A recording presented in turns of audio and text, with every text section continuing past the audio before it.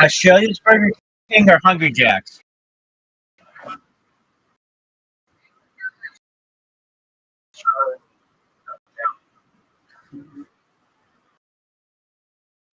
All right, why did it shut down?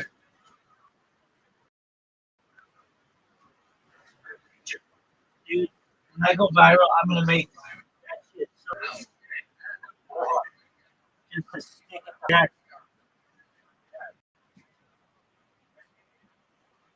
Welcome, welcome. How are you? Good.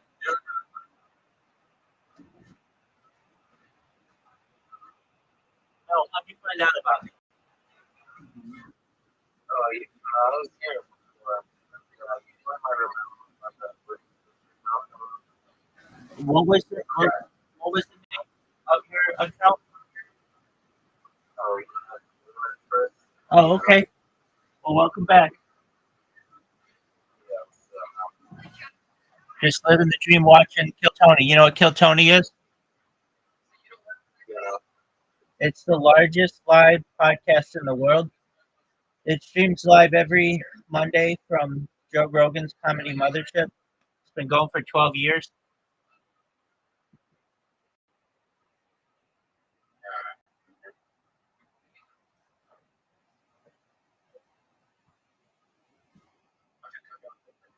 What did you find, Zoot?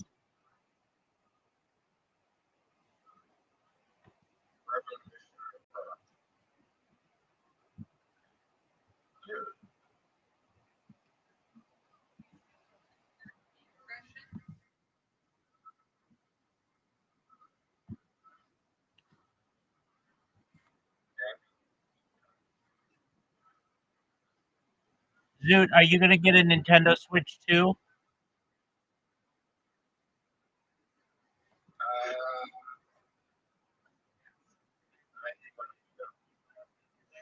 All right.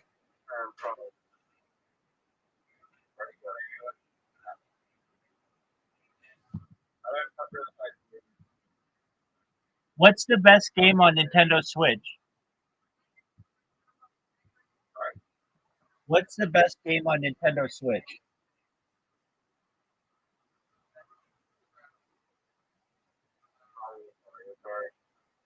All right.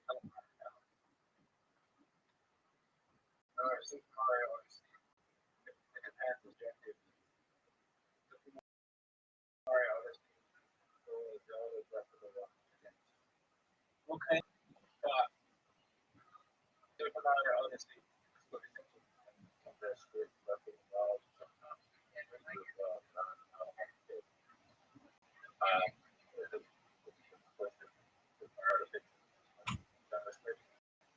What do you like about Zelda?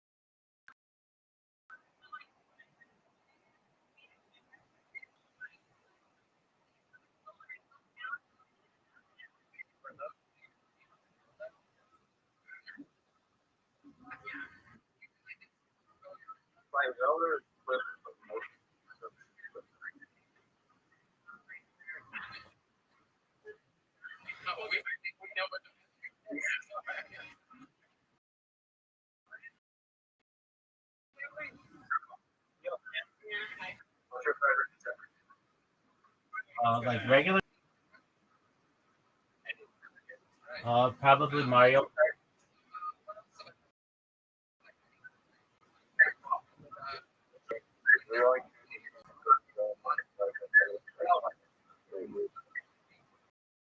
The OG, the OG one. Well, actually, I should say that. I should say that Golden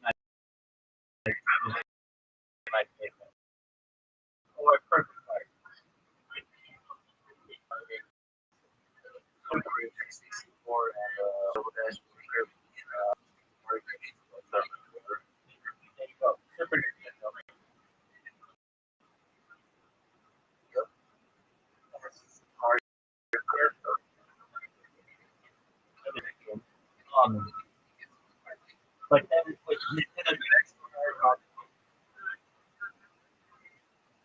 go ahead.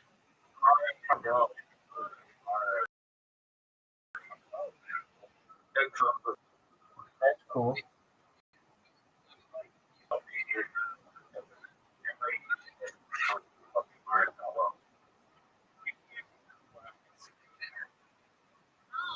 That's cool. That's neat that they are putting a video game when you buy the system.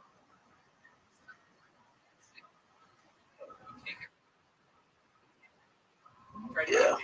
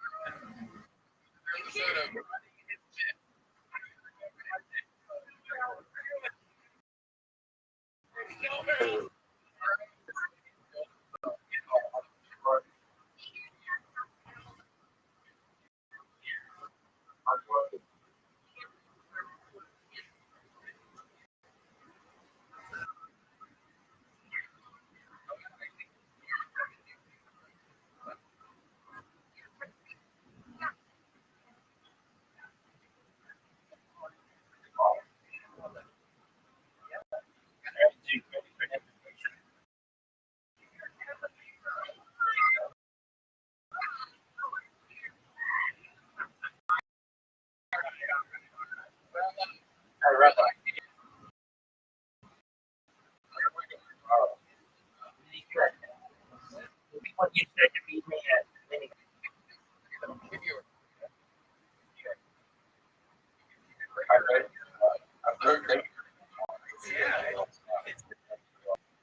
Dude, I don't think that's true.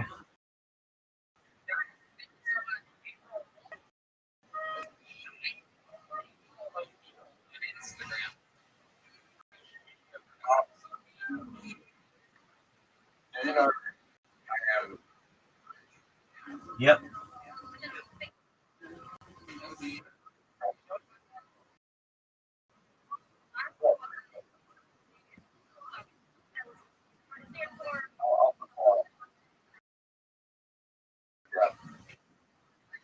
You're not. You're probably a network of about $1 million.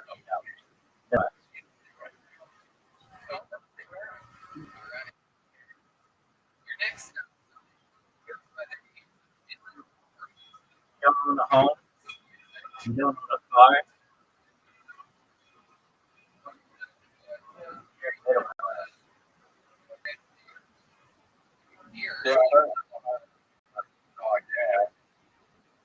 Okay. What do you call it?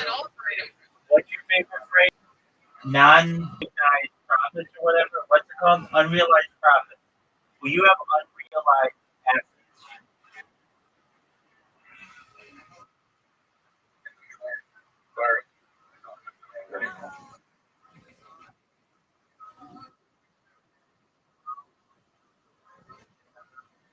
What are your thoughts on being a dick at mini golf?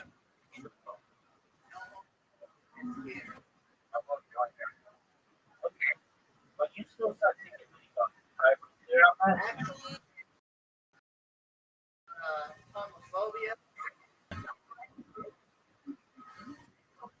All right, just get there, get there, get there. Get there.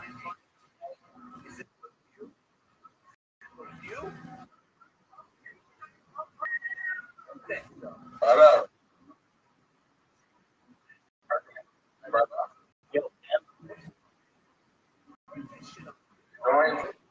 no, cleared the drink for you. You're welcome. Water. Water. Oh, too hard.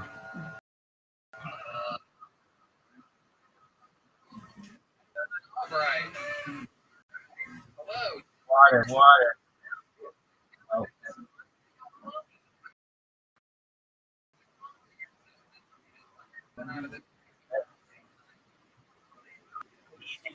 Good.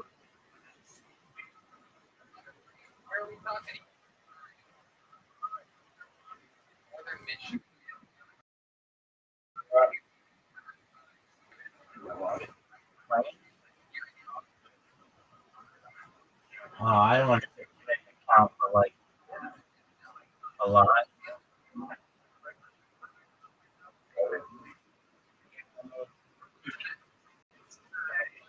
I don't know. Maybe the layovers when they changed the plate, probably at least a couple dozen.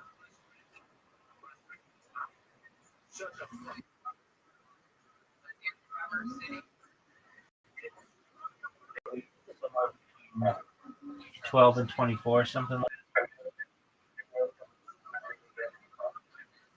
Yep. Yeah, it was like a small plane. It wasn't like a luxury, but Those are the most likely planes to crash. but when I was little, I went up. I remember it was But plane crashing tonight.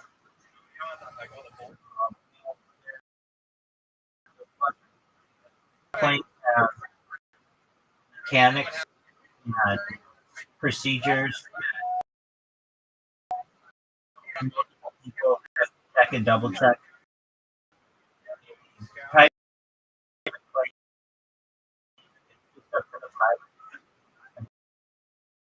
commercial planes generally, and when private planes get fly for life and may not be as so experienced in bad weather or turbulence. There's the issue of maintenance. So a private plane may not be maintained as well as a commercial plane simply due to the fact that it's very expensive and somebody may cut corners. There are many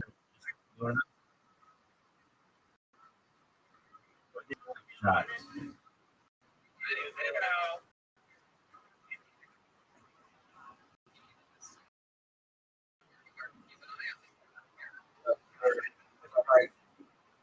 Never president.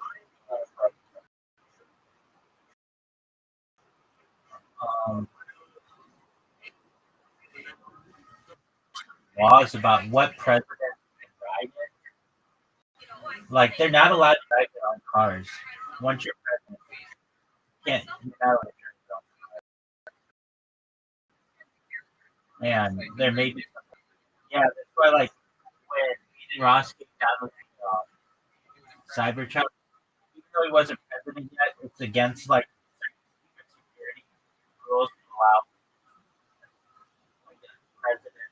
But even I think the not president to or presidential candidate to drive.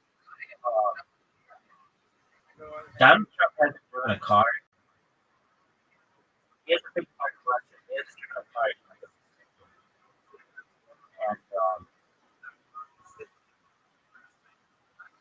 and I don't know. I don't know if planes have similar rules, but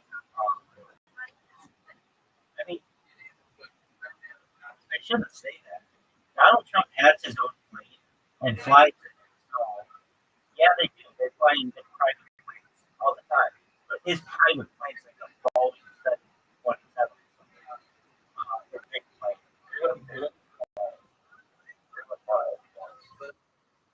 But So no, I don't know. Well, actually, George Herbert Walker Bush, he was a pilot. He was a pilot in the Navy. So he flew plane like that. That's the president. He might what? No.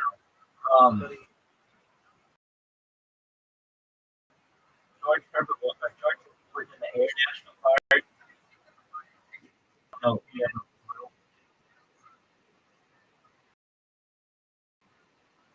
Obama was the pilot.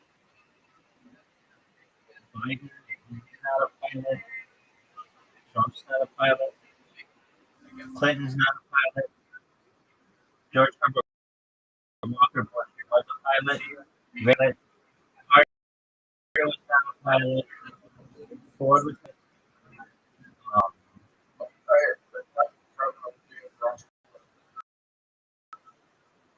a lot of headaches that I don't like.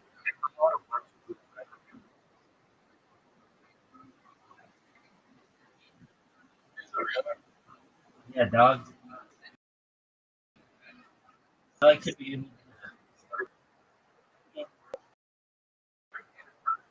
quite a few things, but like the biggest thing you have to do is get the election.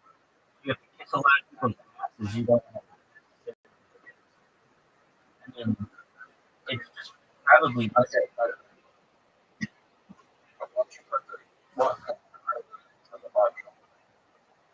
yeah, I would say so. Look at all the presidents and how much it changes them, especially like Obama. I mean, it really takes a toll on your body, and it's just. I mean, you got to think that like every moment of your day, you're basically the most influential person on earth, and there's somebody out there who doesn't like you, and they want to kill you. Why would you want that if you just like live in a cool life as a president? Additionally, you're making $400,000 a year, and you just like absolutely nothing in comparison to what you make in the private sector. You have to take a huge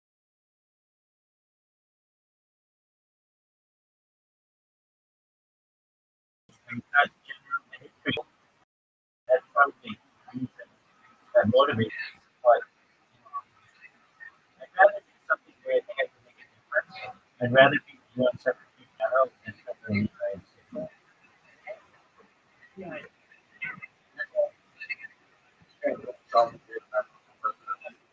Oh, definitely. Yeah, the special thing is after president, for the rest of his life. That's correct. After But like, a lot of times they don't like it. I know that presidential children don't like Secret Service because they want to go out and like go party and stuff. They're not allowed to because they got these service people all the time. So they do their best to get you, like hide them. And I know through other presidents, there used to be a certain president who would take out the back, like that, take out the back stairwell or something the White House and just go on walks by themselves. They didn't want to be there. I forget that story, but it was something like that.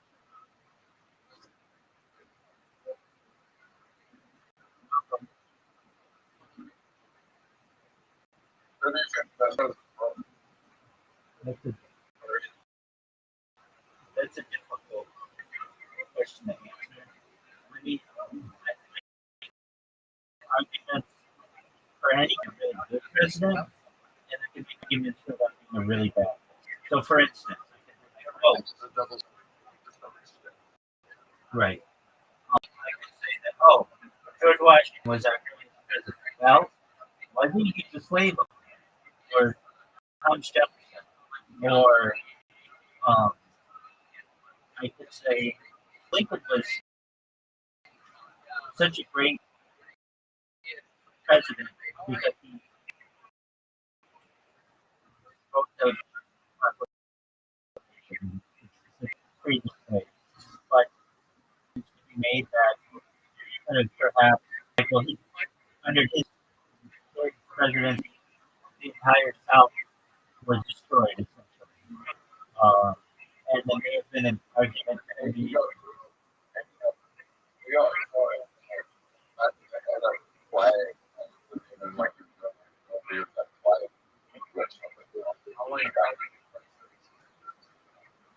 An argument made Andrew Jackson. He shut down the United States Bank. On his on his tombstone, it says, "I killed the bank." That's what he remembered, or what he wanted to remember. And I think that there's some interesting development an argument for any president. So I don't really have a favorite one.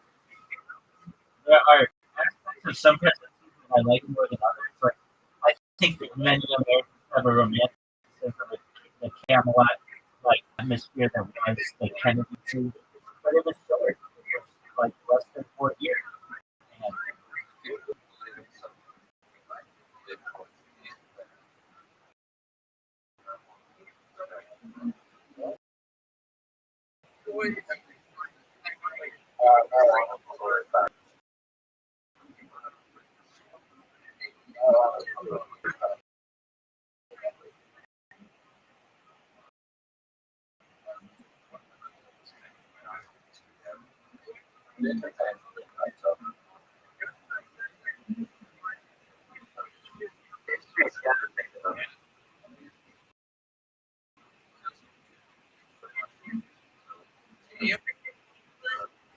you have an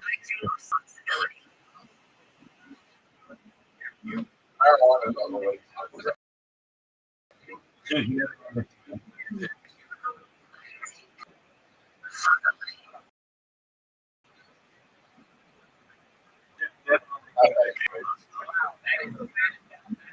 have an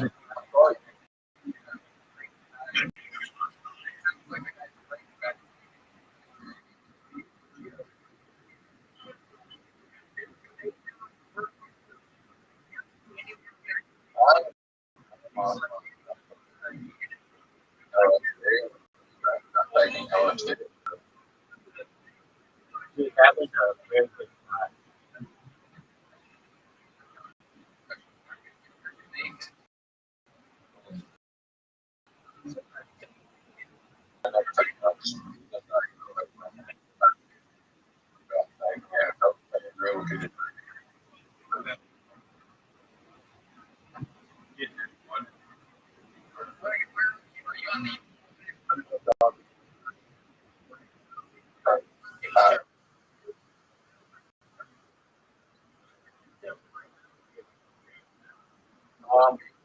How are you guys? Yeah,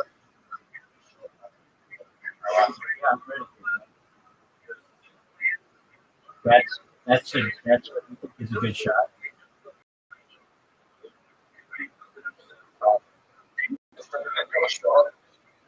Okay.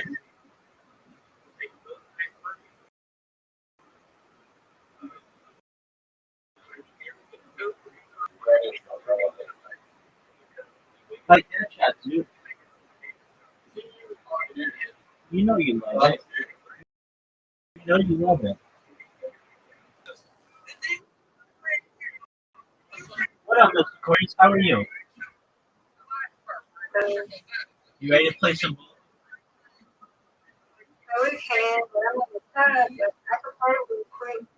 Okay. Is your timer in the middle of the we'll be done in about 2 minutes.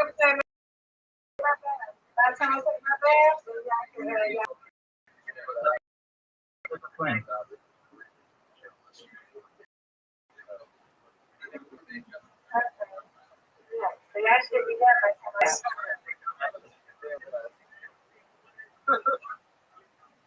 Don't we all want to?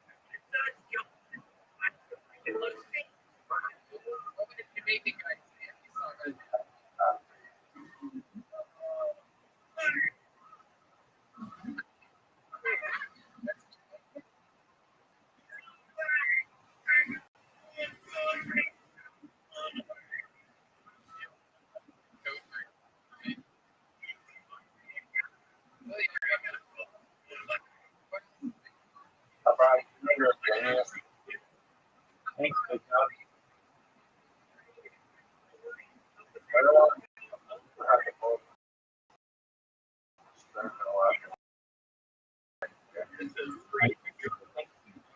Sure.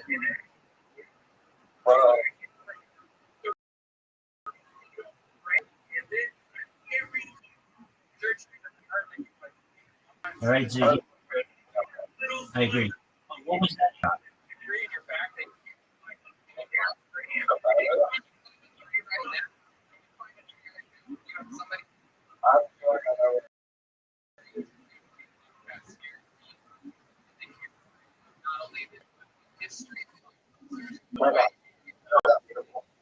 Yo, middle spot. How about that middle? How about that middle spot? No way. Oh, you're fortunate that you went in the water. You are fortunate you went in the water.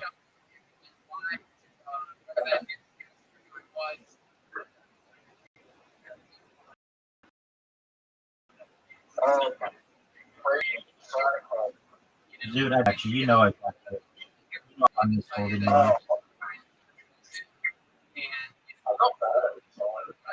Oh, dude, I left it short, man.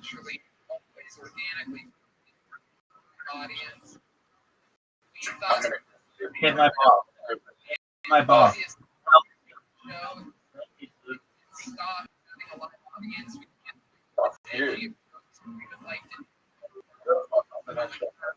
No, I actually hit a perfect shot.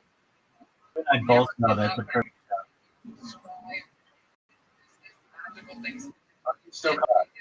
I don't think so. He really, especially pretty far behind.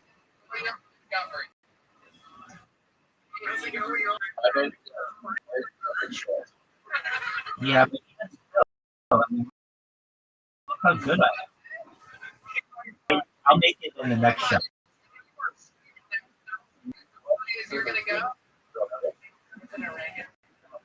Try to put it in a little. You left it short.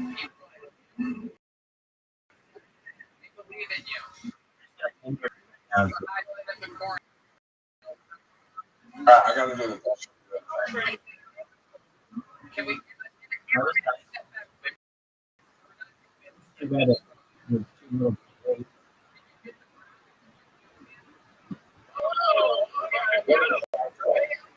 What? Dude, you ever play bowling on here? Yeah.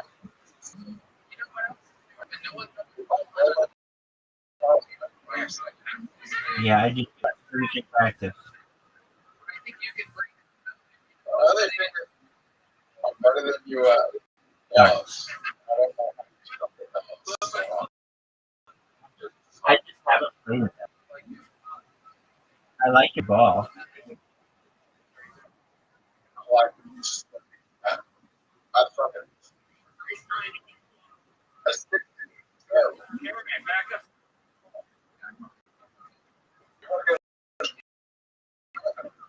No.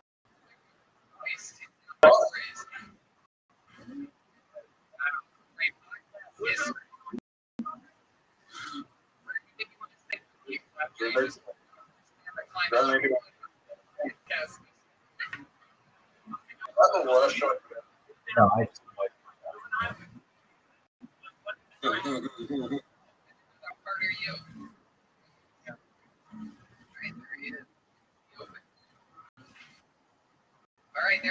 oh look at the split. This is a tough shot. Hit it.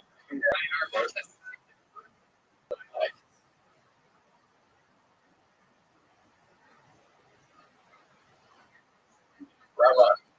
What's up Rabbi? Yep. That was pretty good. No, it wasn't.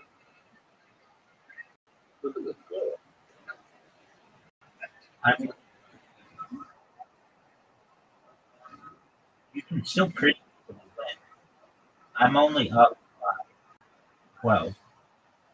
All you need is straight carry.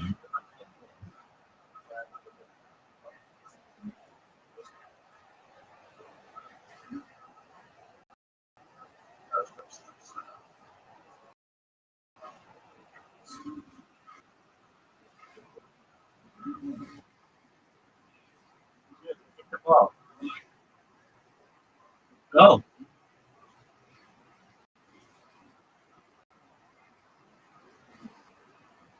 Did I lose my son? Yeah, what happened?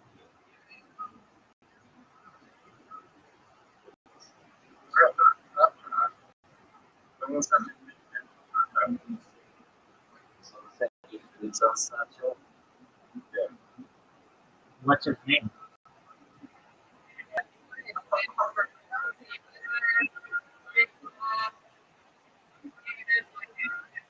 Rabbi.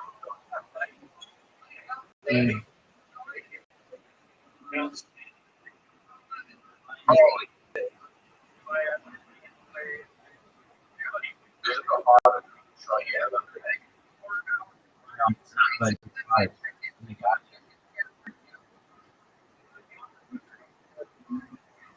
All right, you ready for darts?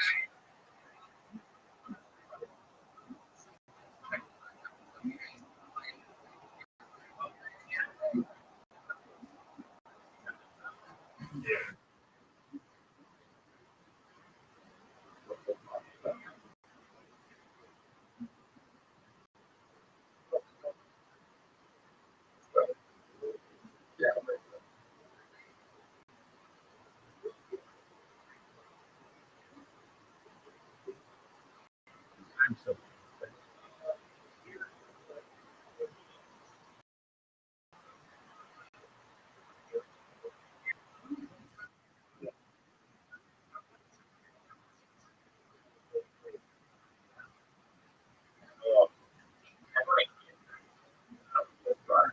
Let's see.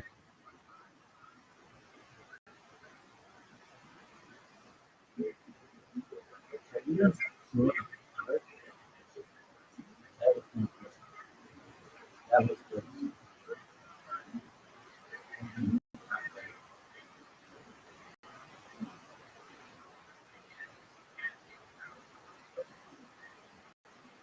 Oh, that was terrible. 4? Oh, ugly.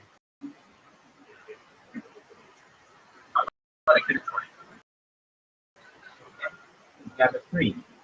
I just got to move on. Get to 18. Get that 18. You got it. Oh, no, you didn't. It looked like you did. I can win that. That's all. You can win that round. I threw it off the brick. I just want. She did. I don't know how you're so good at that game, Well, but you suck at everything else. right. I know. I'll be right back. I'm getting my. I love it, dog. Don't forget the fun. Anyone else here, other than you, I don't. Like you and Jennifer. I don't want to go, right? Why not?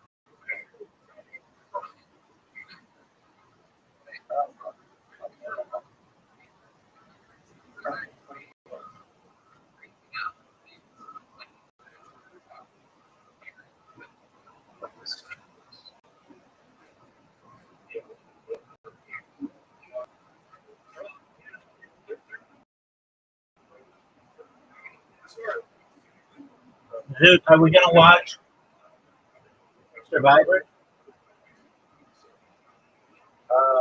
Why not?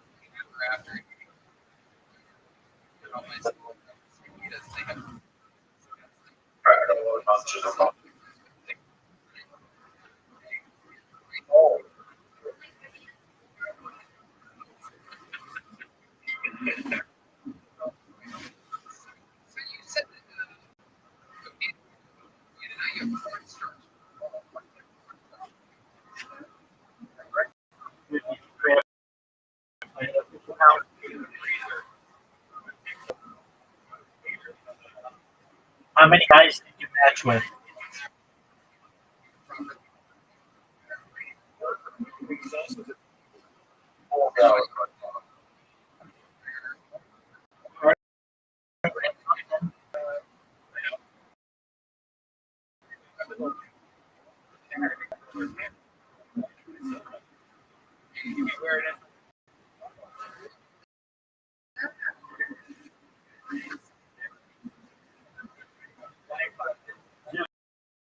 Are you on Hinge?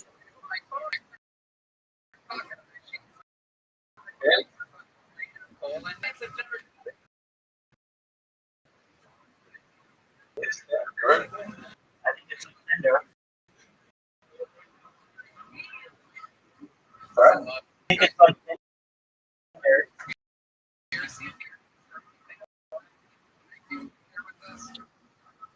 And like that, be honest. The reason why I say that, a lot of people that kill Tony, they meet on big, like they talk, they ask you their girlfriend, their boyfriend. The biggest one is and Bumble is probably second or third, tied with Hinge, which is pretty big. Then there are people who do play with it. And then,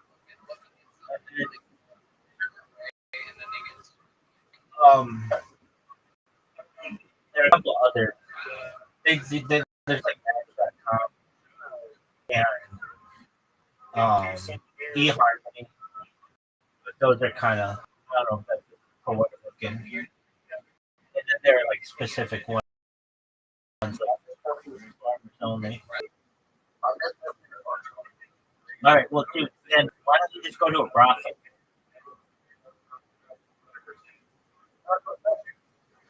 Well, dude, no girl. I mean, I guess a few whores, but any girl's gonna make you work for it. We pick her up.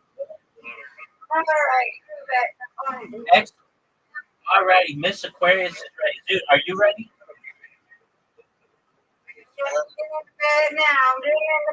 All right, we'll be patient.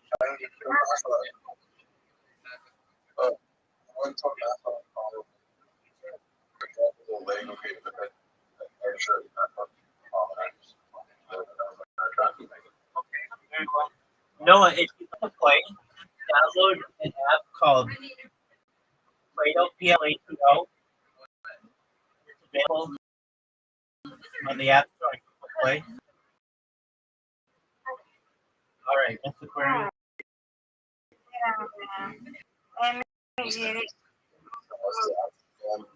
Play-Doh.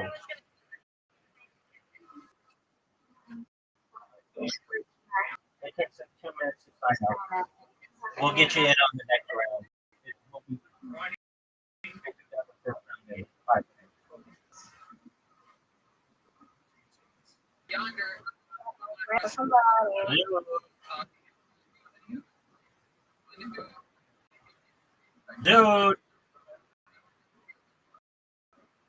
Dude, Miss Aquarius is trying for value. Whatever game you're playing, there you go.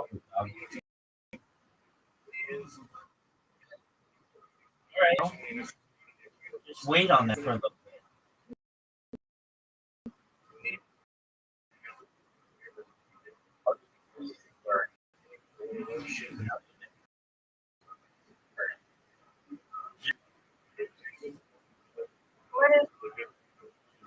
Said some nothing too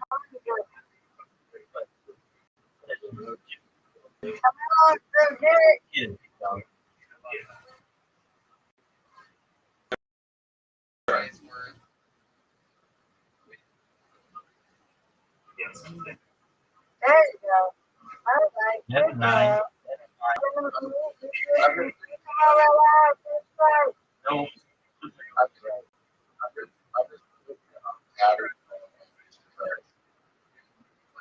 Okay, well, even so, that would have been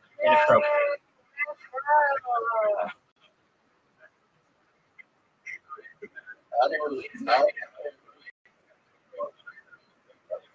Absolutely. Oh, come on, Mr. Aquarius. You can get it.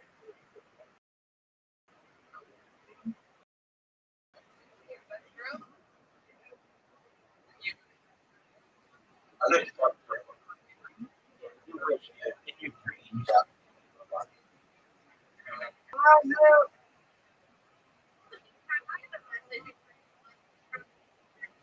Dude, I like the bowling ball. Yeah.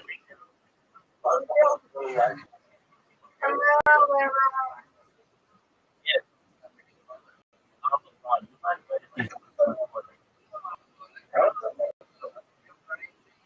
Oh, that was terrible.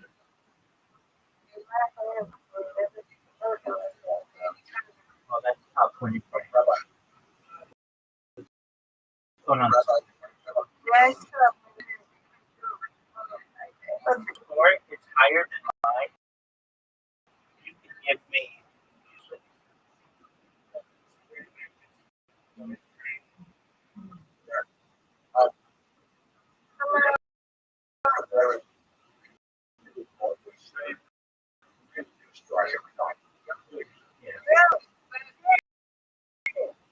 How about what those good? Get,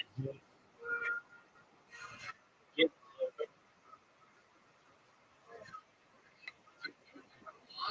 all right, get it.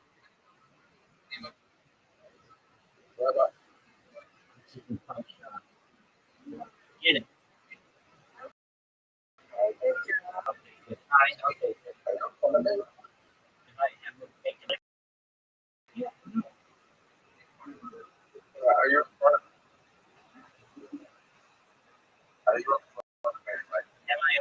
Yes. Yes. Or no, I started the game. No. Okay, I'm gonna lose this one. I don't want to. I'll take this one. Go ahead, Sue.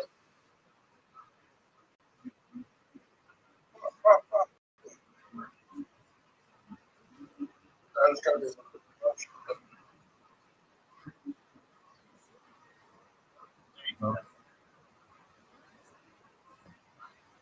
yes, it wasn't too bad. Oh, you're right.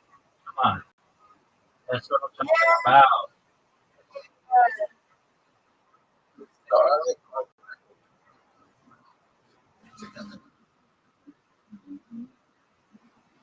I'm gonna get praise back from America. Come back.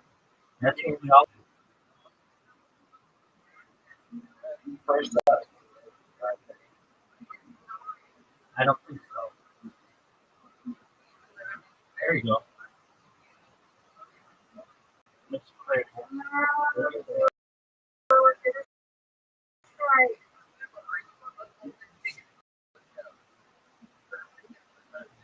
At least 5.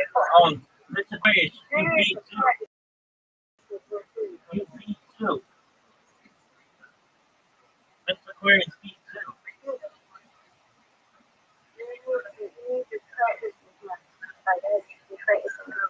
We practiced one round before this.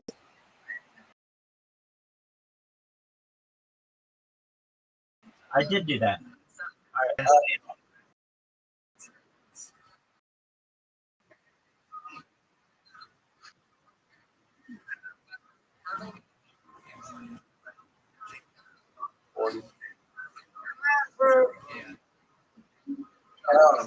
Bring up. Dude, quit that.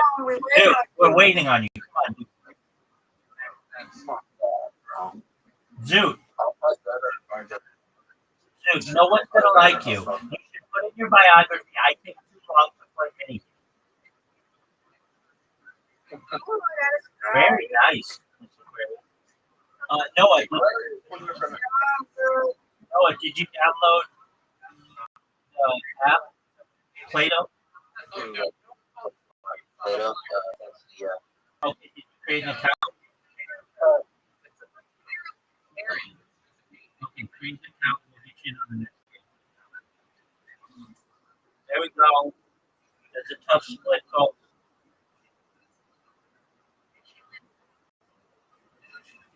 Yeah. Oh, one garbage.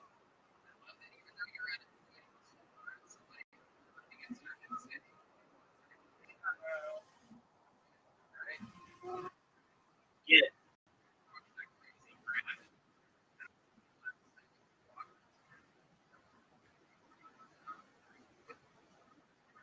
Get it.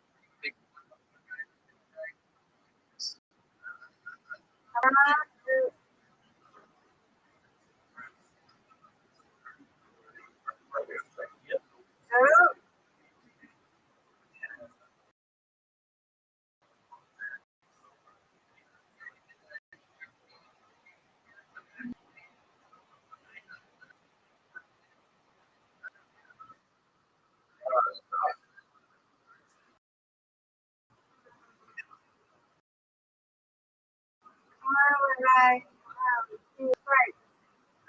I'll put one.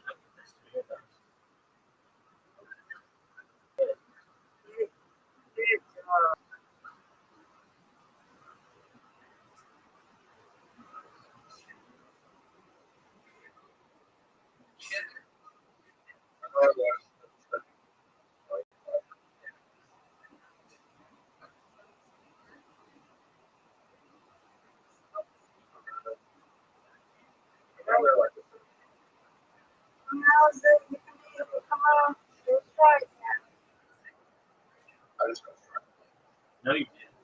You were right in under. You did it again.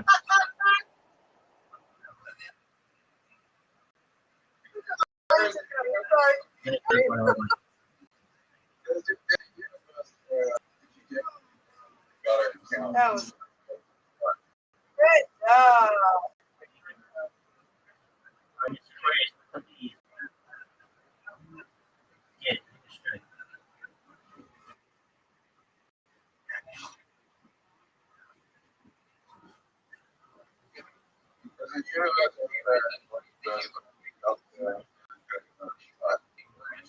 Right.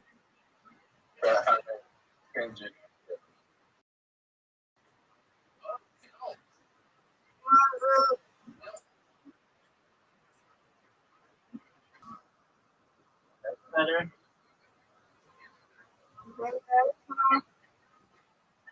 Those three. That's good. That was a good shot. All right, I need to check here. Come on, Rabbi. Give me that Give me strike. Oh, okay. I need a spare. me. Nope, not at all. Uh-oh. Tied. Comes down to the square. You get it. Win, I win. Oh, that's good. Right, perfect. Perfectly aimed. Right down the middle. Get this spare, Miss Square. I know you got it. Nope. Okay. Come on, baby. Straight now. I'm not like the front. Come on. Don't say it. You gotta be confident. Come on. I don't know what you got to be, but you got to be What are fast. you doing? Oh, come Dude, on. quit with your hinge guard.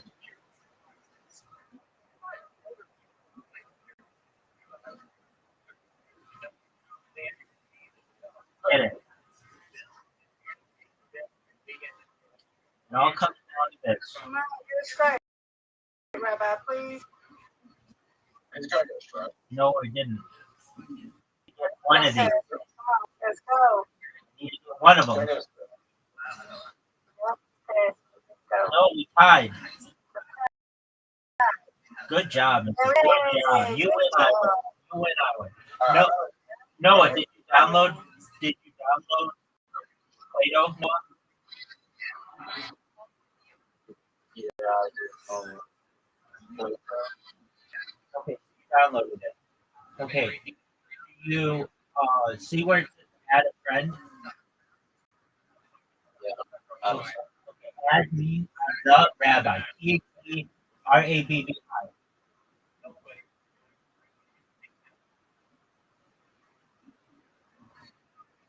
Excellent. You are Hoof brand. Is that correct? Yeah, who's friend? Yeah. Okay, excellent. Okay, I'm going to send you an invite along with Aquarius and Zoom. All right, Aquarius. Aquarius. Aquarius. All right, you all should have invitation. No, all you do is just like fire upward with the ball. Dude, come on, man. Dude, then I just won't send you an invitation next round. Nobody is here for your dating app. We're here to play bowling. Just come on, man. Yes, yes.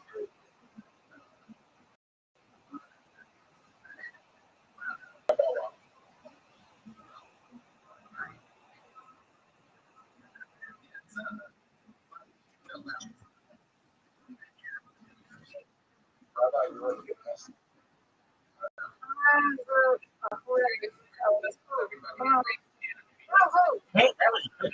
That's a good first shot, man. Yeah, very good. Oh, Right, that one there. that's Let's go. Dude, let's go. Get it right. Oh my God. Dude, you're terrible. You're terrible.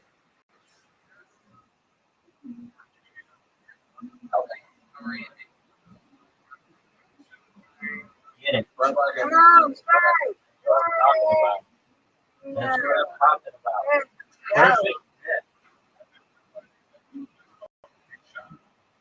Have you ever caught? No.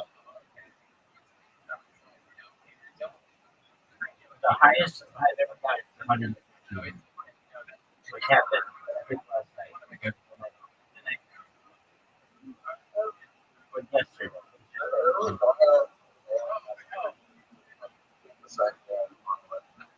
Okay. Oh, nice. Wow. Good job. Good job, Boo. Oh, all but one. Get it. Get it. Oh, Oh my goodness. wrong.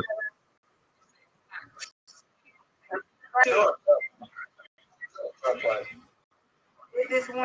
Come on, Rabbi. You got to. With this one. Got it. When I win. Let's go. That's right. Has anyone played? Have you? Nosy.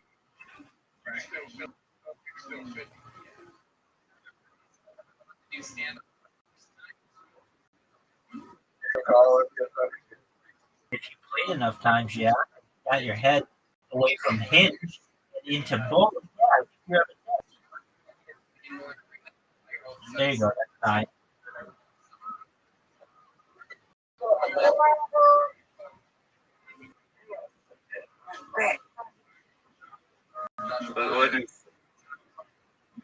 That was okay. Okay. Let's do it. Okay, lead it. Let's see you do it.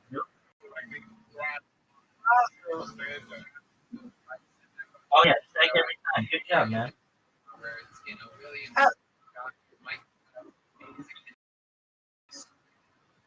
There Good you go. job. That's better. Right there.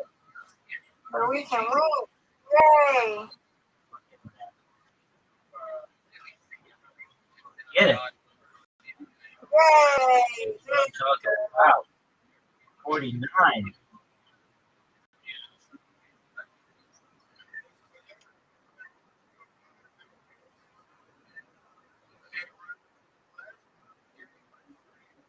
That's fine. Good job. Get it, Mr. Freddie. Those are those, that's good.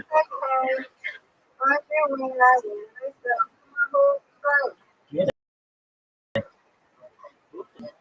First game. That's the second place.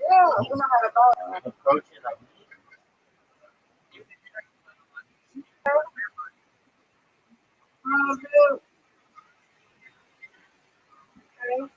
You get this. Yeah. Get it. Perfect. Man. Good job.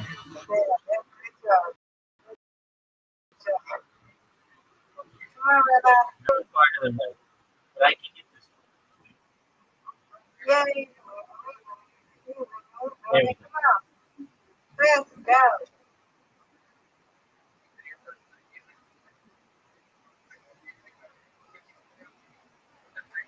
All right, Mr. Freddie.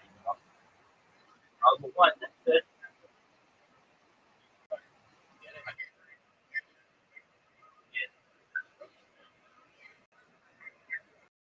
You got it.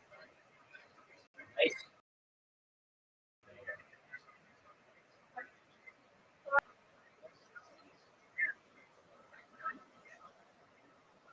Oh, that's good. Next, second place. Now it's oh boy, Second place. Let's go. he might win.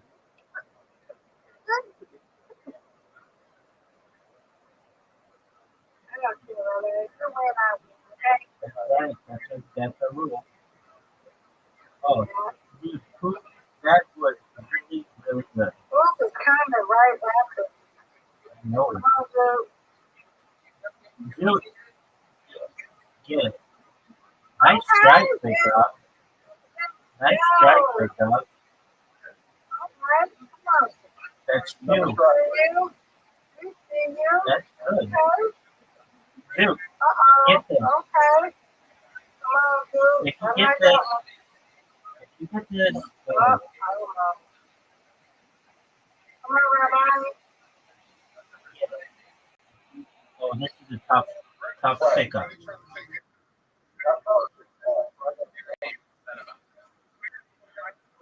Come on. Hey, Rabbi, what? Wait, All right, send it out again. Please do not. We got Zoom. Excellent. Get a perfect game. Oh, we sent you an invite. Did you get it? Excellent.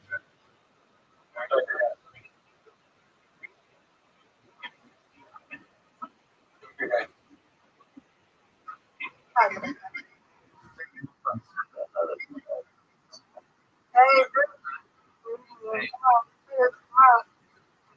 Try. Looking good.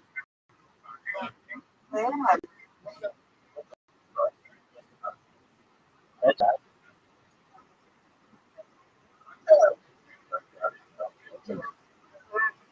Dude, I gave you a round and 8 out of 10. Good job. Good job. There. that wasn't cool me.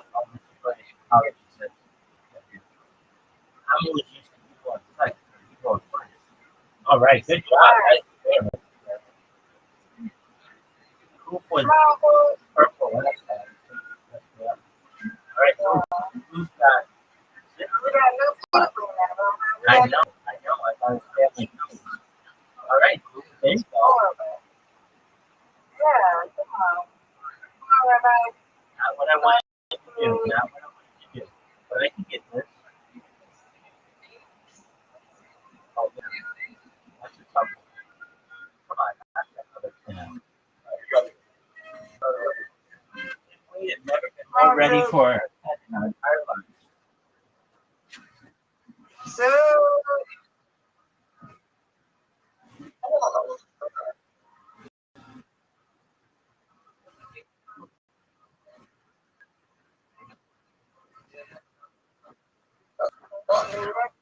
that's so good.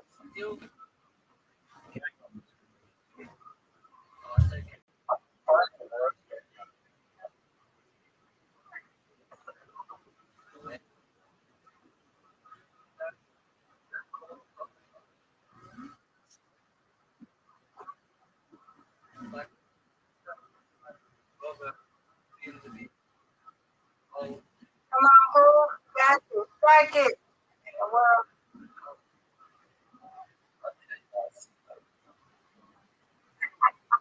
come on, you got it. Come on. Strike it, yeah.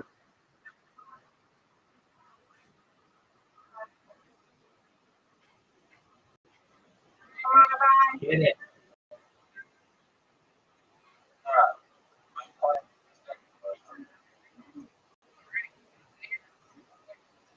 Get it. Yeah, yeah. Come on.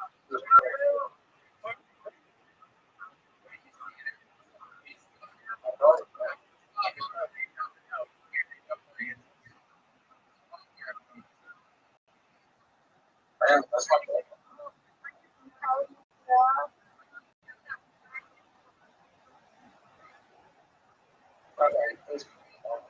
Yes, I do.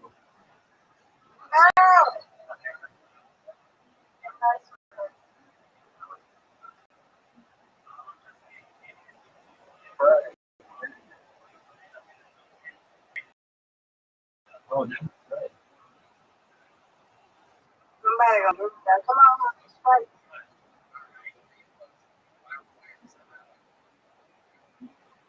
Right. I can count. Got it. Okay. Come on, baby. Get it. Yes, brother. Strike. Yes. Got it. You got it. Okay. Come on, girl.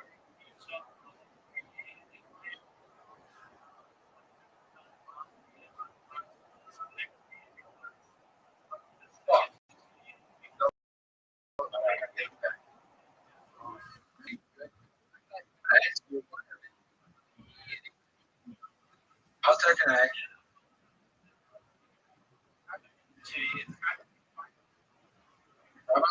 Yes, sir. That was fine.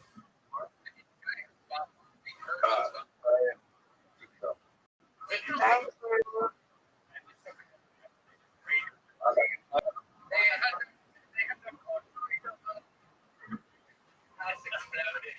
Mom, right.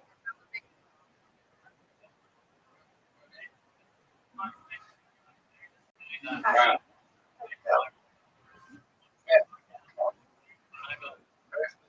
Come on, Rabbi. Right. Rabbi's gonna go. Rabbi. Well, Don't have any talking now. Come on, Rabbi. Go. Get it. Yay. Oh. We showed you. Now come on. Strike it. This is time.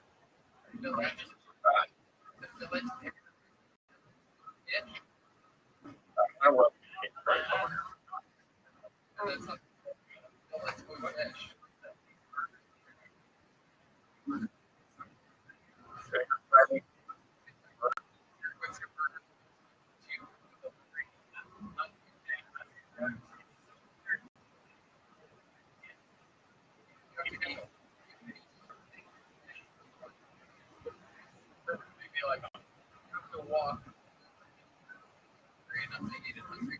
wow. Mr. Aquarius, you're doing so well. So well. You know, that is Rabbi. No, don't say that. Rabbi's good. Don't be like my friend.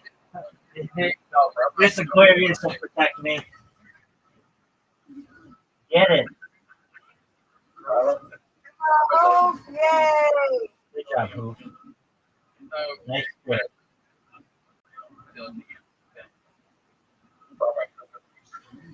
Take that. You guys chose. I mean, Rabbi. All Yes. right. Yes. Show him. Oh, okay. Hit you. Yeah, hit me. Please. I got you, girl. And I want it. Yay. Because if he That's okay. That's how. We're nice to each other. Yay. There we go. One One more. more. I can do one more. All right, Mr. Aquarius. One more, Mr. Aquarius. All right. All should have it.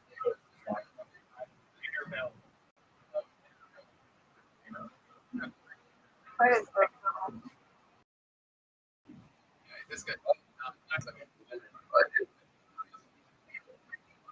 He's invited. He's got his hand. Dude, come on, man.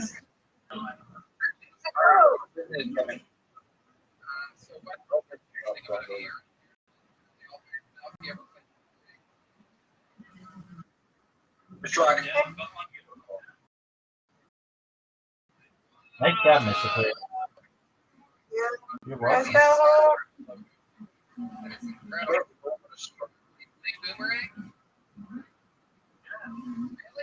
All right.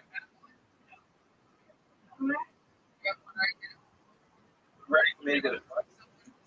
Yeah, come on. Strike.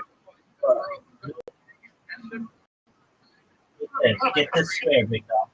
Come on, knock it out. Knock it down. Come on. You're gonna talk. Okay, good job. There you Good go. job. Come on, Rabbi. Thank you.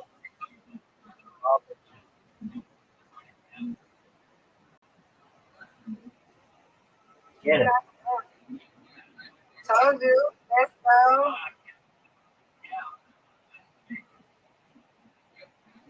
Go for another strike. Yeah, get it. Oh, You get 2 shots. Yep.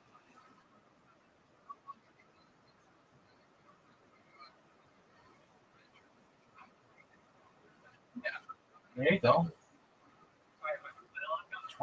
My hope. I know you got it. Yeah. Oh, that was looking good. That was right down the middle.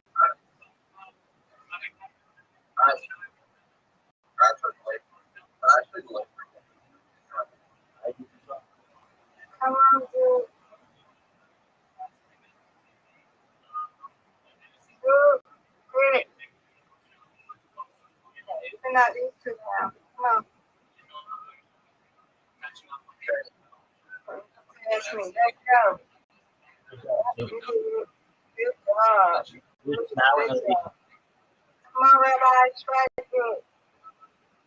Oh, this is tough. This. Awesome.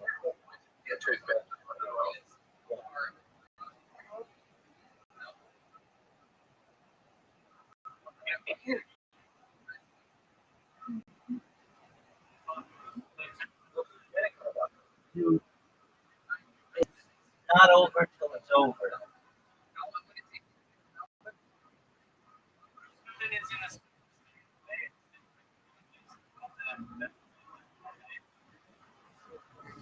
Come on, foot. Strike it.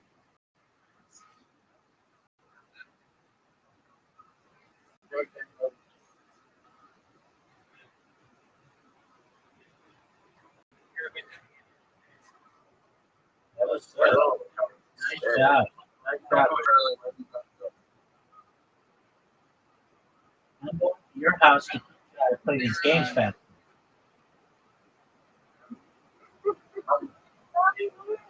Good job, dude. Good job, dude. Come on, Rabbi. Get it.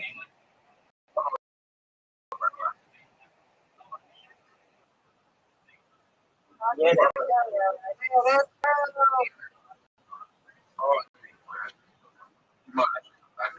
Oh, I'm okay. No doubt. No doubt.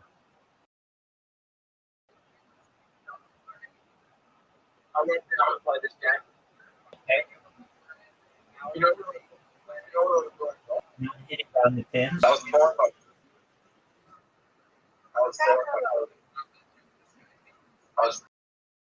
Try it. Oh, okay. Yeah. Hey, Nice job. Oh, Come on. oops. Okay.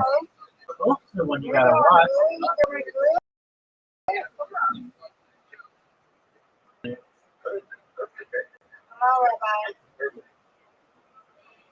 Get it.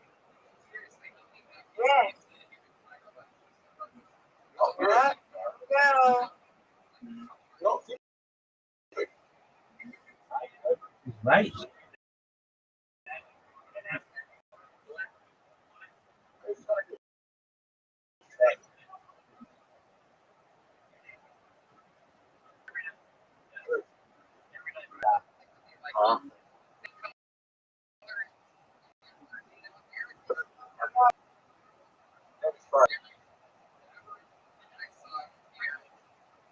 Oh, beautiful. Ooh, it's gonna come in second, maybe. Might win it. He might win it.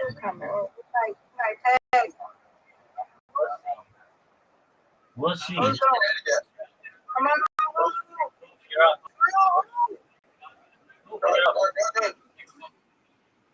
Get it. You're ready. You're up again. Ooh. Yeah.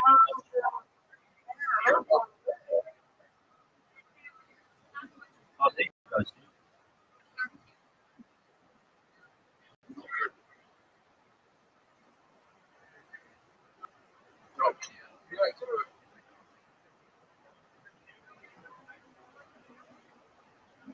Get it. That's one. Okay, good job. Oh, I'm taking home the goal. That's two. I did. Get it. Come on, Rabbi. Got it. Let's go. 91. Yeah, we We won won it for it. again. Right, y'all. See, all right. Good night. Don't want to learn how to play mini golf? Sure. Ready, my dog?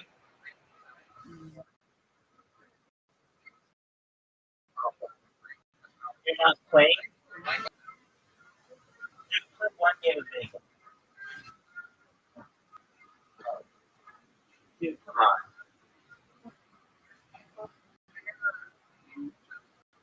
What game do you want to play, dude? You play, you want to play darts?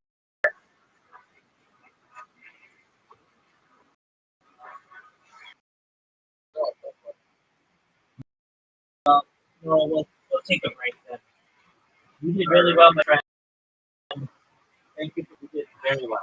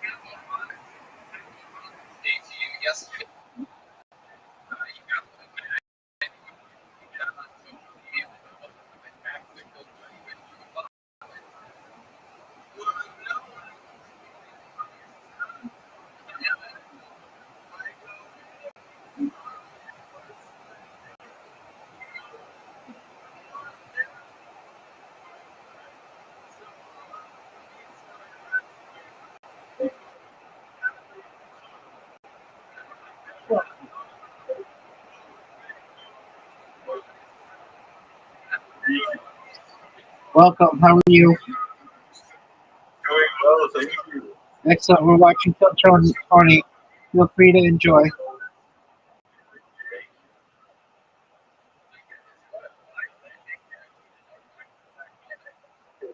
Are you gonna buy more of that Sonic coin, the Harry Potter or Obama?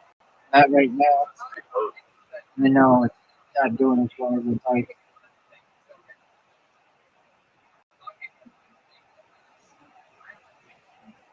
You think you'll go back up? Never know. I see, I see.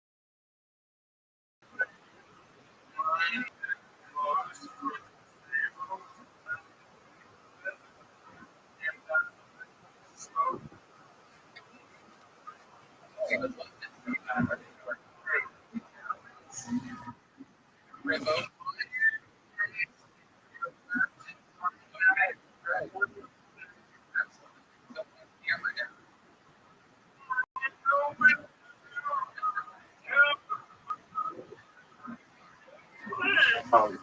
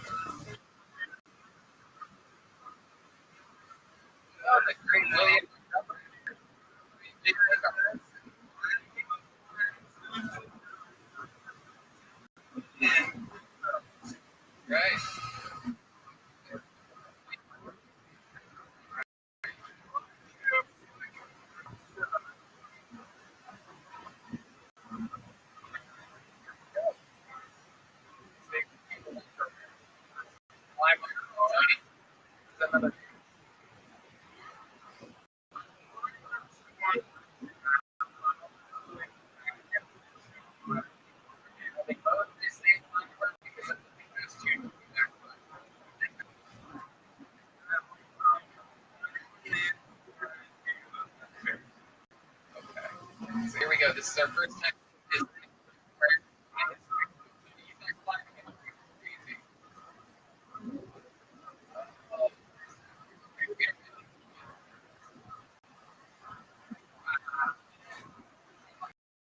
Regular. Am I right? Oh, Karen, no. That is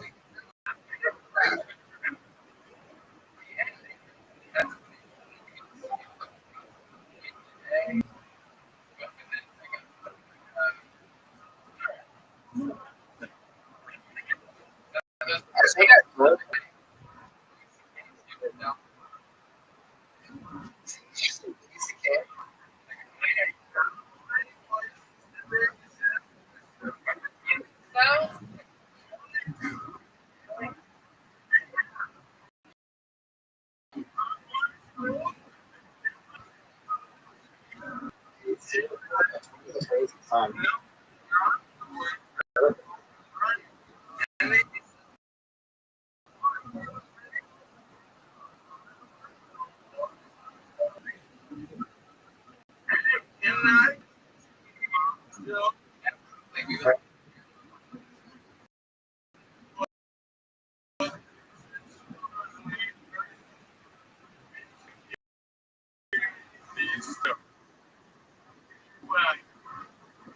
Holy shit.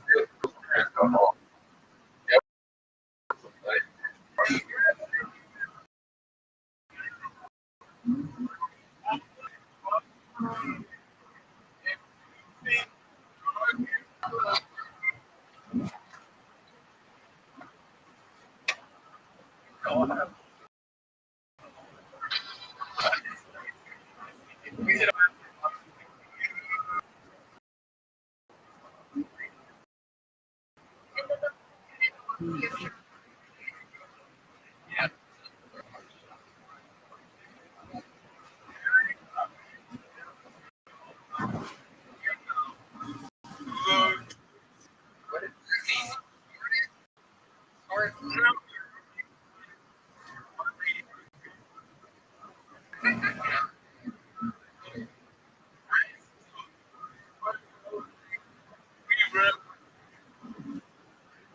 You got John Joel. You would wear the back.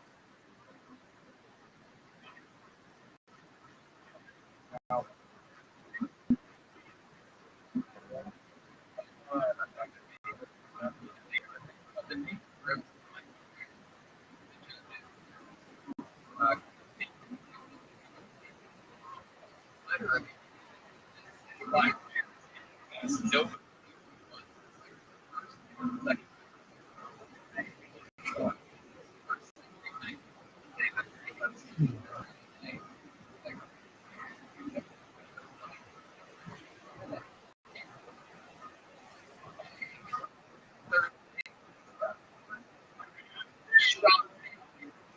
Everybody was struck. You got the all these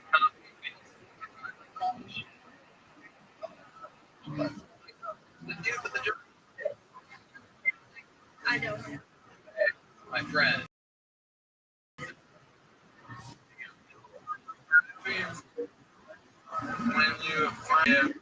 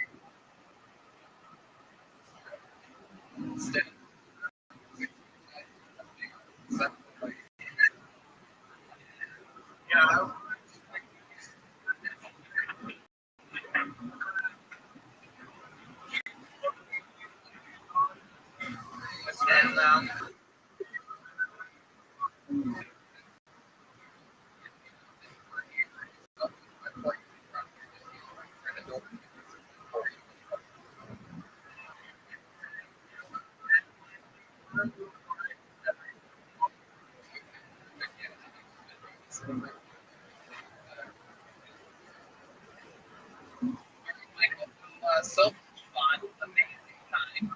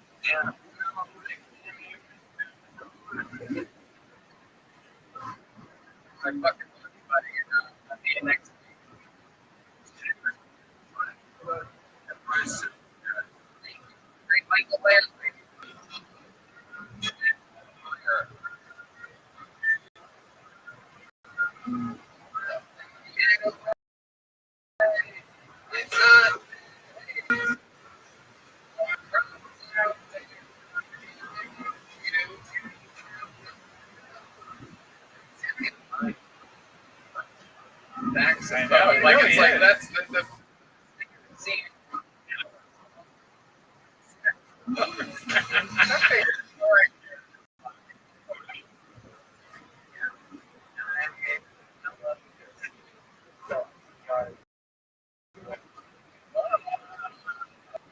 I know.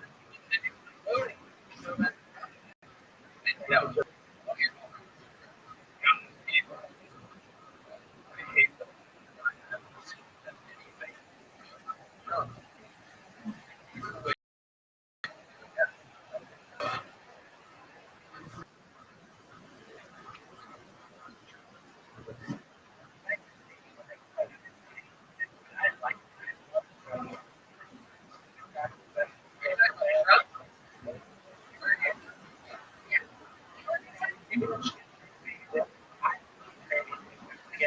Okay. Even though you can't. You have a special. You have a. Okay, what?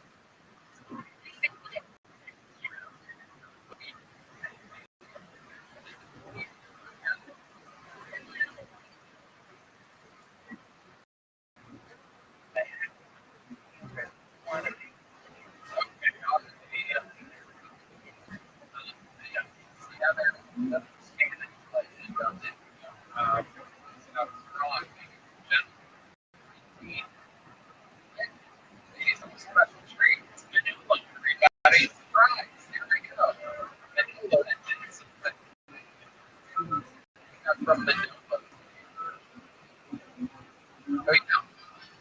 okay.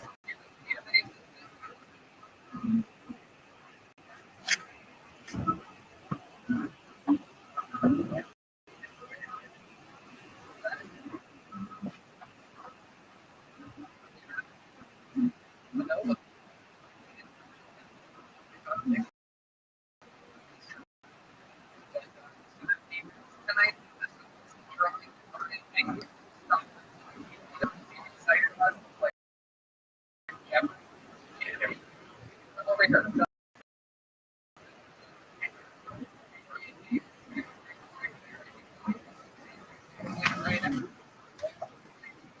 at that. I can microwave down off.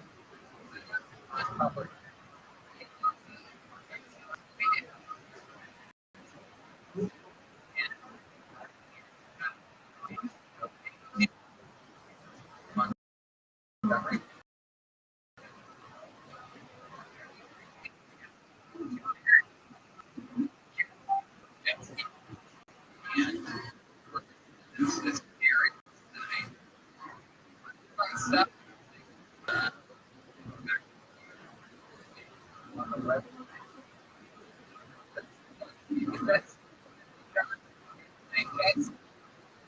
I don't believe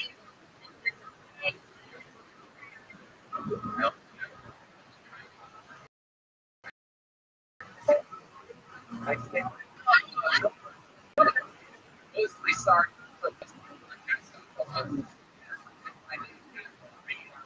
Here's what I'm like. Yeah. So, Ryan Davis.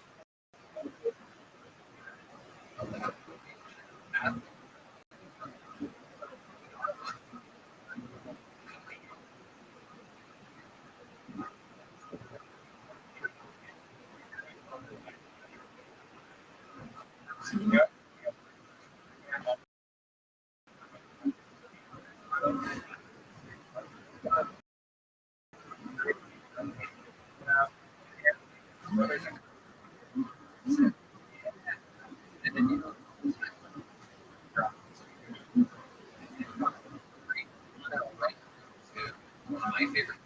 Yes. I think Sanchez thinks other as a engineer will make the corporation to deal with the FBI and the government department again. He became interested in in 1980. He has been researching some of the people aspects of your policies, such as events of the democracy, Archuleta Nesta, a big state. He is keeping track of modern developments in the talk about some of his latest research and what might be in the field. You're listening to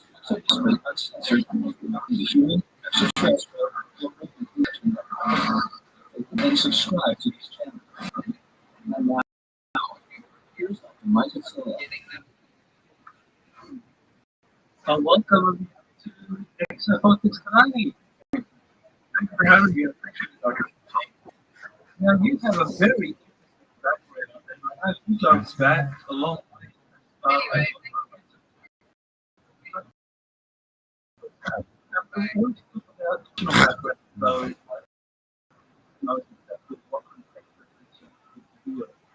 Right, so I've been developing software predominantly for the semiconductor industry. I did a both for Intel Corporation and then worked for Hewlett Packard industry. And way back in the early 90s, I was the first corporate web manager for 3Com Corporation. Nobody knew what a web manager was back in those days. And I've been working as a contractor from the state of California. I did that for a number of years. I held a secret California work schedule for my own company, which allowed me to bid projects and get work for the state of California. So I've been developing software. So you mentioned in your interview that you've had experience as a and that was actually something that predisposed you for things that happened in 1995 that you interviewed. So what was it that happened as they evidence? Right, so that really was the genesis of my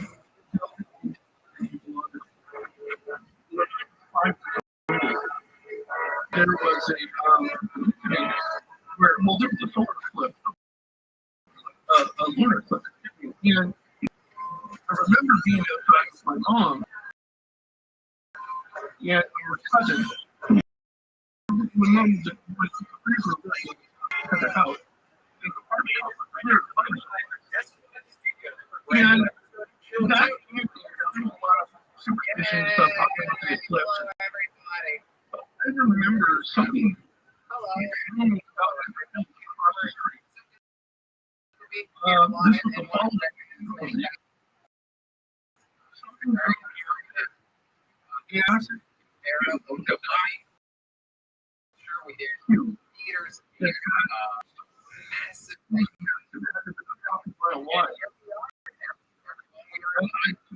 remember receiving messages.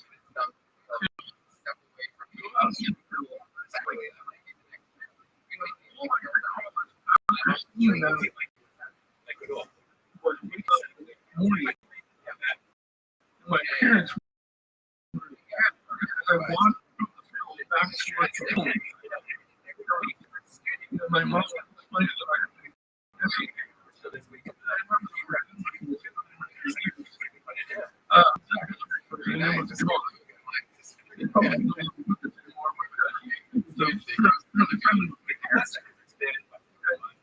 that he was at a period. He said that he could create the whole neighborhood. Then, a couple of years later, I remember being at a family member's home, and all of the children were sleeping in the living room. We had sleeping bags. It was kind of like a the kids were being up late night, something going on, but the other were playing cards, chatting, music. Around 3 o'clock in the morning, I remember waking up. I felt like a vibration, and I heard like a humming sound. And when I opened my eyes, I saw my cousin. She was on a couch that was adjacent to like the house. And all the lights were off. Something happened outside. And I looked at her. And I crawled up on the couch with her. I remember I was nervous. I looked out. And she was observing two graves. There were two graves outside. So they were towards high school. They were dead. Independence High School was so in a junior college here.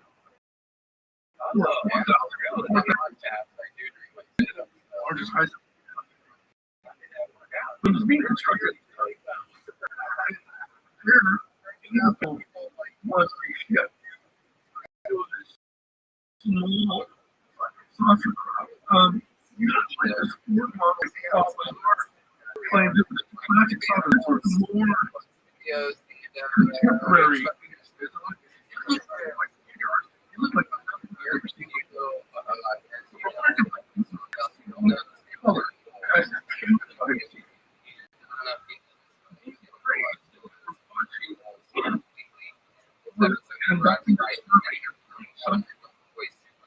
Until they noticed when they saw us walk away, they seemed to like pack up whatever it was they had, and they left. And that was frightening because rather than repeating the humming sound, the vibration started in the water, retrospect, that was the ship. But the vibrations of the water because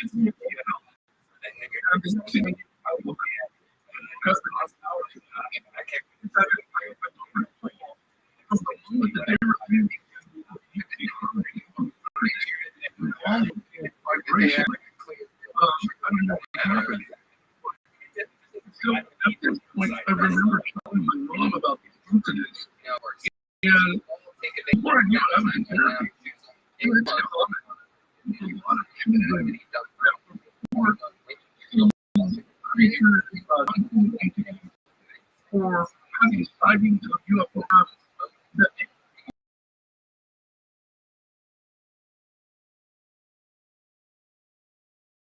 didn't really end up. I got a couple of more. And by the way, I read all of these for the first time. I wrote about these in my book, UFO City.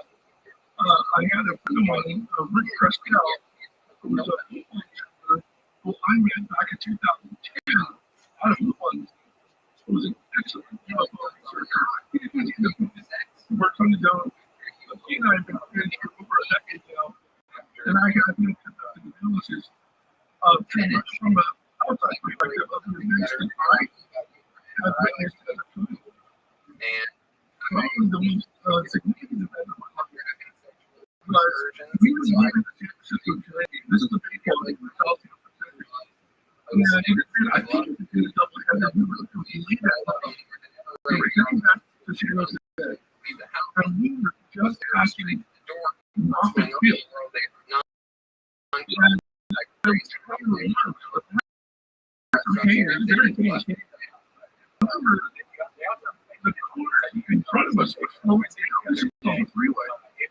And it kind of jarred us to have a conflict. 70 miles an hour, we were now slowing down. 35 an hour.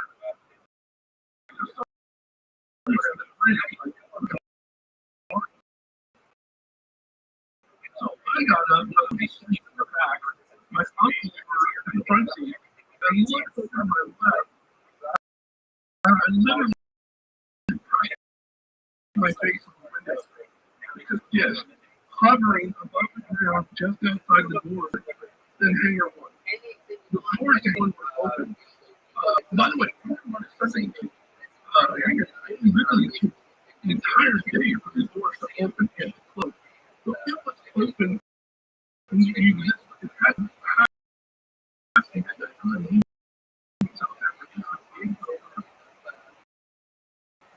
And you could see the silhouette of the individual running around each of this.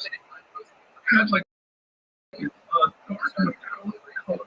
The bottom of it seemed liquefied, but it was rotating. Hovering, allowing this craft to hover. And before I knew it, it was gone. And all the other cars that were on the freeway had come to a complete stop. There were people. This is in the late 70s, early 80s. There were people taking flash photography. So some photographs of what's that night. And I asked my father, I said, Dad, did this happen? And he's like, I have no idea. Subsequently, I remember bringing this up to therapy when we had group and we had family therapy. And I brought it up. And I was shooting down. My dad saw what I saw. My uncle saw what I saw. And my brother fucking that was a huge event for me because I felt like continually seeing our otherworldly type events, incidents. First, there was a few, then there was the crazy shit. Then there was this massive outside of Front. The other event that was really profound was I had gone to Point Break, San Francisco. I also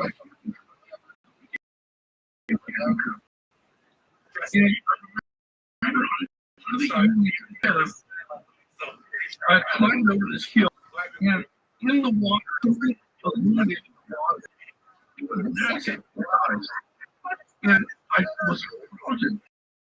I remember being frozen. I couldn't move, but I was able to focus on what I was seeing. And before I knew it, I passed it, illuminated sphere.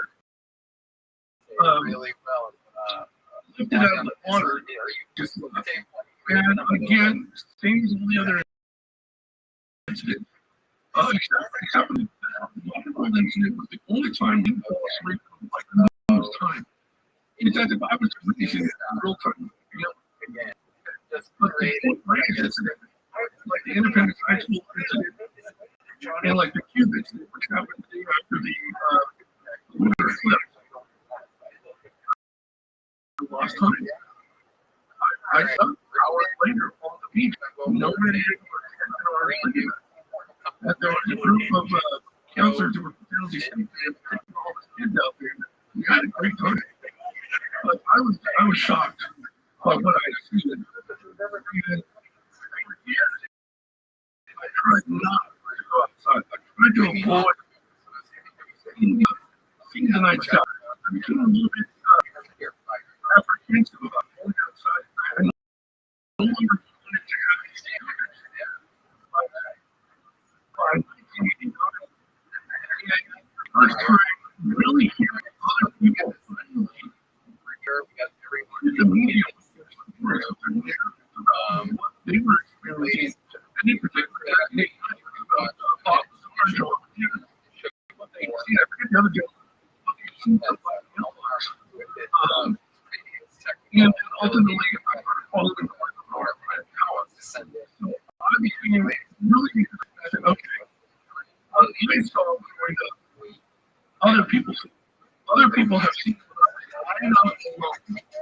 And you know, I was that your body at that time. So as we years, in 1987, what's happened in Stevensville, Texas, I became convinced to something that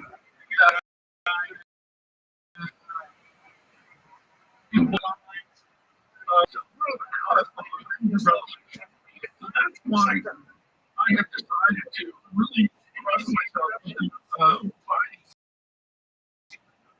within the sphere of history. In 2009, I started writing Area 51, Beautiful Highway. The book was meant to be about Area 51. Oh, and before we talk about that, I'm just very interested in some of these symptoms you have.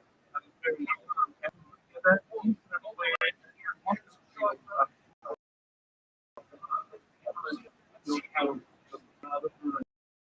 your uncle process. That was a extraterrestrial flight carrying some kind of thinking. This is what I used to think at the time. I used to think that it was a craft of a top secret nature, something that had been developed by the military industrial complex.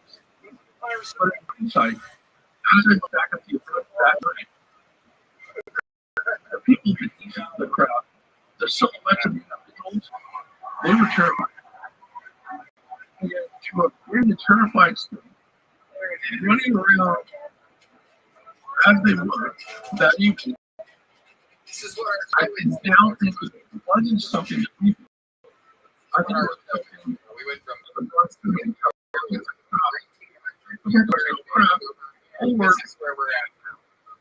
or potentially terrestrial, a terrestrial non-human technological production. And by that, are we thinking like previously, you would reference in 1989 the Majestic 12 document that described 4 extraterrestrial types. This was released to the public by Heavyweight in 2017. Who was a producer for Midnight in the Desert with Art Bell.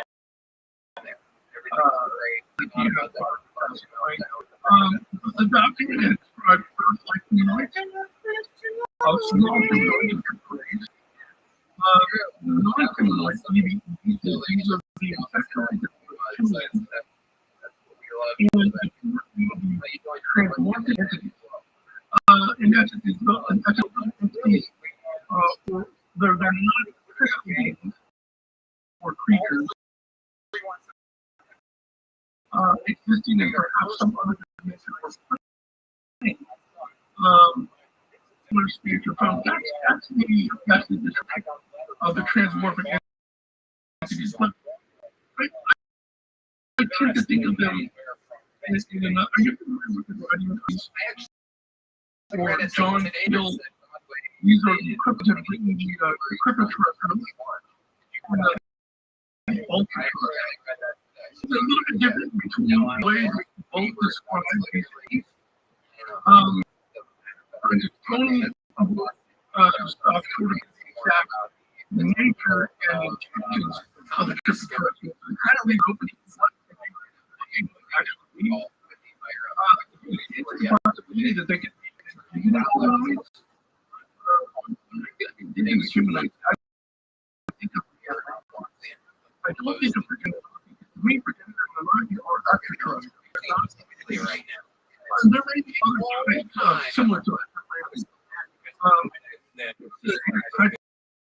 Possibly that there is some sort of parallel developing advanced technology. Remember him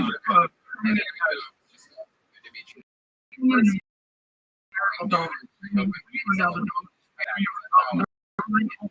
intelligent species. Advanced technology they may have developed clearly surpassed human technology. So when we built that night, and I think that is covering outside of Theater 1, and then when I take 2001, the Tech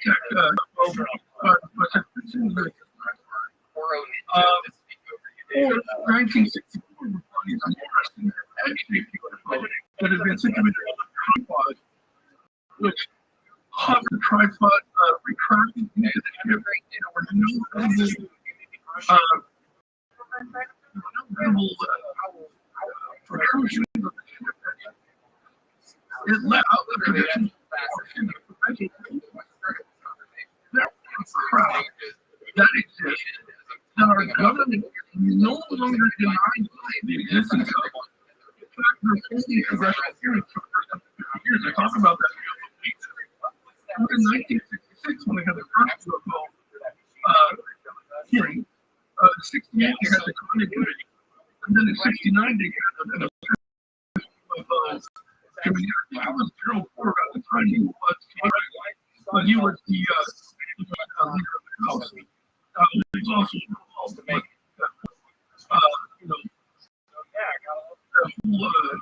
whole family on that. congressional I just think that some of the things I've seen personally, in fact, things that other people see. It makes sense that years later, 4 years later, after humiliated what they're reporting, for instance, in 2008, on the USS Princeton, who was a radar specialist, actually with David Reaver saw the Tic Tac. They were part of the USS Princeton. But in political as military the fact that he was caught and not thinking and even go ahead. I was going to say that quite remarkable fact that you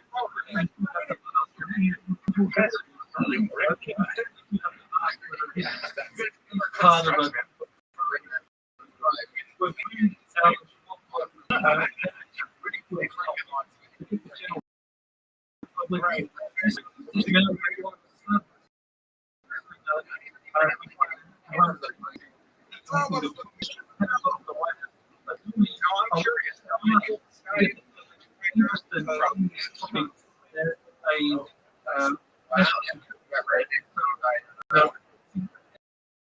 you think about it, how does a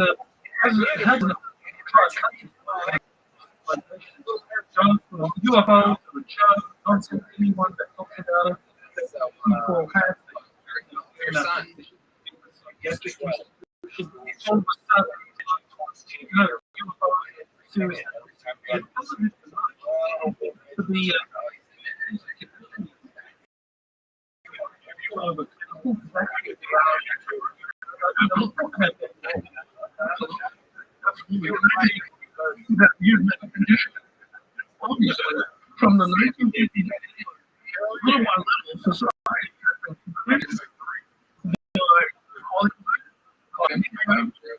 television to familiarize themselves and become acquainted with the concept of non-human entities of flying saucers. A lot of people don't realize the term UAP is another acronym that just popped up on NOAA back in 2022 and re-2022. So they had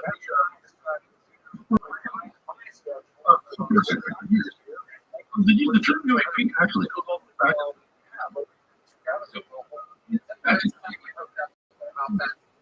They're not the term UAP now.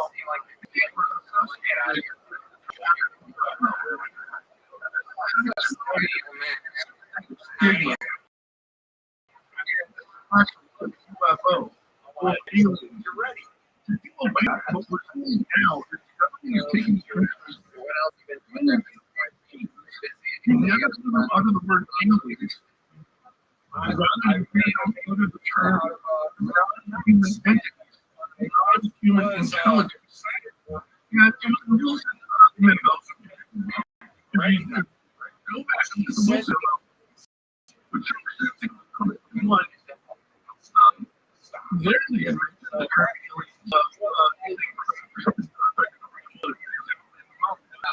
but there was a and they have reached the point where those observing, those reviewing,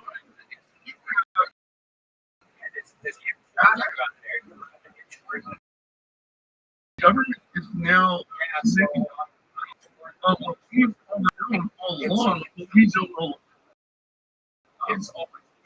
How is it going to affect? In November, 17th and 18th of November, they have the same conference. And one of the documents, PowerPoint presentation was showing the process. How we were by going to let public know about UAP technology, and perhaps remember some of the technology that was discovered was kindness, and that's similar to what we hear in so, is what was occurring at symposium more conditioning? Is it sort of a psychological operation? I don't know. But we need to continue asking for transparency. We need to continue being the cause of openness so that we can gain clear access to the information and various facets of the community are discussing this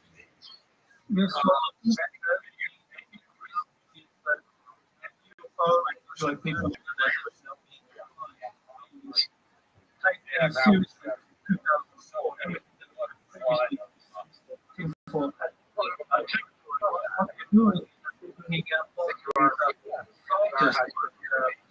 I'll be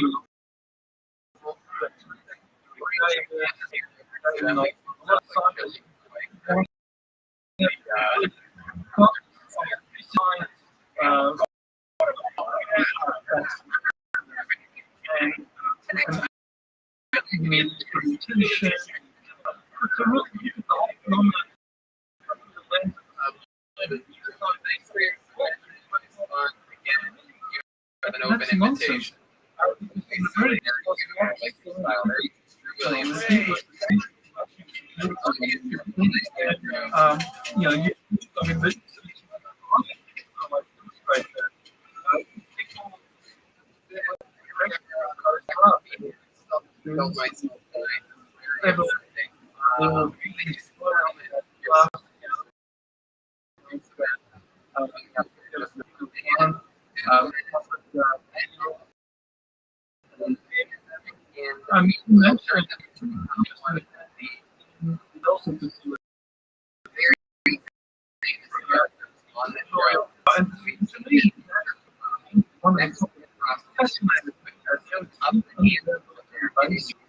With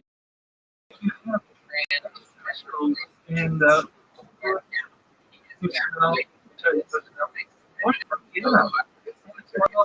mean, I think it's stunning. You spend you find out tell us about your highway. Right, so one of the most interesting things that I found about the nursing facility is the fact that already I have befriended who live in the degree of passion. And I met with Nancy Pilato, Nancy Pilato was the president of Trump County, who was also president of one country. So I've taken a real interest in meeting the people, understanding their culture, and trying to be insight as to why around the area. And this history goes all the way back. But this bureaucracy learning from this was working that was Bill Schneider. You know, he that contacted me from once trying to get that involved. Incredible. Unfortunately, I couldn't get down to a contract that I was somebody had anyway, Ryan, and I was asked not to participate. But Dark is weird.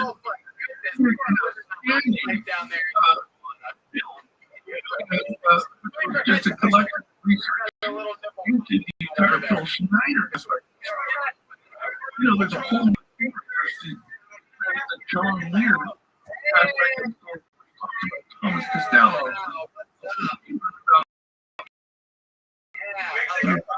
West. Her name was creating was during the investigation of everything that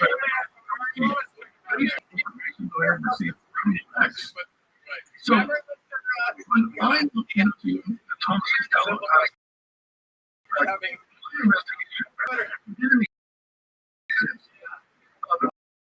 Colonel told me there was no Thomas Costello. Guard position as described by Dan West and John Lear that he recalled. English, yes, he said was security.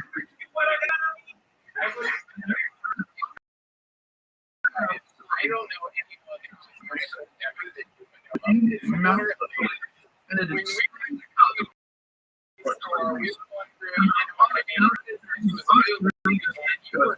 extend out into the perimeter of the township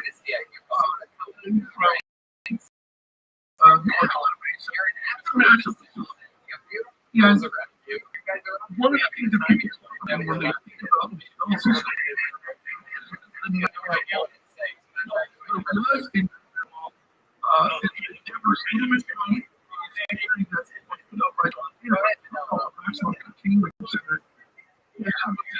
out there we're doing a lot of genetic experimentation and a whole story that I can delve into with regards to that.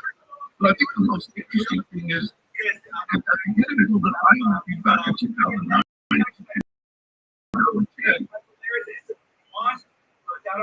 really put together semblance of information that when you look at it from the perspective of the civilian, it's something that just is mind-blowing.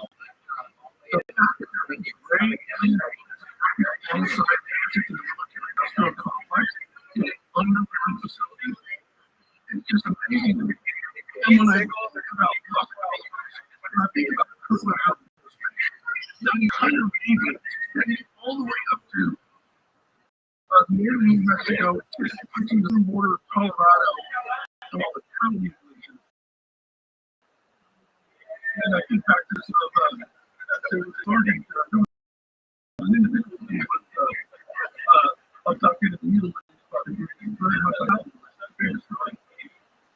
there's something going on there. There's enough information to confirm the acid of the evidence that all of them actually. Can you tell us more about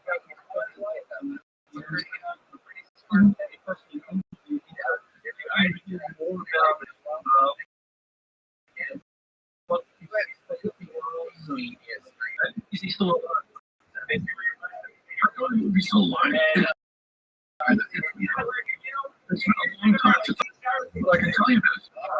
I was running kind of a lot of age over.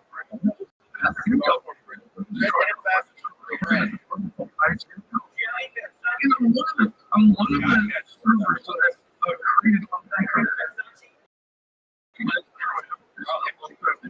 so, but on the internet, I had a server that was accessible to me, and like a number of friends and company coworkers. And then, right, I was doing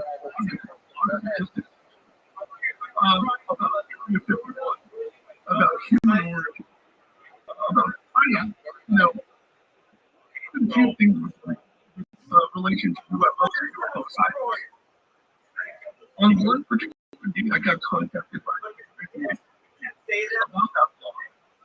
And it turns out this person was working there as soon as I had they themselves were infected.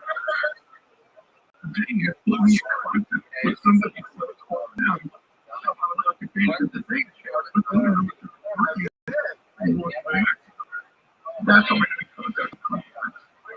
And they had agreed, they knew that I was writing a book. They knew that I was putting a book together. And I got in contact with them, and the entire trajectory of the moment I sat down and heard what it was that he had talked about these type experts. He talked about how people find something like me. Any type of emergency incident that involved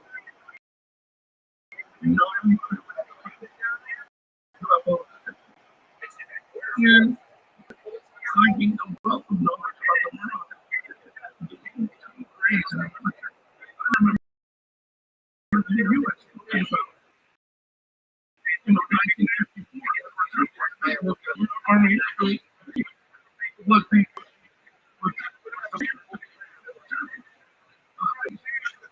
I would have worked at the time. It was Glory by a California. We started getting information about the information, and I realized there are some deep connections about dosing underground in the great history.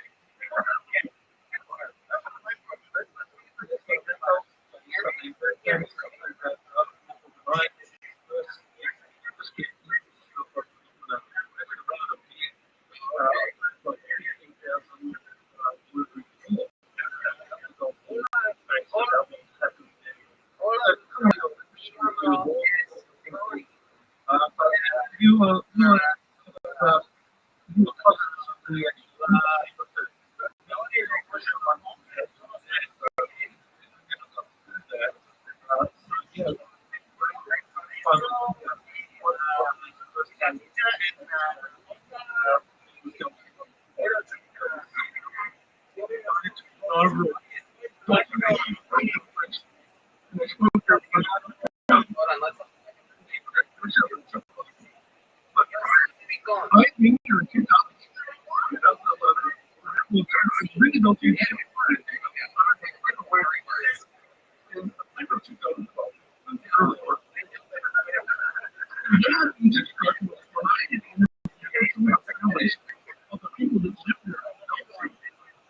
there are some things that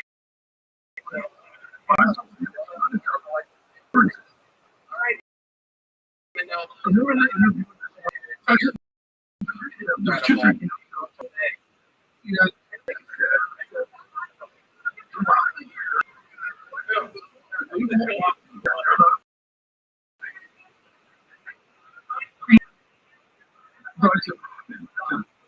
I had to get clarification.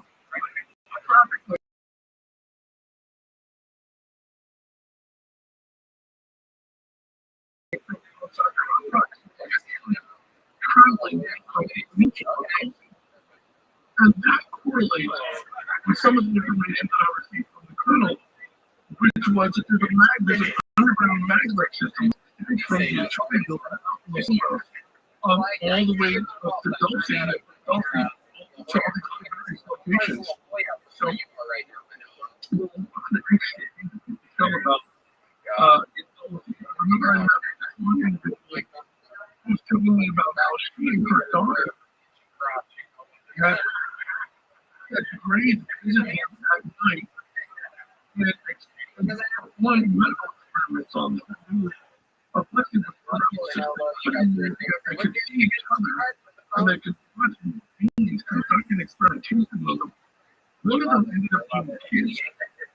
And it was as if she had whatever it was they were giving her. And they cured her. It was like a miracle. Whatever they did, they undid. These are the types of incidents that I have come across. Remember, another family that in Dulce, where they had gone out on the picnic. By the way, this was in the 70s. This was in the 70s. Women had gone with their mother and father to a picnic. And they had seen the cross go and they were watching it. And the next thing you know, they had lost time. When they woke up, they got back to the car. All the food had been, still set out. They didn't know what happened, except the three of them all had implants in their arms. They had these little tiny implants. I liken to RFID type, like small RFID. These are the types of things that happen in until 2016, UFO, Dulce-based UFO corporation. The first time I had seen residents of Dulce starting to talk about these things they were doing. Rothschild, and the multi-cal. And 2012, I had a private conference with Janet Saylor of the ASPE organization, Rick Prestel, who was a member of MUFON at the time. I was a member of MUFON at the time as well. And for our membership may have just lapsed, but I still consider myself part of MUFON. We met with the chief of police of the Taos Pueblo township. There. So there's Taos, New Mexico, and then there's Taos Pueblo. This is an indigenous group. But we met with the chief of police, and he told us about over the course of 20 years how he had had a UFO incident years earlier when he was a police officer in Dulce. I read about this in UFO Highway 2.0, the book I also just released. He described in exact detail what Paul Benowitz described. He didn't even know who Paul Benowitz was, but the same UFO that Paul Benowitz had described, which I had learned about through Mel Fabregas of the Veritas radio show, who he had sent me a PDF, and it just blew me away. It was a conversation between Paul Benowitz and a local UFO investigator, and the things that they had discussed were just amazing. Well, just for those that maybe don't know who Paul Benowitz is, he was an electronics communications expert operating at his own company. He stumbled upon some very strange electronic signals coming out of Kirtland Air Force Base and around the Dulce, Acholi, Mesa. And what was very interesting when he reported that to the Air Force Office of Special Investigations, they actually arranged for him to be given a lump of money, $75,000, to research this phenomenon. So there was something. So, yeah, do you want to take up the story and tell us what how important Benowitz was and what he discovered? That was Well, hilarious. you know, I had recently written an article called Unraveling the Secrets of the Dulce Underground Base, a UFO researcher's perspective. And the story of Paul Benowitz and the alleged existence of the underground base, you know, today it still stands as a reflection, and we know that. I remember that you had done a review of Greg Bishop's book, Project Beta, and that, to me, that just fascinated me. And actually, what most people are unaware of is that Paul Benowitz, like you said, had discovered radio signals which he believed were alien signals, and that he had traced back to the Dulce township, that area. In particular, the Archuleta, not the Archuleta Mesa, Mount Archuleta. And he had shared that information with AFOSI out of Kirtland Air Force Base. And it's funny to me, though, that individuals who were initially reticent about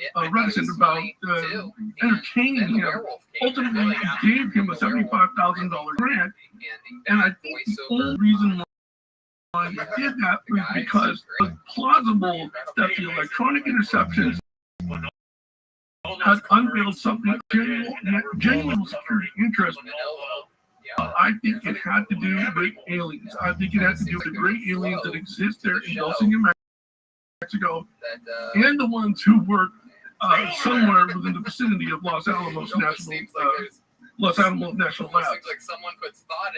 I agree, and you mentioned that book review on Project Beta, that was quite great. And I just made the point that my thought was that Benowitz really did intercept some radio communications or some frequency communications from extraterrestrials, and that the Air Force Office of Special Investigations knew that it was real. They funded him because they wanted to find out what was going on, and so they enabled him to get a lot of information. And then they had one of their operatives, Richard Doty, befriend Paul Benowitz, and he kind of started to do some very strange things, throwing a lot of disinformation. So the point is, and I think you made that same point when we communicated this interview, that the most effective disinformation is disinformation which is based on truth, but is spun in a way to misdirect the person or to get to go down a dead end. And that's what they wanted to do with Benowitz. They wanted to suck out of him all the useful data that was relevant to AFOSI, but then steer him in towards this dead end. And so yeah, you want to take up the story from that? Right. Well, Doty played a pivotal role in disseminating this disinformation to Benowitz. And what you had said, which I thought was brilliant, was that the questioning of whether or not we should trust those particular individuals that were involved in the disinformation campaign. For instance, today, Richard Doty is a regular at UFO conferences. In the early days, it was William Moore and Doty.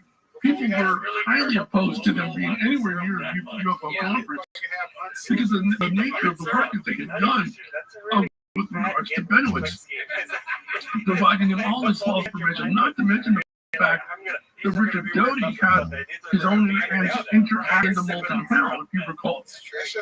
And he had finally provided her with insight to what she had already known, many UFO researchers had already known, but he gave her access to classified documentation that detailed the true nature and the true existence of what the military had been involved with regards to UFOs and non-human entities, aliens, for several decades, possibly going all the way back to the 40s. But it's still an enigma that's persisting to this day. The story of Paul Benowitz challenge everyone's perception, knowing that AFOSI would be willing to feed him such high levels of disinformation to the point where it drove him mad and ultimately put him in the insane asylum, where he died.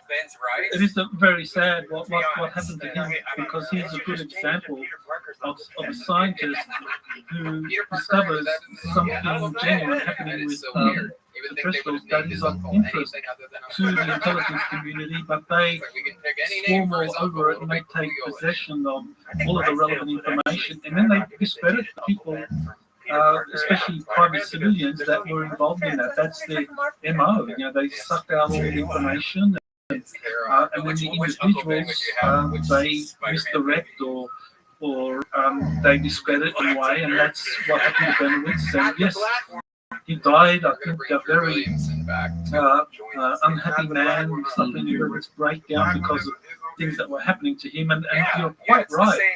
Richard Doty and William Moore were people involved in this information, or at least Richard Moore reported on it. But Doty, I think Moore was also involved, as I recall. But yes, and Moore were ostracized for that by the UFO community. But now they're kind of like front and center, putting out a lot of information, and so you do have to kind of question why is that? Why is this information person like Richard Doty? And you still have to take whatever they say with a grain of salt. I mean, to this, but he could still be a part of a psyop, a psychological operation, continuing to throw genuine UFOs off the track of what's truly happening within the military, within the government, and within the private sector, the military industrial complex. Who knows what's going on? But I think, ultimately, it was a tragedy with what happened to. I remember Nori Hayakawa took me. We drove up to the previous. Matter of fact, I think at the time the family still lived at the residence. Benowitz itself. We went to Thunder Scientific. We saw the building. We went to Kirtland Airport. We did everything. We did the tour, Norio and myself.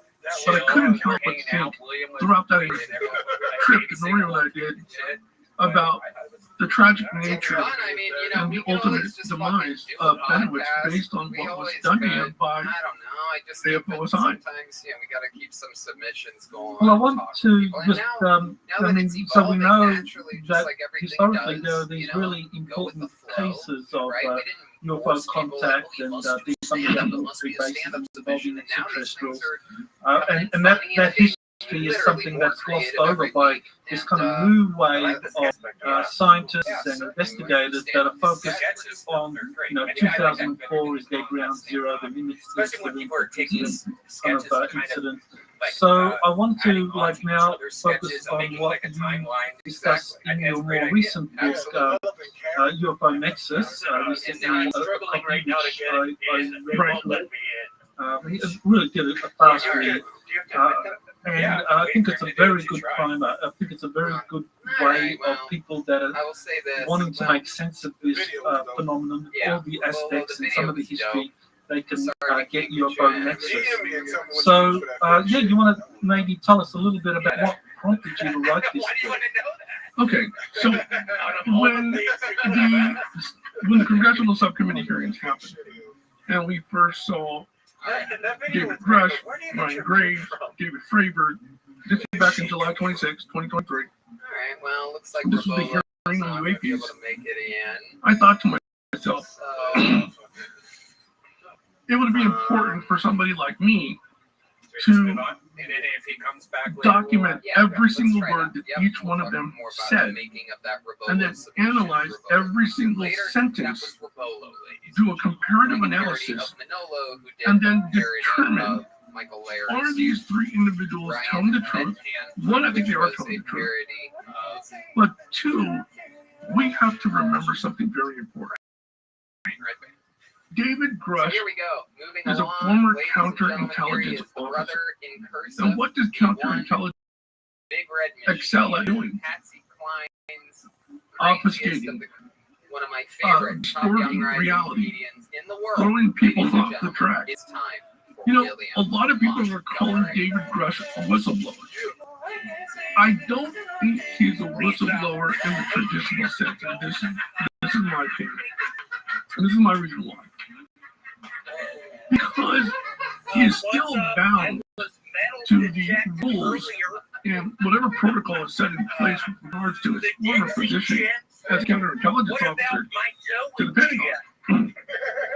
Nothing that he discloses publicly can be said without having gotten received permission first from the Pentagon. Yet he's on a quest to educate all of us about everything that he learned about while in his position. For instance, one of the things that he talked about was in 1933 in Magenta, Italy. This is 14 to the Rothschild incident that happened in 1947. He claims that Mussolini coming to contact with a crash retrieval, a UFO that had crashed there in Magenta, Italy. They were unaware of what the nature of this thing was. They thought it was from the Germans. Ultimately, they contacted the Germans. The Germans said it's not us, but they both got involved with one another. I would imagine they started to study this craft. There are so many open-ended questions as to the genesis of the UFO that purportedly crashed in Magenta, Italy. For instance, was that enough time for the Germans to begin tinkering and reverse engineering and developing their own technology, which far surpassed everybody else on the planet at that time? I mean, they just had a few more months at the end of World War II. They were about to unleash a whole slew of rockets and jet propulsion engines for their aircraft that would have tipped balance in their favor. And so I really wanted to do an analysis of what it was that was reported to us through the testimony in July 26th.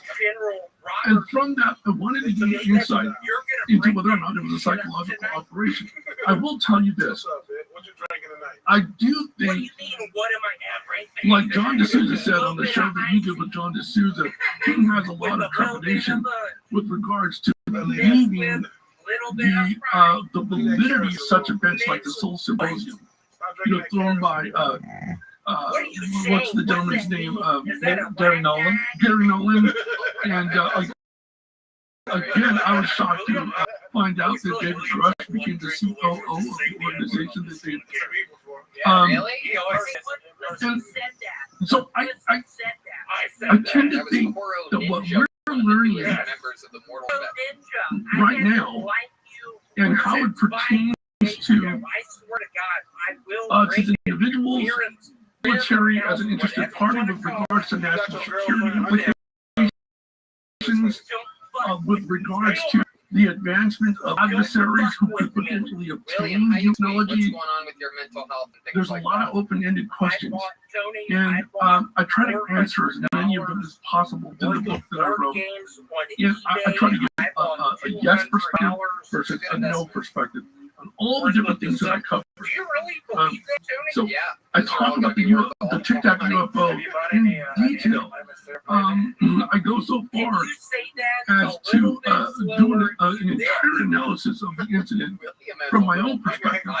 And then I ask, is the Tic Tac UFO reverse engineering? Is it an element that is from a legacy, this legacy of potential reverse engineering that's happened since the 1940s, and with our partners in the Five Eyes Alliance, Five Eyes.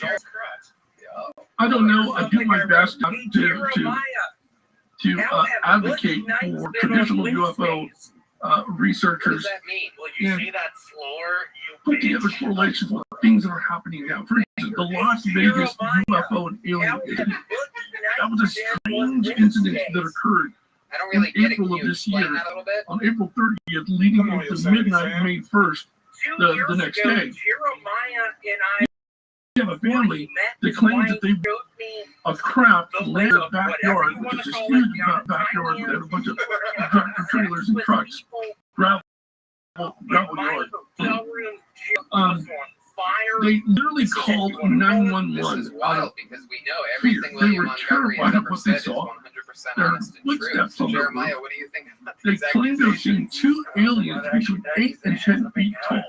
Oh, And wow. the police, at the very time, the Las Vegas Metro Police, at the very moment that the family called 911, had seen a blue-green streak, potentially a meteorite, as a lot of people claimed that it was, fly over the city. And at that same moment, in another part of Las What else did Vegas, Jeremiah there was say a when house you with a were ring Tyler? camera where the entire neighborhood lit up, and you heard this tremendous noise. All that occurred at once, and there was this culmination of events that took place after the fact. For instance, they installed a camera on the residence of this family. The family was never punished for calling 911. It's a felony to call 911 as part of it. They had individuals, men in black, essentially show up as questions.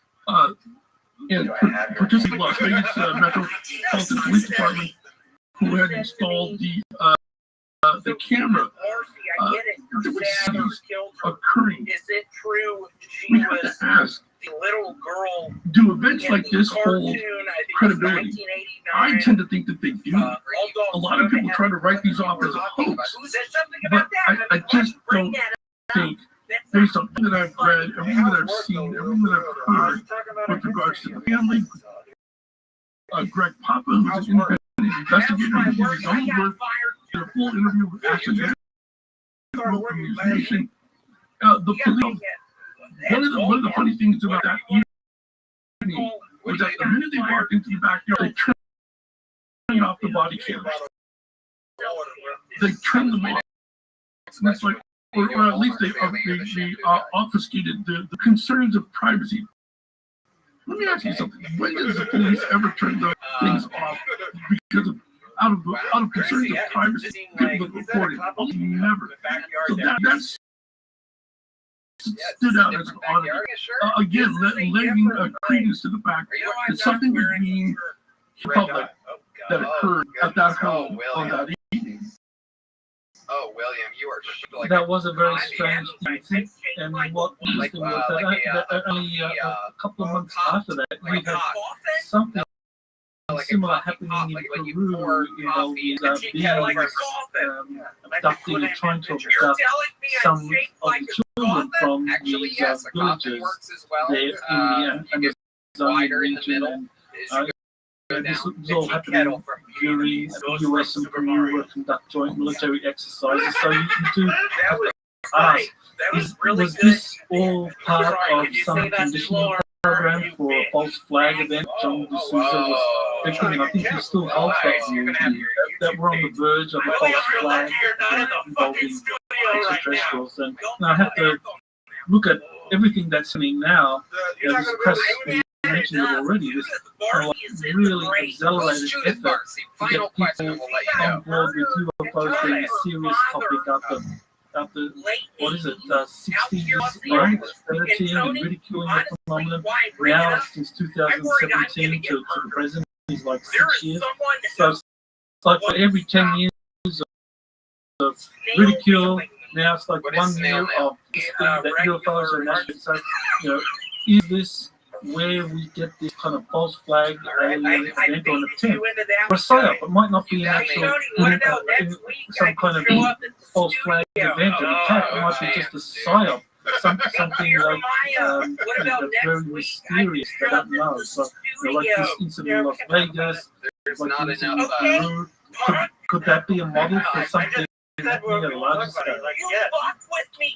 I think so. I think so. I think what's happening is the more that the government discusses these types of incidents publicly, through the media, the more interest the public is going to take. But at the same time, we're talking about a public who's been conditioned over decades accept the existence of William, what's his real name? I want you to answer this. About two.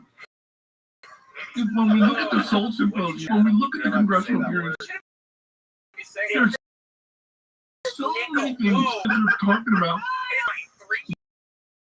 behind doors that we need to be building and maintaining strategic alliances. China and Russia should be managed to acquire UAP technology. And by the way, I've spoken to you that with the massive geographical sizes of both China and Russia, it is almost guaranteed that over the decade to have retrieved crashed UFOs and have begun to tinker and reverse engineer the technology very similar to what the West has been performing with. So think about strategic alliances. They're going to try and ensure that no single nation is left behind and promotes meaning we're going to see, let's say, for instance, there is a non-human entity that we ultimately encounter. Former CIA agent John Hernandez, who said that in 2027, aliens are going to reveal themselves. A lot of people used to think this was ludicrous. Not so much anymore. Is that John Ramirez? John Ramirez. And that's why we're now talking about space policy development, technological regulation. We're seeing lots of public engagement. In the Seoul Symposium, we're seeing a confluence of interdisciplinary research groups. We're seeing the military, we're seeing academia, we're seeing everybody come together in preparation for this eventful disclosure event. And by the way, if you look at the leaked document from the Seoul Symposium, which is not supposed to be seen by anybody outside of the attendees, it showed a clear path 2030 because they believe we are in a secret arms race with the adversaries of the West over UAP, and whoever has it will, assert technical dominance over everybody else. And there clearly is a national security risk as an implication. Why all this is coming up? Well, that takes us to a key question, which is that according to David Rush and what was asked testimony, Eric Sanders, that the US has recovered some crashed UFO debris. This does involve non-human intelligence. These are being studied in laboratories, but then you have this idea. Well, these efforts to reverse engineer the craft have been unsuccessful.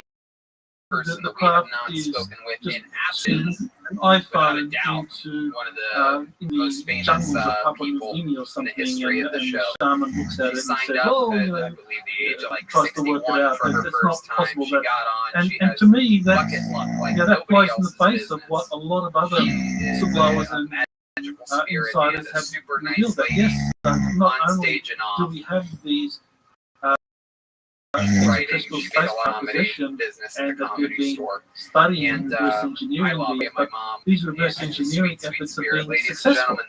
So what do you think about that? I mean, is this again another psyop, this a kind of limited hangout to put out this idea that yes, we've got these but reverse engineering efforts have been unsuccessful? Well, when I think about the military-industrial complex, specifically aerospace companies, and the fact that we know from Phil Corso, this is back in the 50s, was leaking technology to semiconductor companies, aerospace companies. They've had ample time to perform the necessary research and ultimately the reverse engineering of these technologies. We're talking about metamaterials that ultimately led into development of our stealth technology, integrated circuitry, fiber optics, night vision. I mean, this is according to Phil Corso. A lot of people tend to argue that fact, but I think what he said. As a matter of fact, colonel that I interviewed alluded to a lot of the information from the course of being absolutely truthful. So when I think of the aircraft, excuse me, the UAP craft now seen, Can you hear us okay? is it possible that we're witnessing a remnant of the legacy of reverse engineering that's taken place here in the United States and amongst our allies? The answer is yes. If you go back to 2016 over Beaver Valley in Utah,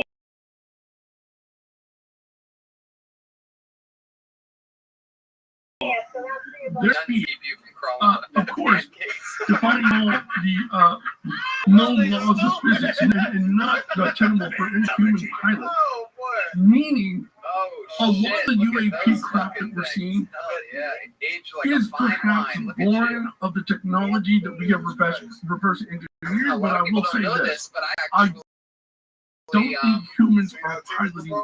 I think we are witnessing autonomous or remote systems, i.e. drone systems, that are piloting these systems. And it is possible that in some cases, artificial general intelligence, which is a step up from traditional artificial intelligence, where these essentially developed sentience to the point that it's now equivalent to a living, thinking human being. And that's something that we're witnessing with OpenAI and QStar. That's a whole nother story. But, and that's what led to Sam Altman being fired by the board, but within 24 hours being reinstated by Microsoft, was one of the investors. He was secretly working on QStar, which is artificial general intelligence. I bring that up, Dr. Sullivan, because this is important. Artificial intelligence is us creating a non-human entity, which has the ability to outthink, outwit us by multiple exponential factors that we just can't even conceive of. When we developed transformers, these are sentence transformers, which ultimately involve in logic transformers, for artificial intelligence, we enabled these systems to become far superior to any level of human intelligence. You can give me the most intelligent people on the planet, and they couldn't hold a candle to what we are developing in these labs at OpenAI and all the other various places. Not to mention, in the future, we're going to have quantum computing that will house artificial intelligence, language models, logic models. We are literally creating aliens, and we don't realize it. We're creating our own non-human entities with intelligence that is far superior. But when I go back to talking about the UAP craft that defy the known laws of physics, it would take an artificial general intelligence or some semblance of an autonomous system, possibly paired with a human remote drone operator to pilot these craft. What we are seeing over our oceans off the coast of California in 2019, or as witnessed by the USS Princeton and the USS Nimitz in 2004. Her getting These so are many things that opportunities on the show humans that is not could not misogynist as so many, survive. claim The rate of shows to be speed, the rate of nowadays. elevation, It's not racist. and Clearly, we're not immediate racist. You're deceleration. proof that we are It's good just not people. We're not tenable against for human we're not white. Well, I wanted to testimony of Edgar Wait, who discussed TR3B, and he describes it actually You are a little utilizing spitfire, quantum you. field physics, where there's a Oh, you got a man now? highly pressurized plasma circulating Oh, okay. in a You're sitting on it right now? circular tube or chamber around the craft. That's a craft. There's a reduces the weight, or the weight is not quite weightless. It reduces the overall mass of the craft. I think it was 87%. So whoever are the occupants. I mean, the laws of the militia would now What are you gonna do with the keyboard? You got a song lined up or something? You gonna give them us a being little able to diddly? withstand, say, 10G, I think the national, or maybe 20G, I think is the record. But now, if you're massively reduced by that Yep, let's amount, do 30 we could seconds. withstand, Let's say, do 30 100G. seconds of it after. And so then that raises the question, like, is this how they're doing it? Alright. These reverse It's alright. engineered craft, they employ some kind of Oh shit. Got a better drummer than we got. torus or some kind of plasma, reducing the overall weight. Maybe they can get up to 99%. And so that way you can get these very high speeds. So you want to talk about Edgar Fouché and his testing, because I know he did work at Area 51. I mean, he's one of these witnesses or whistleblowers who has the credentials to prove that, yeah, he was at Area 51, and this is where he says these craft were operating yellow. I remember seeing the presentation that he gave. His wife had introduced him, and it was a beautiful presentation that he had given. And it takes back to the time when we started. I think it was, I forget what country it was in Europe had seen the TR-3B.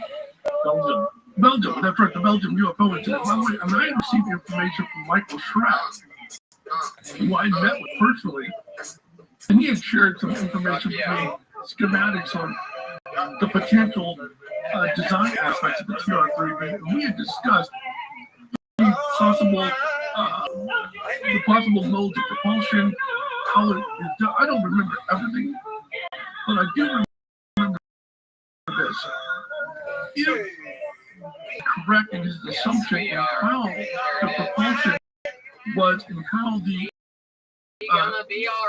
craft mass with its occupants, it very well could be something that we're seeing on a regular basis. If you go to the Stephenville incident in 2009, Stephenville, Texas, that was a massive triangle that they saw. Some people in 1997 over Phoenix, Arizona, some people reported seeing that. A massive mile-wide tree.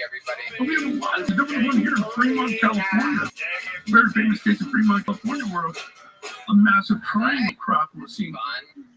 Makes me think of the TR-3B. Is that what we're seeing? Different variants of the TR-3B?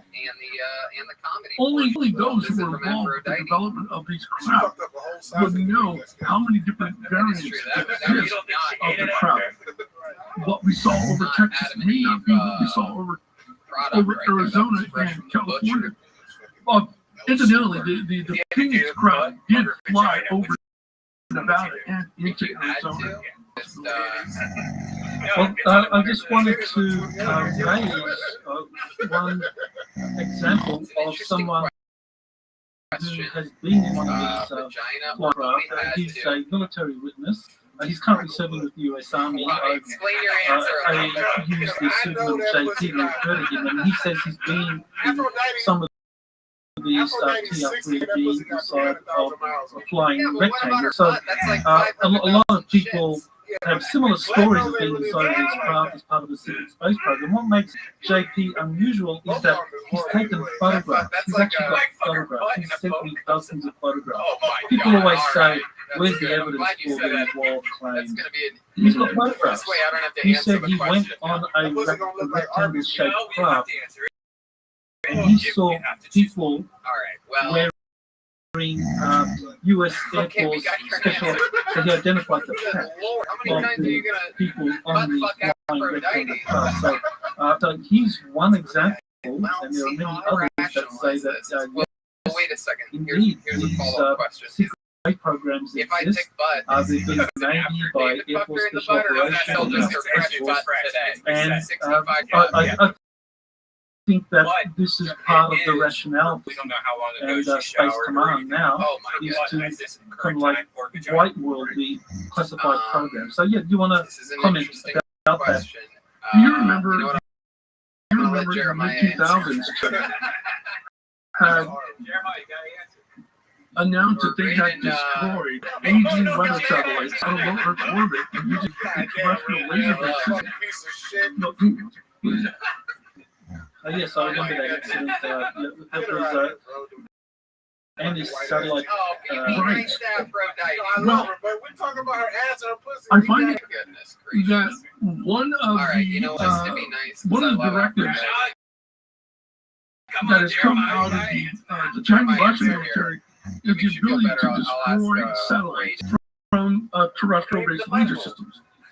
Okay, how about Jeremiah? Not too long after that, Stakes are raised. the United States developed the Boeing X-37B, which spent 287 days on classified mission around the planet. We're seeing levels of technology take these exponential Just leaps. a quick, And you know what? as a matter of fact, just a couple of weeks ago, Answer, China of course, Jeremiah. Which launched a secret spy satellite. here? One that many Normally people when we're within doing the our normal Department show, of I Defense subtly theorized that was meant This is to much harder, right? To literally focus on the U.S.'s latest spy satellite efforts.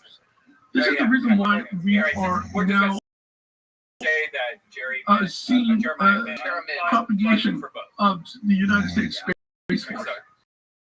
The Space Force, I know you wrote a book on the Space Force because I just bought that book for my son for Christmas, by the way. We know you can't get sick. The Space Force, because my son is, so you know, the Space Force is going to play a pivotal role. Put your wiener into one Of course, from the government perspective and from the military perspective, with regards to national security interests, because we're seeing all of our adversaries begin to perform the same thing. You know there's going to be a war on the moon over resources all you have to in say India, is United States, Russia.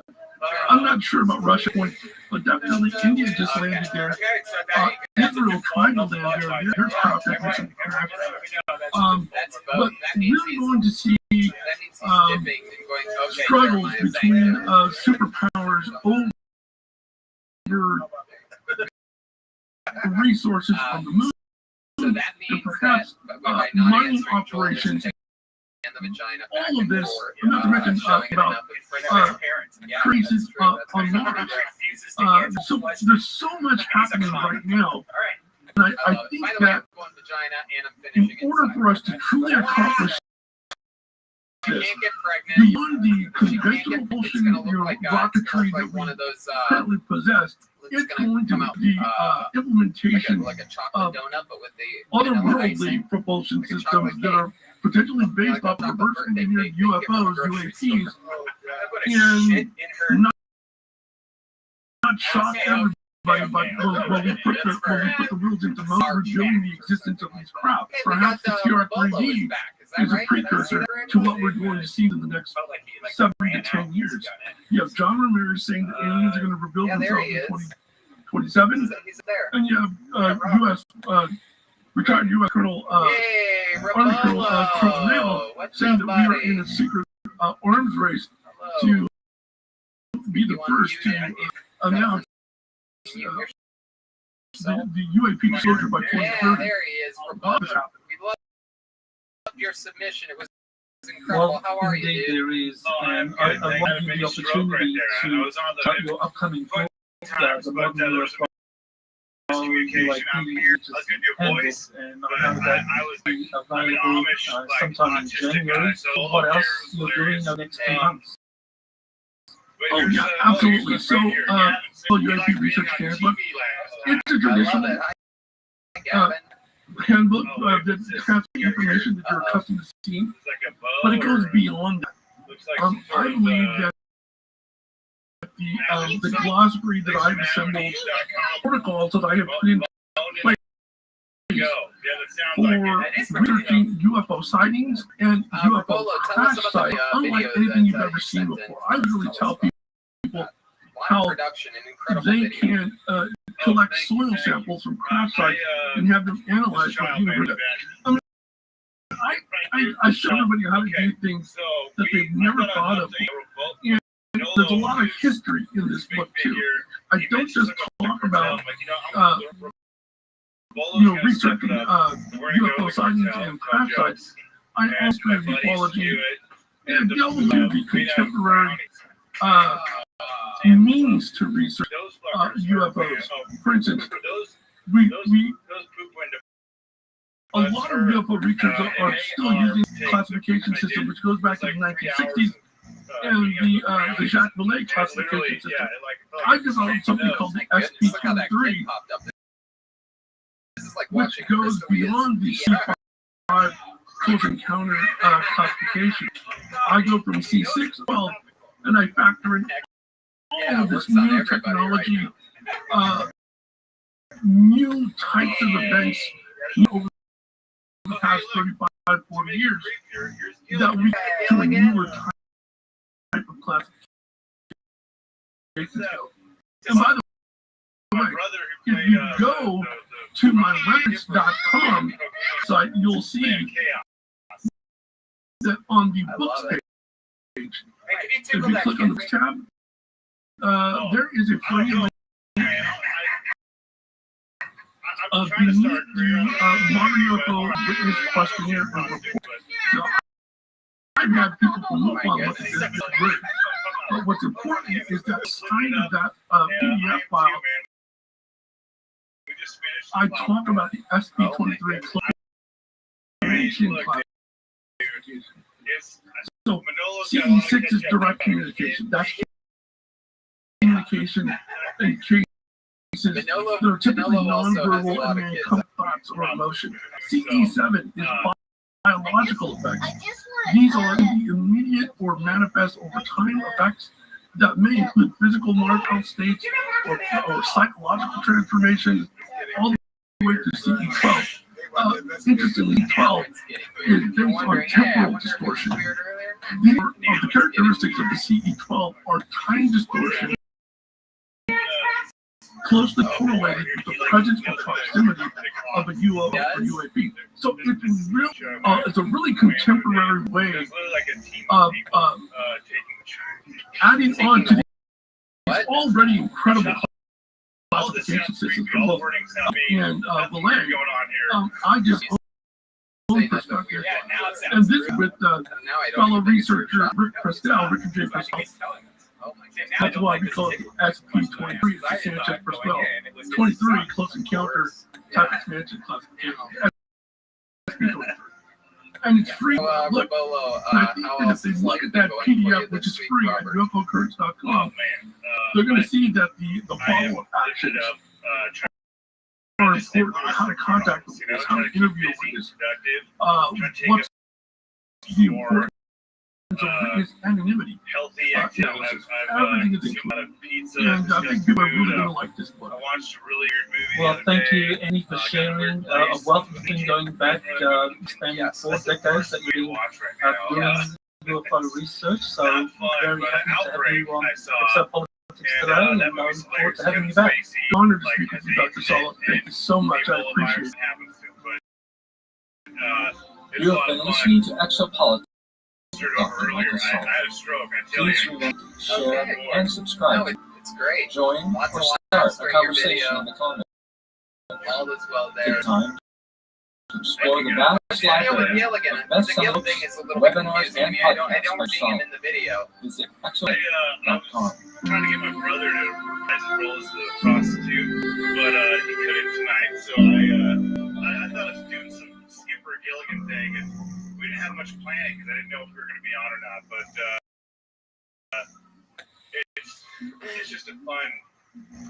There might be some symbolism there. I don't. It's like a David. Timothy L. Bruno is the author of Birthright, The Coming Postman Apocalypse, and the Usurpation of Adam's Dominion on Planet Earth. He recently returned from an investigation to Peru, where he interviewed villagers associated with an abduction event of females and others in the remote Amazon region of Peru, and he's here to talk about it. The video was unbelievable. Again, big pop on the werewolf coming out of nowhere. Great stuff. You're listening to Exo Politics Today, your source for the uncensored truth regarding the huge terrestrial, global, and political agenda. Click the like button and subscribe to this channel now. Here is Dr. Michael Sala. It's a fucking weird time. We have no idea if we're going to be able to sit in a patio. Well, welcome to have you back on Exo Politics. today. Dr. Sala, always a pleasure. I appreciate you. You have been very busy from a number of Central American, South American countries. And one of those was Peru, where you went to investigate. So, for people who maybe don't know what happened, with an open invite anytime you send us very much in. We're going to shoehorn you right in. Thank you so much. Very creative. Over the last, back in mid-July, between July and what's the your beginning of social media, August, Robert? some very compelling videos began to surface on social, which we saw a village in the Amazon in a state of chaos at night time, running around their village, discharging their firearms into the jungle. Subsequent interview with the villagers revealed that they under assault by sort of a mysterious force by mysterious assailants, who some of them alleged were extraterrestrials, or at least they believed that they were extraterrestrials because of the incredible capabilities of the assailants.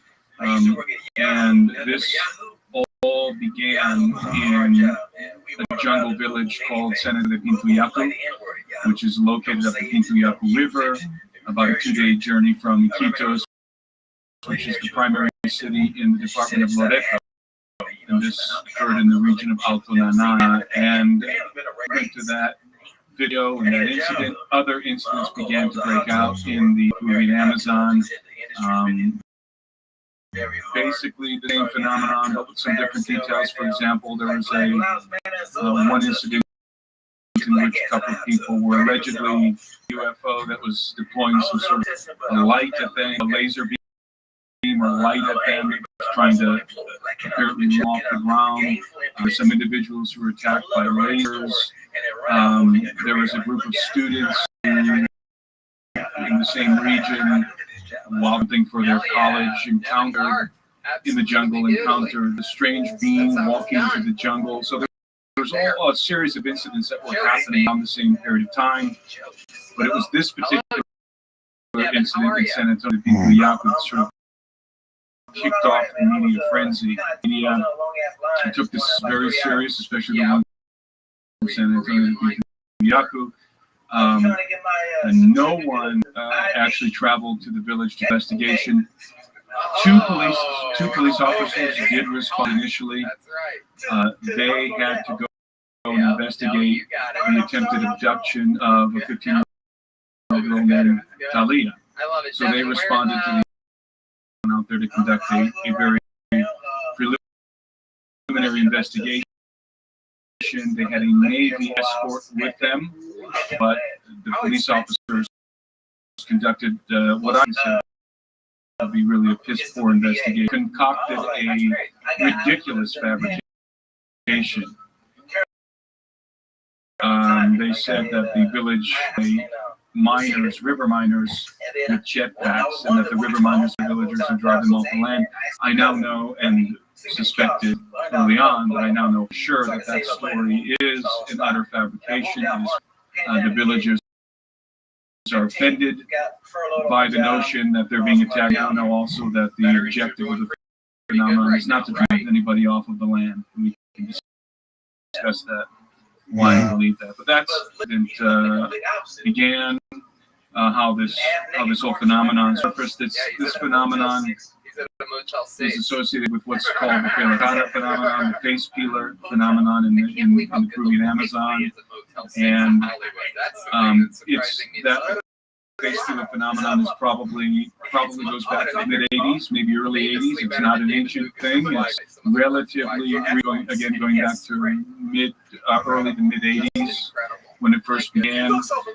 The indigenous communities of the Peruvian Amazon, they don't know who the face peelers are. They suspect one of two things: either they suspect that they're an international consortium of gringos who are conducting clandestine organ harvesting operations, or B, that they're extraterrestrials, that they're non-human entities,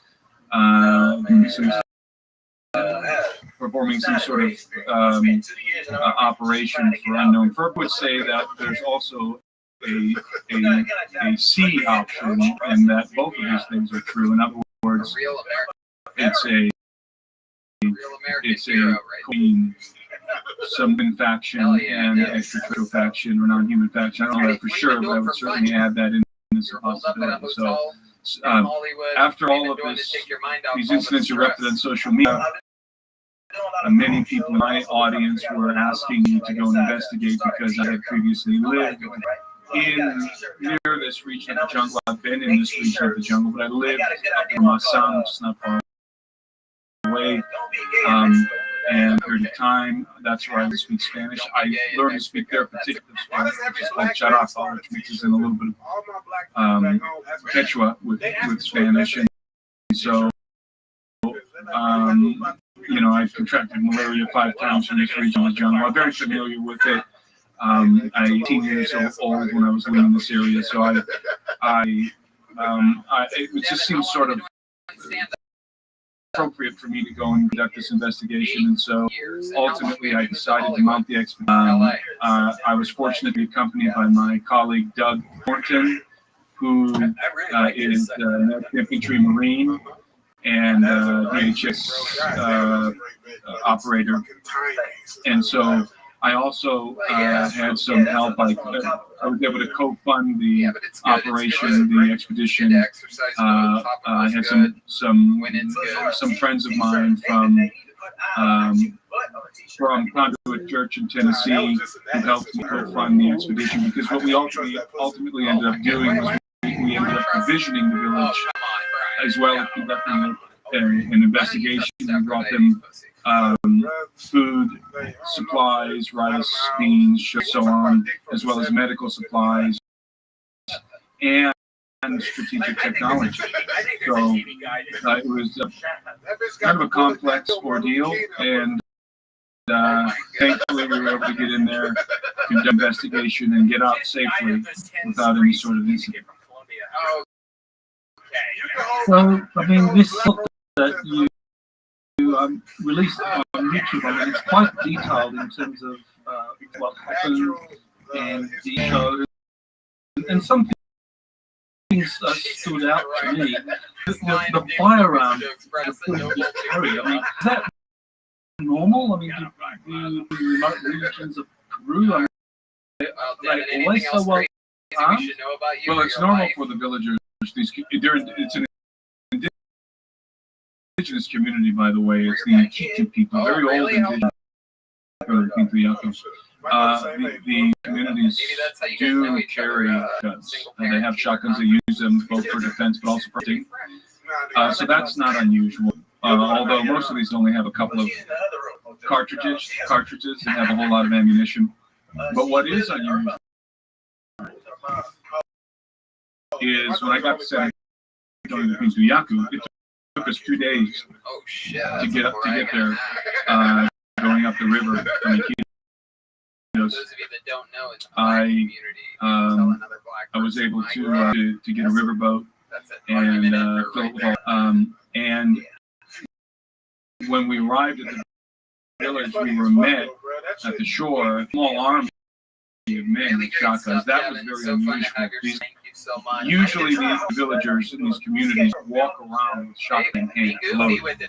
They have shotguns in their houses, they grab them when they go hunting, but they don't walk around day and night holding their shotguns. And that's the situation. That was the situation in San Antonio. So as I said, when I arrived, I was met by a small army of guys with shotguns loaded. And they were obviously in a condition, in a heightened condition of vigilance. They were maintaining their arms throughout the day, loaded and ready to fire. So that is unusual. Yes, that really did strike me looking at those images. I don't know if we can show one of those, but yeah, those villagers that greeted you all with arms, that's kind of like suggesting that they are kind of like paranoid, or as you said, very vigilant about something's happening there. And you did talk with the female technically you as a mentioned stand-up comedian. there was an He's a attempt comedy to veteran, abduct her, and to me, so is yeah, filling the shoes. yeah, you want to tell us, just kind of remind us what happened? Yes. So the first thing we did when we got to the village, we had a very warm welcome. We had a traditionally Kitu welcome. They did this dance for us, and it was really quite intriguing. I, by the way, had an official invitation to go. Contacted the villagers before I went, and the opera chief of the village and his council actually sent me a written form, and the Apu met me in Iquitos and went up the river with me. So he accompanied me on the riverboat I chartered up the river with a couple of other guys from the village. I also brought with me 2 active duty Navy jungle operators, Peruvian Navy guys. They accompanied me. They were on as well. And when we got to the village, after receiving this warm welcome by the community,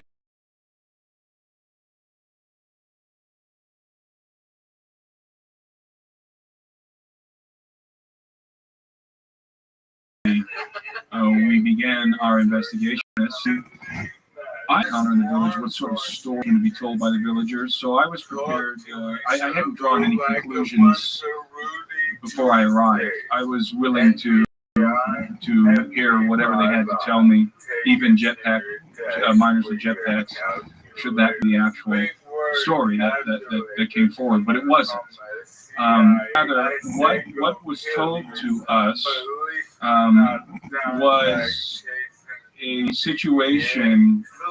I'll describe. I'll try and encapsulate what I was able to gather through the testimony, the interviews that I conducted. I conducted many interviews, and they wanted to talk to me, and were very willing to tell me their stories, their encounters with this phenomenon. And so, basically, the village, when we got there had been a month or two since these things had occurred. It was not actively happening in the village when we got there. We're coming after the incidents.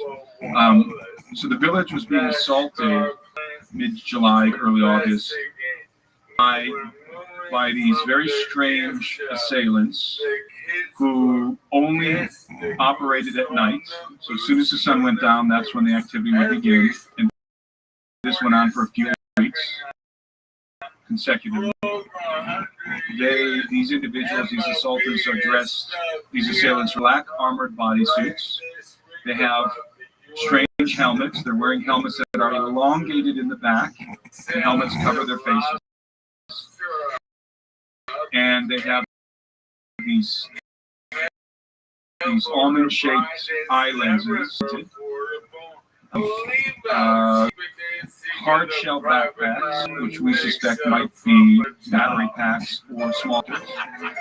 And they have their footwear it's not normal boots. On the bottom of their shoes have discs, 2 discs on each foot, one in the front, one over the heel. These discs enable them to float off the ground about a meter, and they can also perform some pretty incredible feats by way of these technological devices on the bottom of their shoes. They can jump over houses, for example. We told multiple people saw them leaping over houses. So whatever this technology is on the bottom of their footwear is quite advanced. But aside from their shoes, the way they arrive in the air, standing on top of circular hoverboard platforms. And these platforms have a series of lights, green and blue lights around them, maybe red as well, I don't remember.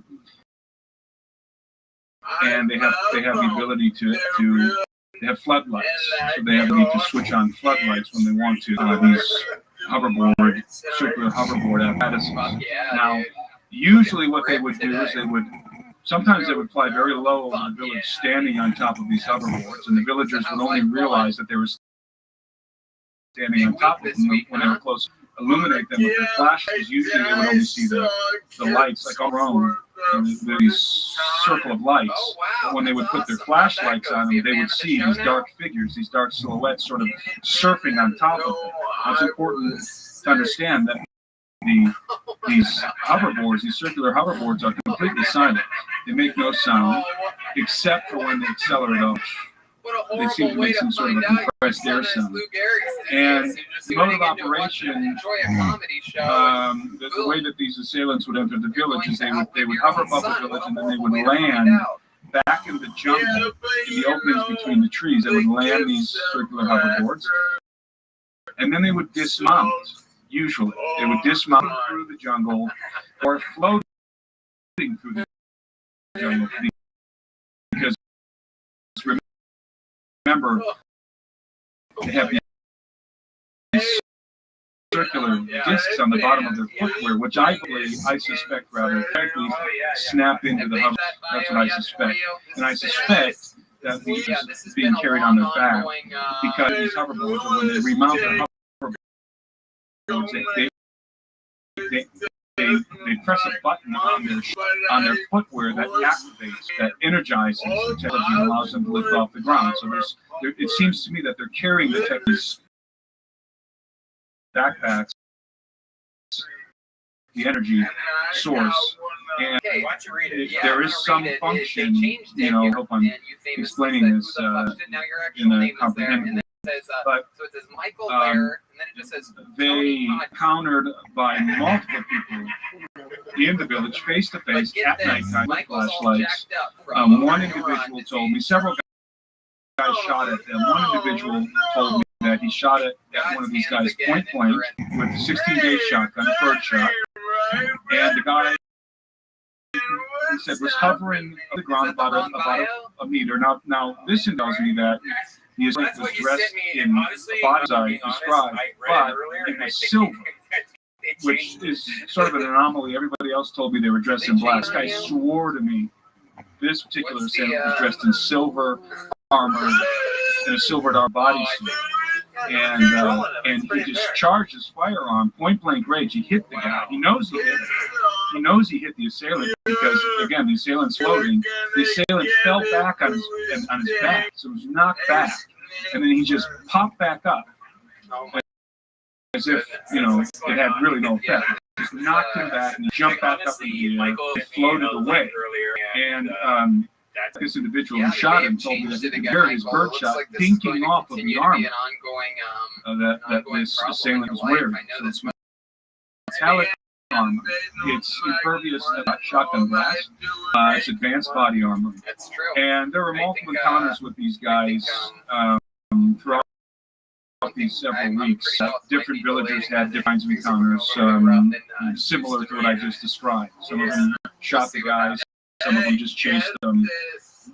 But they all saw the same thing. They all described exactly the same thing. And the girl, this 15-year-old girl, she had the most, let's say, she had the most direct confrontation, the most up-close and personal confrontation with these assailants. Talia was just after dark. She was in her backyard. Now, you have to understand the terrain here. Talia's home in the middle of the village. There's her houses around the village, around hers, and between her house and the other houses, there's this sort of, it's sort of like a little gully. It's back there. It's almost like a backyard. There's a little chicken coop back there, and you're showing pictures right now of Talia. That's her backyard, and to her left is this little gully, and surrounding these, it's surrounded by these other houses. Now that's important because of what happens there. So Talia, just after dark, is in her backyard, knocking fruit down from a tree with this pole, this long stick. One of the fruit falls to the ground. She bends down to pick it up, and there's some dead leaves in the picture. There's some dead leaves on the ground. And she suddenly notices that the leaves begin to rustle, and she feels a gentle breeze at her back.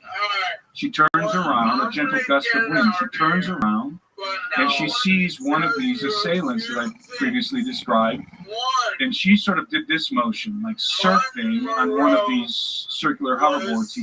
He flies up to her, right next to her, lands on the ground, and grabs her from behind. He puts his hand over her mouth. Then she sees another one of these guys flying up the hill.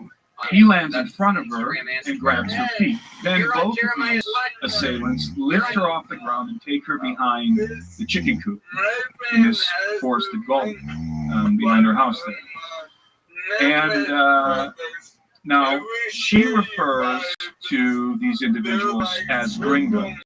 The reason why she refers to them as gringos is because one of them, and gringo, by the way, just means a non-Hispanic person, usually someone of European or American descent, and she said that one of these individuals, the one she actually calls the gringo, was taller than me. I'm about 6 feet taller than me. The other individual was about my height.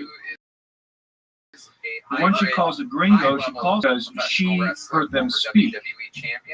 And in Spanish, one of them, the gringo, had a broken accent. That's why she calls him the gringo. The other one spoke normal Peruvian Spanish. That's what she told me. And so they have her behind the chicken coop, and the Peruvian guy, let's call him the Peruvian face peeler, to take out this cream in this small canister and mix it with a powder. And then he sucks up solution with the nasal syringe and shoots it up her nose, up both of her nostrils. As soon as he shoots this stuff up her nostrils, she started to go in sort of she started to fall into, then they took a large canister out, a toothpaste tube, and they squeezed some other kind of cream in their hands. This is the gringo who had her from behind them and with his hand over her mouth. So he's proceeding now to smear this other cream on her face.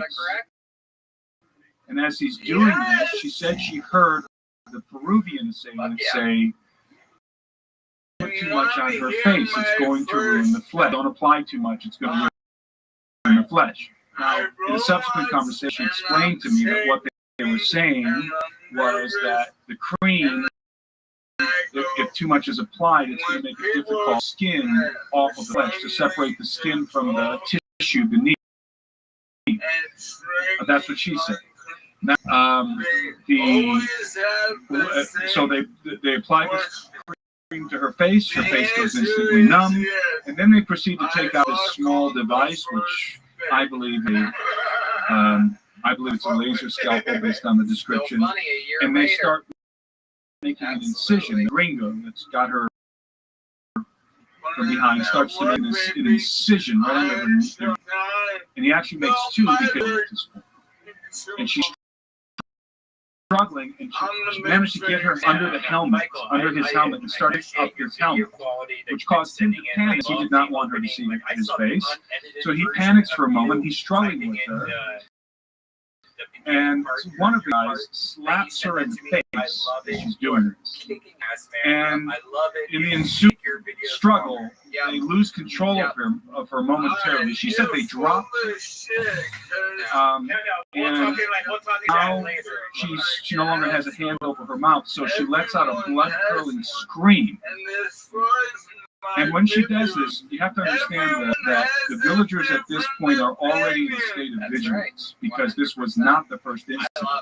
There was an incursion that happened sometime before this, so the villagers were already aware that somebody is trying to make an incursion into their village. And so they're already in a state of heightened vigilance. And so when Talia screams, remember, the house is surrounding this sort of backyard area.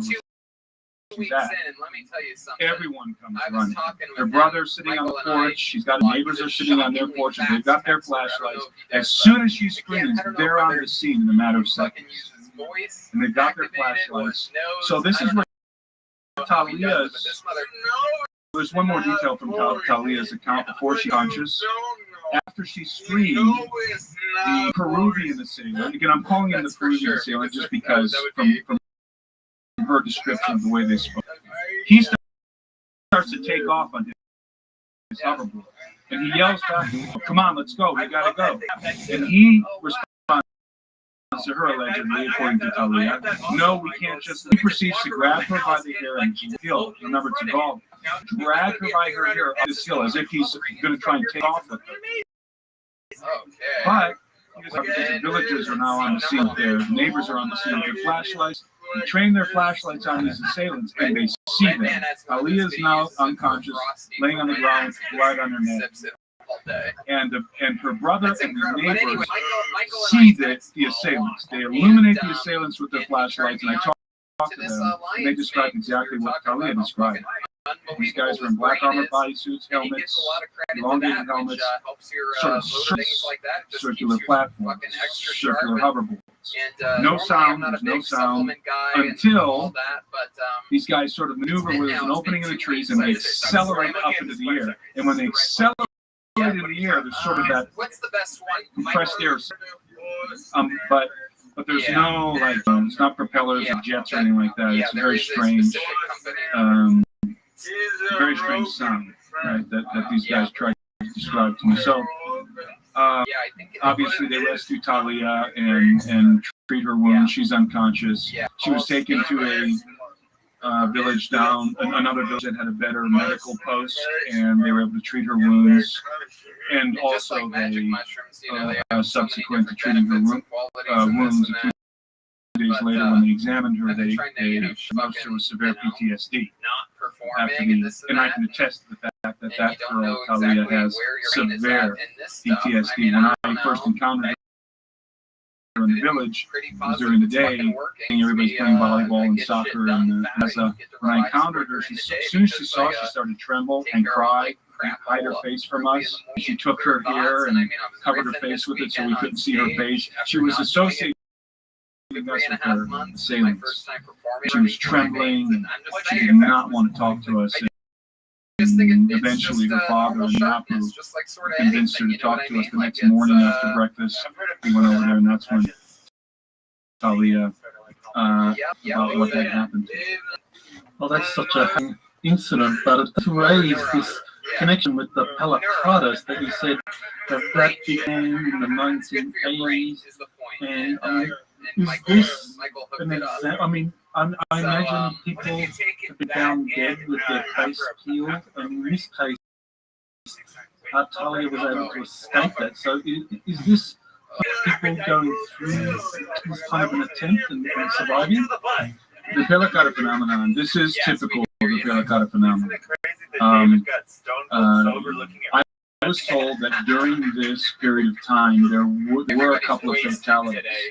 Not in that village. This is the first time who had been attacked like this. But in the general region, now I did a video, I think before I came on your show talking about this on the expedition, I had published a video on YouTube in which me and Doug were analyzing this scenario that was unfolding. And this was back in August.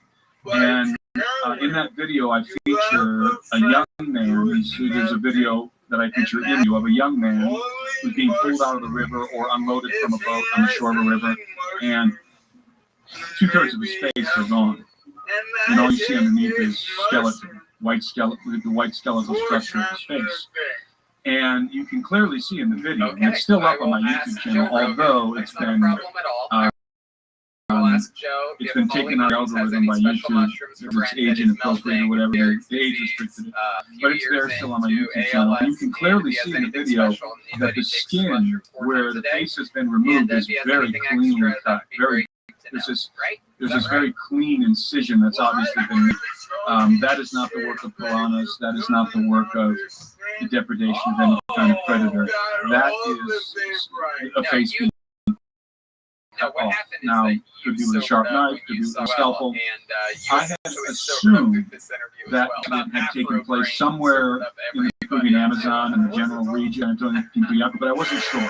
The villagers in San Antonio told me, yes, this did happen. It happened around the same time, and that individual, that young man, was found in basically the same region of the jungle. I have not been able to independently verify that yet, but according to the villagers in San Antonio and Pintuyaco, that incident did indeed happen in basically the same region of the jungle in Alta Nanai. Michael, we love you. Have a good night, buddy. There goes Michael and that Lair, is everyone. typical of the face Great peeler Ryan phenomenon. J. So we can Eagle only drew assume tonight's episode, that believe it or that not, is and what that was is going to right here. happen Here's the to drawing. Talia. Have these assailants been able Oh to my goodness maintain control of gracious. her How fucking and cool finish is the that? job? It's like a, Unfortunately, I think it's like a Talia's Mega body would have Man been discovered type of, is that in right? very similar Is that- conditions It's with like her Mega face Man gone. meets Mortal Kombat. So face peeler phenomenon is exactly So these guys cool. are peeling faces. Now, I should say, whether or not it's Yeah, time, these that is particular awesome. individuals, We the did actual that face from the peeler, episode to now, while you all sat around doing the same probably guys have less been doing this since the nothing. 1980s, or Entire whether, project. or perhaps Just they may be every print's mimicking available, RyanEagle.com. the He's doing phenomenon, incredible trying options because right they now. want the villagers to He is think that's who they giving, are, cover up whatever you all other an activities they're doing. I opportunity don't know, I can't say.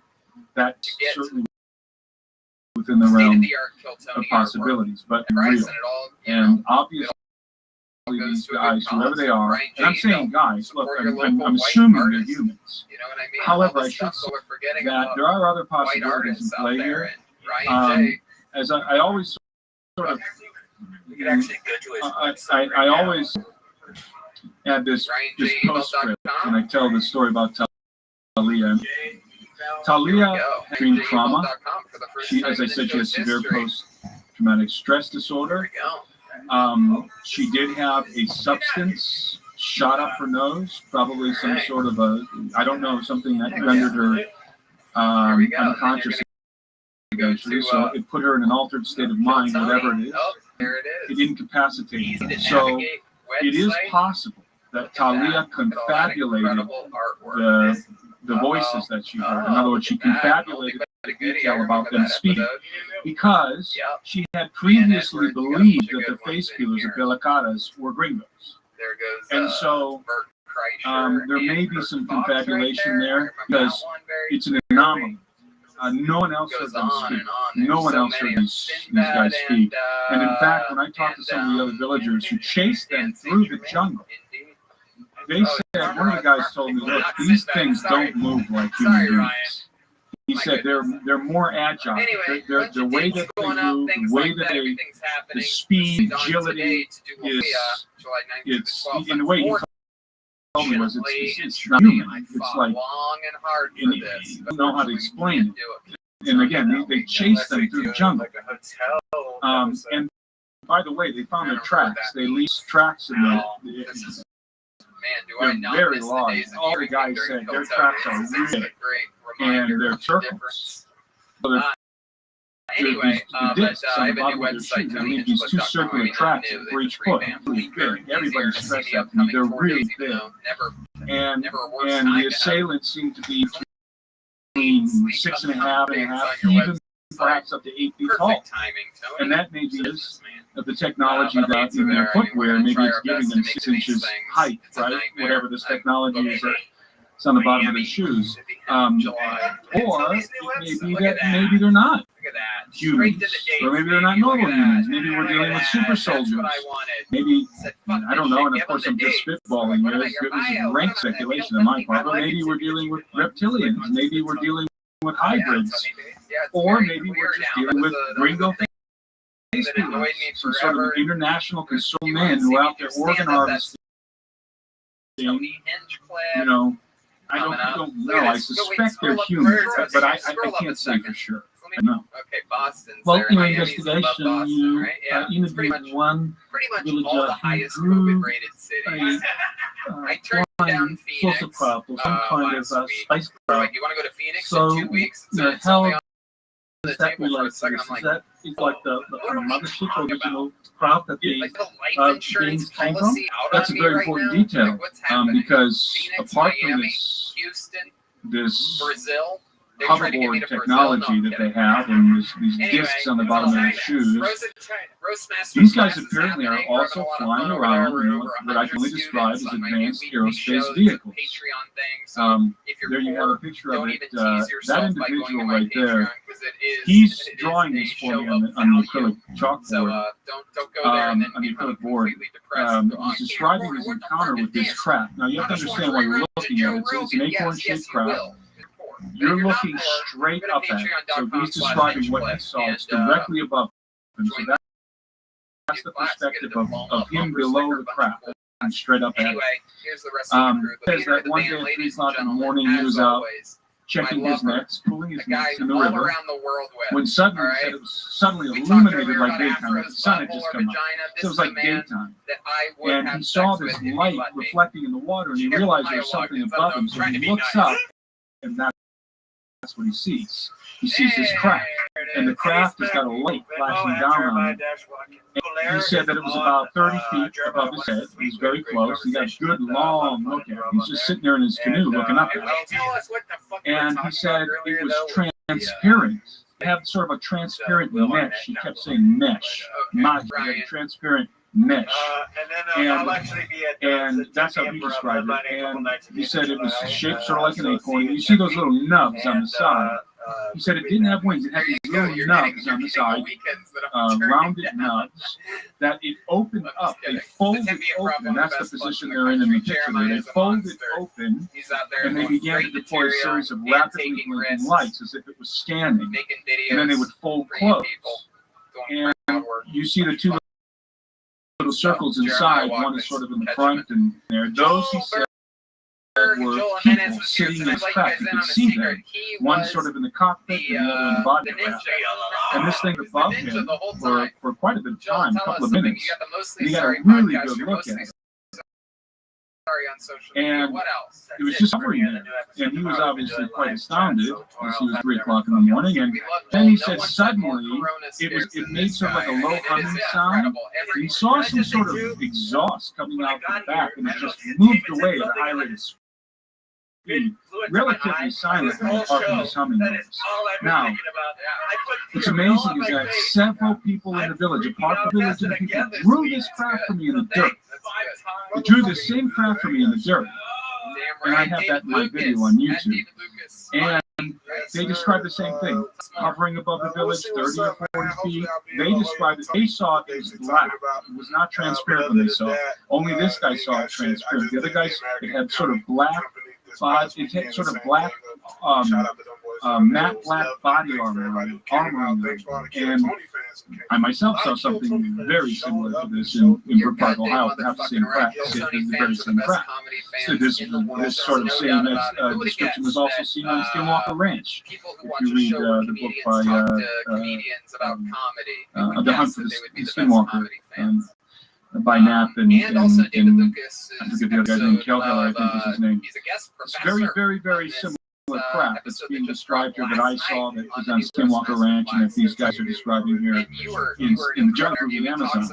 So now we're dealing with advanced aerospace vehicles. This is not conventional.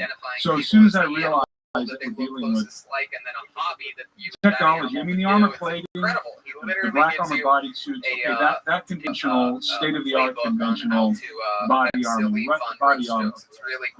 The Russians have it, we have it, I'm sure that the Chinese have it, okay. That can be conventional. However, these platforms, these hoverboard platforms, circular hoverboard platforms are not conventional. That's not conventional technology. It's not propellers, by the way. Individual. Did you see any propulsion system? Did it have propellers? Did it have engines? No, there were no propellers and no engine, and it was silently above me. He didn't even notice it was there until it turned the lights on, right? And it's quiet at nighttime, besides all the insects chirping at nighttime in the jungle. But, you know, he didn't jets or propellers. And it's important to understand that these are the Aikido people. These are the from the Aikido. But this particular village has got about 200 inhabitants. It is extremely remote. It's a very important village because it's the original Aikido community. That's where they were hundreds of years ago. That's where their primary village was. So the provincial government in Loreto from Iquitos, they built a government communication outpost in this village. And the reason why that's important is because these villagers have satellite uplink internet in the government building. They all go there in the evening, they're on social media or they're watching movies. And that's important because these guys are all aware of you know, they all know what helicopters look like. They know what they've seen all the same movies. They've watched all the same movies we have. That's why they said that in the initial reporting, they said that the assailants were like the Green Goblin from Spider-Man, because they were familiar with that movie. And the reason why they said that was because of the elongated helmet. If you recall, the Green Goblin from Spider-Man had an elongated helmet. He's got this body armor, and he's floating on top of this thing. That's why they said that, because that's very much like what they encountered, except not green, black, and it wasn't jet propulsion like on the Green Goblin. It was silent. It was sort of the platforms. So we're not dealing with conventional technology in terms of the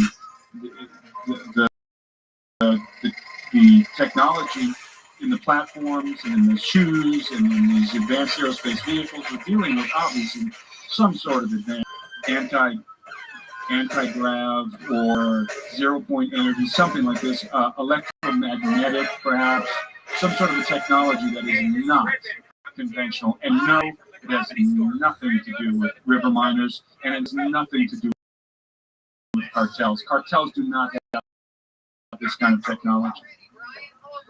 Well, one thing, piece of information we gleaned from that investigation was an image of an insectoid tool. Insectoid, and identified it as involved in these incidents. So yeah, what happened? Anyway, well, that was about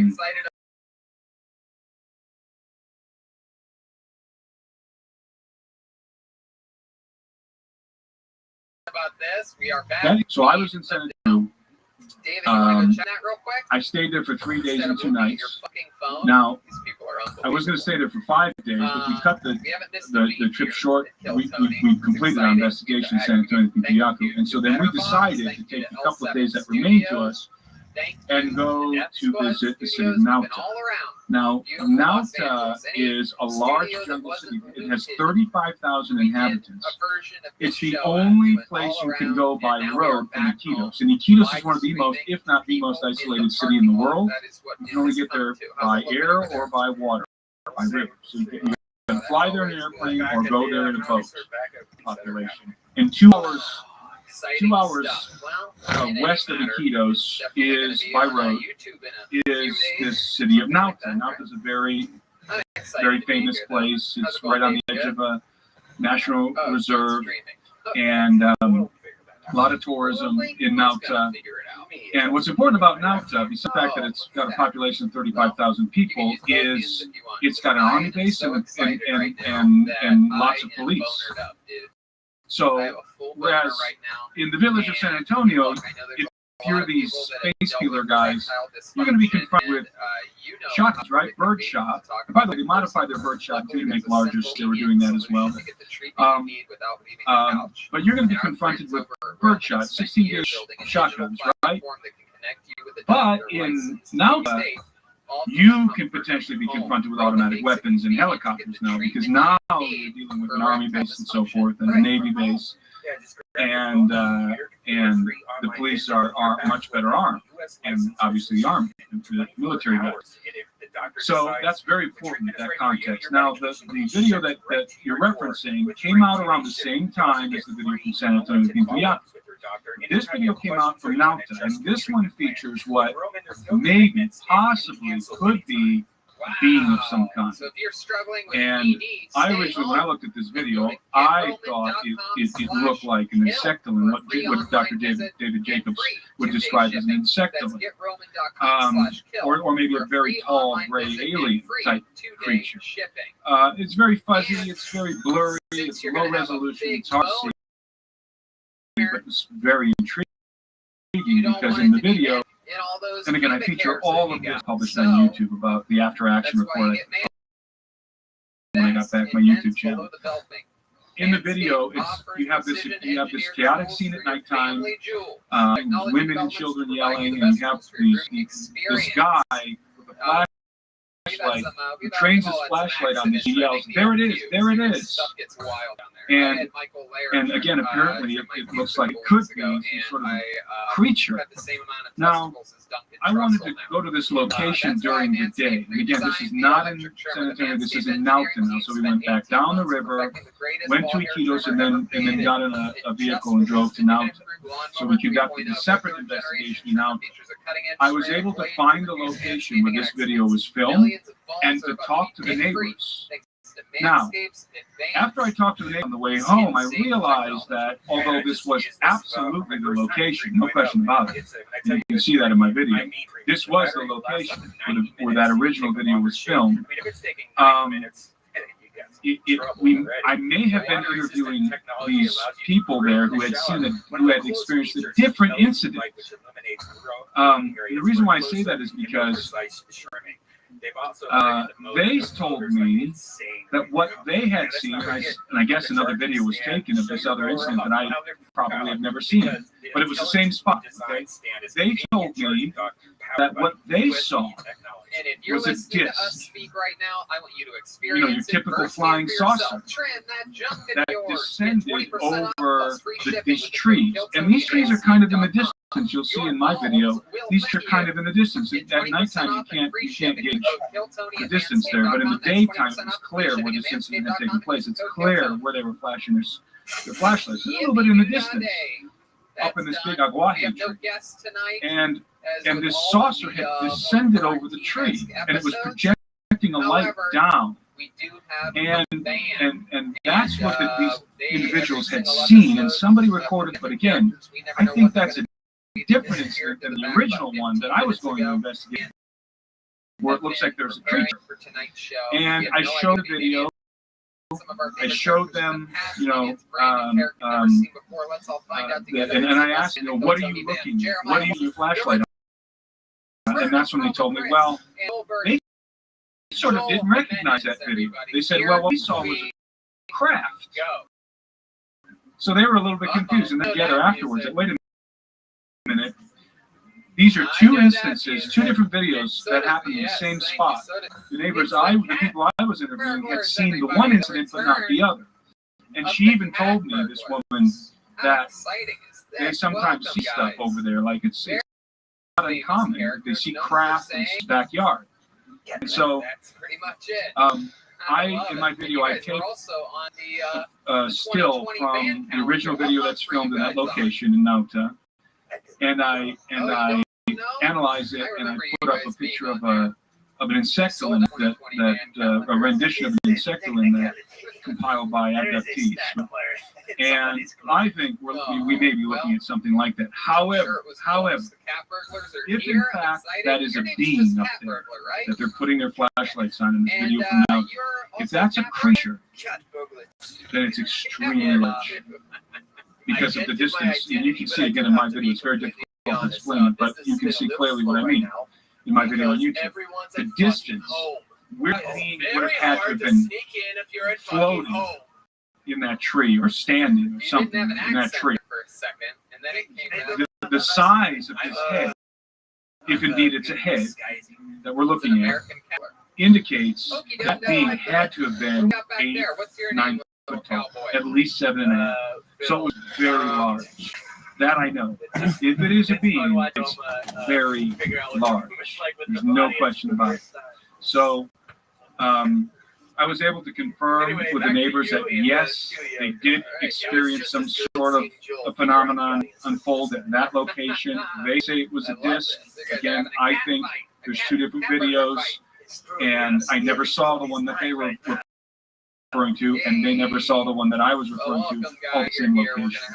So it's I was very intrigued by that incident because I don't know. I'm not saying it's an insectulin, a 9 foot tall insectulin up in that tree. I'm saying it is, but it could be because in the video you can see it moving its head back and forth, and maybe that's just a play on the light reflecting off of the tin roof on the, that's in the foreground. I don't know. But I did. It is of interest to note that back in San Diego, The final night we were there, after we had conducted our investigations, I was sitting on the riverboat, and I was sitting there with some guys from the village and with my security guys, the Peruvian Navy guys, and I said, hey, let me show you a picture. And I showed them, a video, and I showed them that video from Nauta.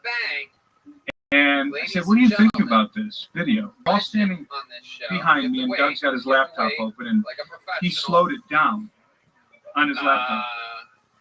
And they all said sort of collectively, there's a creature there. There's something there. It's moving its head. What is that? And I said, well, that's kind of what we're thinking. And what do you think about this? And I put on, up next to it, I pulled up a picture of Insectoman, one of the ones that I think you just had on the screen. And they all just sort of gasped and put their hands over their mouths. And they're saying, oh my God, that's it. That's what's there. That's what we're seeing. And one of my chief security guy, the Navy guy, he looked at me and he said, these Navy guys accompanied us all around the village. They heard all the testimony right there with us, standing guard. In case, why are they there? They're there because initially I thought maybe there's cartels and stuff, drug trafficking, human trafficking. And it's, a couple of gringos going out there with cameras. It's a good idea to have some security. So that's why they were there. But he said, you know what? This is the first time since we've gotten out here that I'm nervous. He said that video is making me really nervous. He said there's something in that video, something very strange going on, and I'm a little nervous now. In fact, right after he said it, he sent the other Navy guy out to go patrol around the flashlight. By the way, we brought the villagers of San Antonio, apart from we provisioned them with food and medical supplies, but we also brought them strategic technology. We brought high-powered flashlights, really high-powered flashlights. We brought them radios because they were doing patrols every night. We brought them radios. We brought them thermal binoculars, and we brought them night vision with recording capabilities. And then we trained them how to use all of this technology. And Doug and the Navy guys, remember, Doug was an infantry marine, trained the men who were doing the patrol night. We were in the building they called Tombo, that government communications building. We trained these guys how to patrol in a military column. And we also, in addition to training them how to technology, let me tell you something. These guys are not idiots. I mean, they picked it up really fast. And that night they were out patrolling with the radios. We divided their village into 6 sectors corresponding to the radios. And they were out there patrolling their village with the radios, with the night vision goggles, with the thermal binoculars, and with the high-powered flashlights. I was very impressed how serious these dudes were and how quickly they picked up the training. So, anyway. Well, what I find kind of fascinating is that at least the abductee, the female abductee that went through that harrowing incident, she thought that they were Spanish and that one was a gringo. All of that overlapped with the West Peru military exercises in that area. So, well, how is that connected? I mean, is that a cover for those exercises? A cover for kind of like a false flag event that's still happening now? It very well may be. It could be that these guys are out there doing some sort of black ops, who knows what reason, and decide to take some trophies. It could be that they just screwed around testing the technology. It could be that the military is out there, that the various military countries, including the United States, including Space Force, by the way, is actually out there trying to combat whatever this is, again, it seems like a very human thing to me. But I'm totally open that we're dealing with reptilians in black armored bodysuits, that we're dealing maybe even robots. My God, it could be artificial intelligence based on some of the other things. By the way, it's important to also for me to mention that yesterday I called a guy named Pablo Bardales, who lives in a farmstead called a little village called Jorge Chavez, was on Lake Pucuna. near the city of Yurimaguas. Yurimaguas is in the Peruvian Amazon. It's not far from Iquitos. It's between Iquitos and Tarapoto. Yurimaguas is in the middle. I'm very familiar with Yurimaguas. Spent a lot of time in the jungle around Yurimaguas. I called him up and on his cell phone, and he was in the village when I called him. This individual, he's one of the individuals that was experienced the same phenomenon and was hit with a laser. Had some heart problems afterward. His story came out in the news, and I followed up on it thanks to a contact on Twitter. And I talked to him yesterday, and he told me the same story. The same story. Their village was, it's a very little, a farmstead village on the lake. Their little community was attacked. Same guys, same kind of technology, flying on circular hoverboard platforms, dressed in black armored bodysuits. You know, the same kind of helmets. And they were attacked a month later in September. So this is after the assault on San Antonio in a different part of the Peruvian Amazon, in Yurimaguas. And he actually, what happened was he was bathing in the river, and he was coming back from the river back to his hut, and he had a towel around his waist, and he and his father saw these lights, these circular lights flying around in the sky. And then they saw these guys walking or floating. I don't remember if he said they were floating or not, but they were certainly at least walking around his homestead there, and same kind of thing. He grabbed a shotgun. He even said they were already aware of the pelacata phenomenon that had been breaking up in the parts of the jungle. So he started yelling, "Pelacata, pelacata!" He had a shotgun. He discharged one of his cartridges at these guys, and then he had one more. He put it and started chasing them. Chased them into like a little clearing, and he describes it in the video that's online, that's in which he's being interviewed by the Peruvian press. And he says that he shot him again, and he seems to maybe disabled or caused the technology that these guys are using to malfunction, because one of them was attempting to ascend into the sky and was having a hard time. And so what Pablo says is that when he saw that this guy was having a hard time ascending into the sky, he ran up to him, and remember he's in a towel here, a bath towel. He runs up to him and he grabs him by the waist, by the legs, as he's like lifting off the ground. And Pablo went on this guy, trying to tackle him. He said his father and his friends to come and shoot this guy, and suddenly the guy pulls out what he calls a little flashlight, but he thinks it was a laser, some sort of a laser, and he hits him with the laser. He hits Pablo with the laser, and Pablo instantly goes unconscious, and the guy is able to escape. And presumably on the discs on his shoes, right? He said the guys did have backpacks. But it's all of the other details conform exactly to San Antonio. But what's really interesting about Pablo, he actually tried to tackle the guy when he's lifting off the ground, unsuccessfully, and he had some heart troubles after he was hit with this laser. He had to go to the hospital, some heart troubles. I think it disrupted the rhythm of his heart. I don't remember the exact detail, but very interesting. The same phenomenon, right? But further, southwest in the Peruvian Amazon, southwest from Iquitos. So this is closer now towards the Andes, and so that was another story I heard yesterday.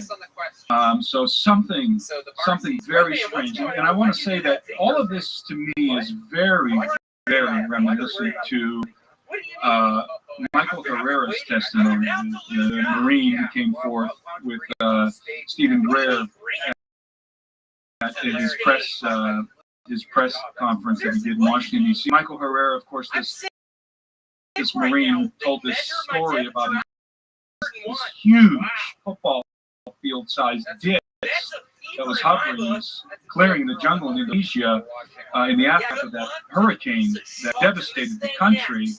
humanitarian aid with his platoon of Marines, and of course everybody I think knows the story. They encounter a disc, and they encounter these military guys that were better armed than them, that spoke English, by the way, probably ex-military guys, ex-special ops guys, and he had deduced, based on some later conversations with some people in the intelligence community, that they were out there running, that these people with this advanced technology were out there running human trafficking operations in the middle of this jungle and in the midst of this humanitarian crisis after the hurricane. So that's how I place the Pellicata phenomenon. It's sort of in a vein. Very sinister human beings with advanced technology using it to do the absolute worst thing imaginable: harvest organs, cut faces off, human trafficking, which is a nightmare. I mean, that's really a nightmare scenario. It's like Richard Dolan's Breakaway Civilization, and it's like the most sinister villains, like super villains, are running these operations and are in control of this technology.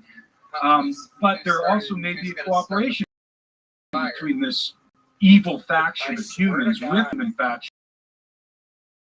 Certainly the technology seems to be derived from alien tech, at least from my perspective. So it's heading. I mean, is this just like kind of like isolated series of events in a remote area of Peru that's just going to be like that, a mystery to be on that just won't be solved, or do you think it's built as something? Some people think that this could be like sets the stage for some false flag alien invasion. Well, the face peeler phenomenon has been going on for decades, but it's never garnered this much attention. We're living in a different age. We're living in which these indigenous communities have cell and satellite uplink, internet uplink. So, whereas in the past the face peelers were just sort of like a boogeyman type thing, now you actually have videos surfacing of different things and encounters, and so they can't operate in the same obscurity as they could before. And I don't know what to do to the phenomenon. What is that going to force? How is that going to affect their operations? Obviously, these guys are not concerned about running these villages, and that's not what this is about. How do I know that? Because the same phenomenon was happening in Nauta. There's 35,000 inhabitants in Jungle City. They're not trying to run those people off their land. That's guaranteed. Okay. By the way, I didn't say this, but where that video in the Nauta, where I think it maybe could be an insectoline, the neighbors told me that very same they heard gunshots ringing out around the perimeter of the city. They heard the gunshots, and then she encountered one of the guys that was on patrol around the city of Nauta, and he told her, she said, "What were the gunshots? What was going on?" We were being confronted with guys dressed head to foot, black armored bodysuits, helmets, loading on these discs, on these circular platforms, on these hoverboard platforms. Same thing, but in Nauta, 35,000 inhabitants. So I don't know where this is going, but certainly whoever this faction is, human or non-human or a combination of both, they must know that the cat's out of the bag at this point. Do they want that? Are they trying to draw the attention? Are these the original Pellicata face peelers, or is this a group doing something else that wants us to think that they're the face peelers? All of these are questioning in my mind, and I don't have answers except to say that we are dealing with something very sinister. As I said earlier, somebody has advanced, in my opinion, reverse engineered alien technology and is using it to do the most abominable thing imaginable. By the way, not far from Nauta, in another village up another river, I believe it's called Bagazan.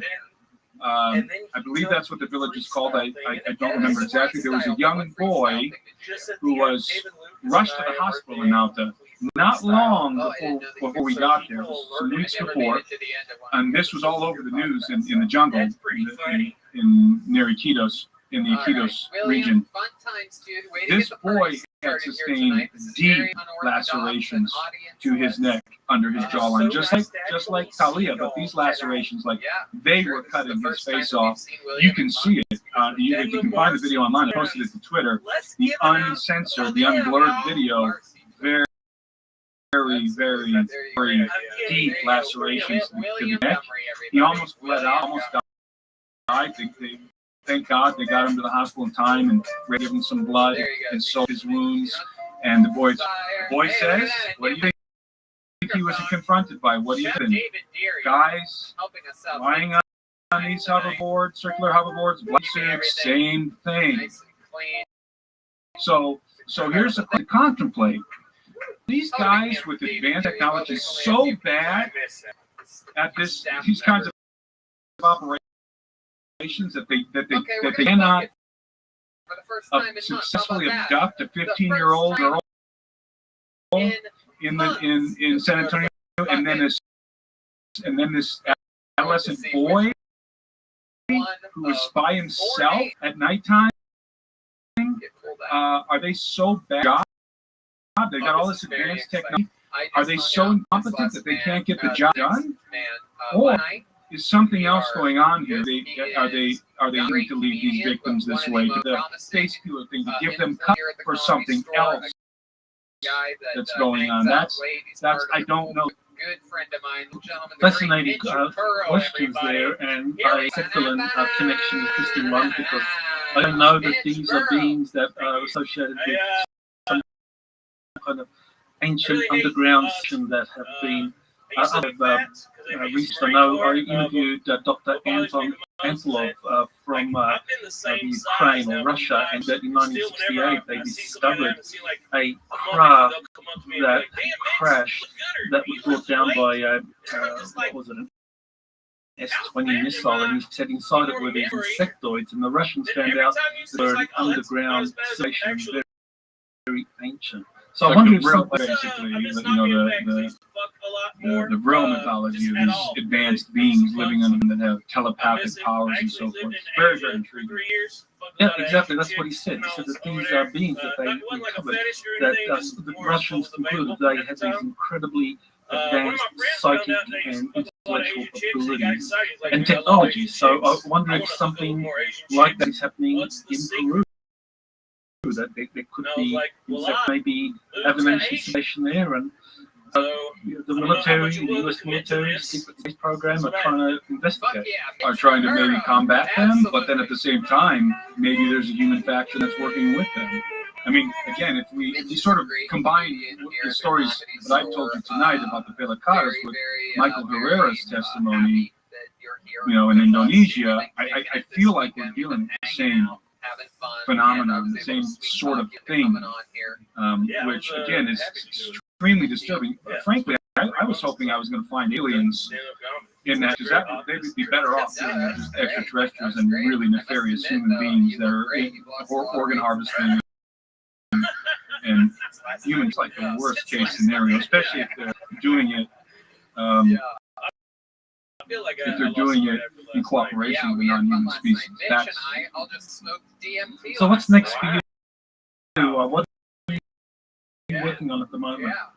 At the moment, I'm actually getting ready to publish in some conceptual artwork and stuff, really cool, coming out this month.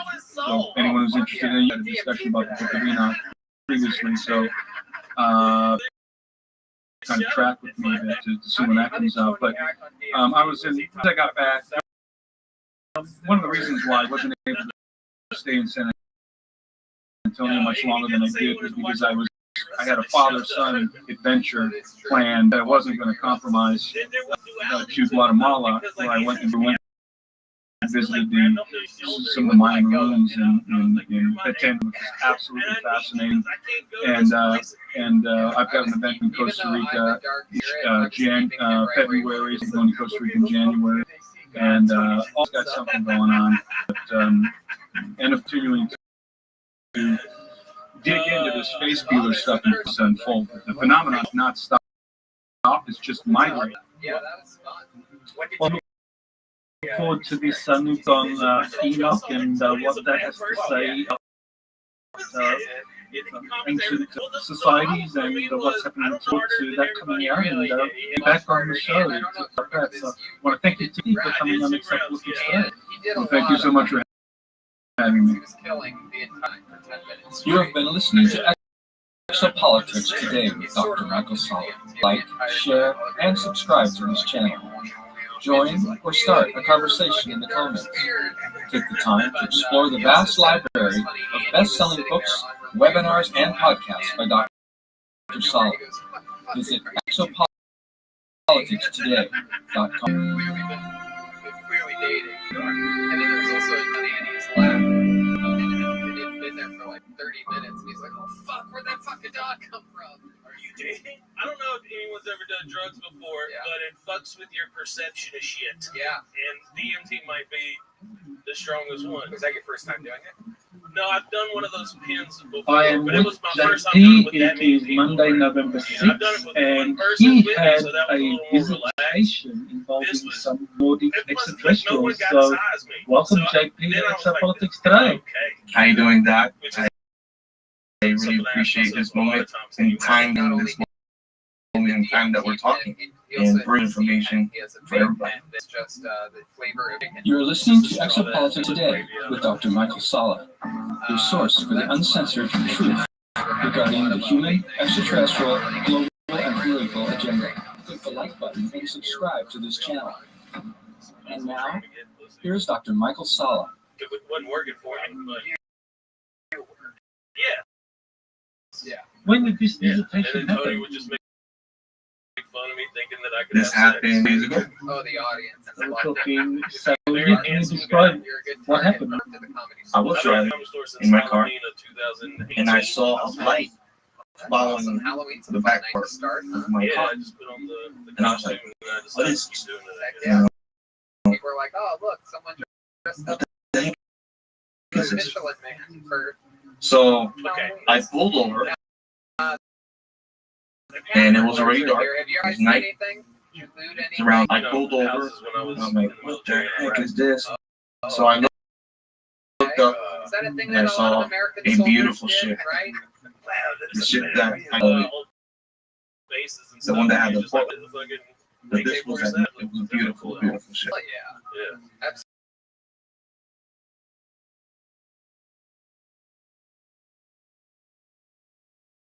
One of my friends actually received that could be But I did have released some friends that public now have for them to see, AK-47 stuff. but he was farther away. Yeah, like we, so we were Quite interesting that we got a video. and so we were able to like take the floorboards The out ship of the landed helicopters, in the stick woods the stuff area. under the floorboards, So I and fly parked back, my car and I started walking like towards just the woods shit back. to see what it was.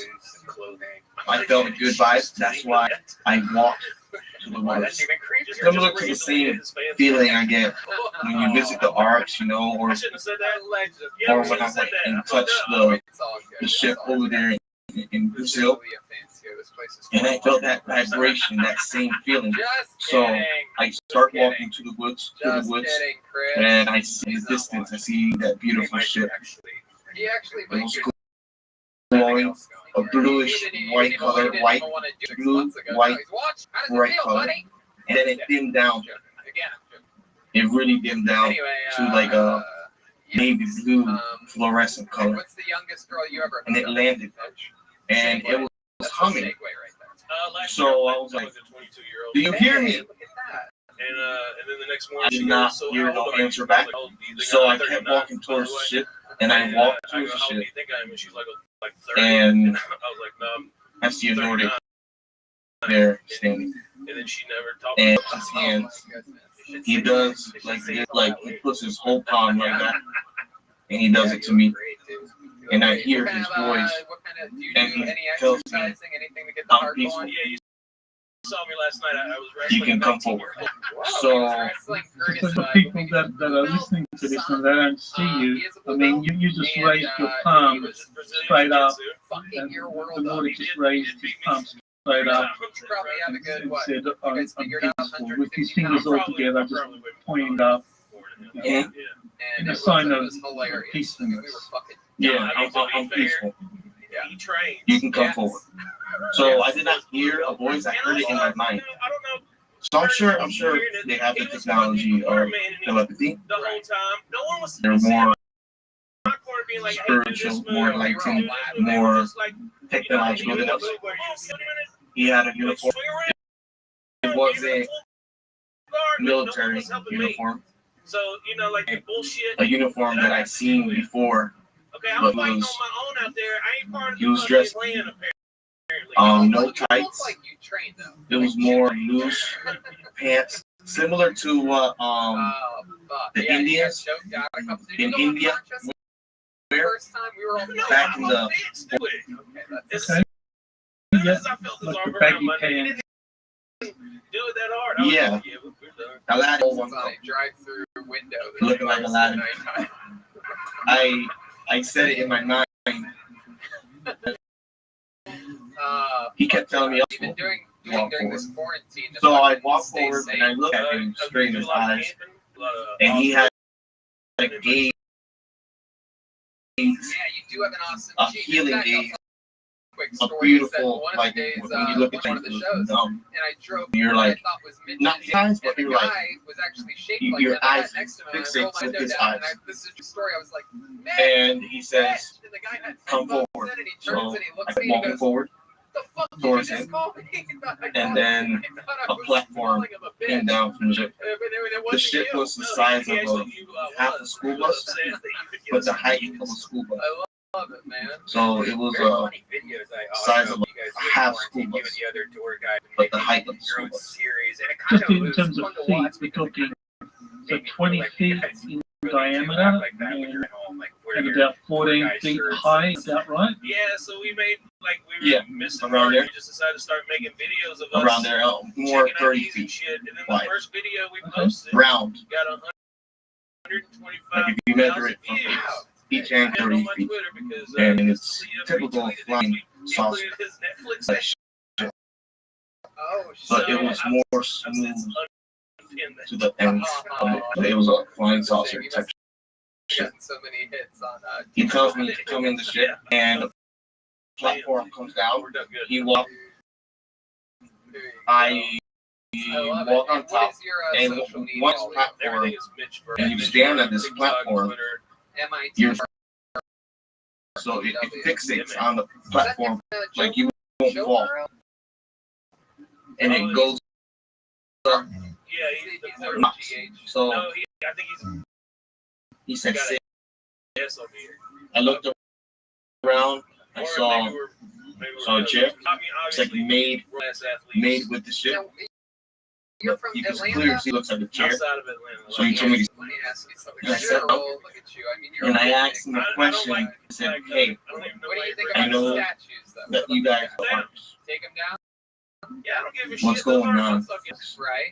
I felt like saying that to him. I physically said it. I did not say it in my mind. You love NASCAR. And he told me to the center of the Atlantic to position itself closer to a place where it was not worshipped, but a place where it used to be.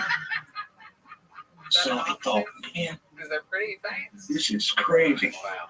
That's a stereotype. That's a good So, stereotype to have. is there a possibility that the military will revisit the arcs again? Oh my goodness. He's like, Red the Man. possibility is slim, but we're taking over all the arcs. You know, the problem is that it's hard for them to see the We're taking over all the arcs, Oh my goodness. and What? now they're in I was charge gonna say, of they never the finish a race, Pacific they keep getting arc. pulled over. Oh, So little by little, they're taking over the arcs, oh my god. the Nordics, and they're moving more to the center of the Pacific, more center to the Atlantic. Oh, that's gotta And be these shame. arcs are That's one of bribery. my favorite races. The arcs are bribery. He was telling me that the arcs are bribery. I don't know what that means. That's Casper. And then he said to me Alright, well, Mitch, that so he much needs fun. me. Glad you did this. And then get in touch with somebody else I fucking love you. with You're an awesome another guy mission. on stage and off. And I said, said, I think that how did you find me watching are a lot of around people the area? blow preacher He's like, we feel vibration. We know, we know real time. Who do you want your hero So to be? some people have vibration Exactly. You that ETs, ETs, they can pick up by, every time. sometimes they get followed all their life with these particular extraterrestrials because they like their vibration is different from other people in how they do things. Sitting there, I'm like, I'm feeling happy, I'm feeling the ship. Once you sit into these ships, you feel, so you feel happy, you feel healthy, you feel the ship connected to you easily. And a lot of flashes through your eyes, like when you're blinking, you flash, like you see clouds and then you open your eyes and then you flash, you see other worlds, like beautiful landscapes where the ship has been. And I told the Nordic, what's your name? And he told me his name was Japhis. Japhis. I know this guy. Ladies and gentlemen, he is about to go on stage for the very first time in his entire life. He became one of everybody's favorite employees here at the Comedy Store when he started. Definitely one of my favorite employees. I made sure nobody ever picked on this kid. I Is absolutely there love him a with all reason my heart. why Super you want me silly to guy. go on the ship? I coined his nickname. He wanted me to take and drink something that the ship had. First time on stage. So he gave me a beautiful, it looked like a glass cup, but it was thicker, a thick glass cup. And it had a blue inside of it. And he said, I need you to drink. And I told him, hey, is this going to harm me? I feel really peaceful here. It's not going to harm me. You stay in your system for a long time. And we're going to monitor you back with this lick next to your bones. Into your bones when you drink it. So I drank it, and it's similar to a mixture of lemon, pineapple, and like lemon, pineapple, and it not a bad, but like a perfume. You know, I never hear spray perfume in your mouth. That it doesn't hurt. It's just it doesn't taste. Yeah, an aftertaste that was as pleasant. I said it was normal to have that.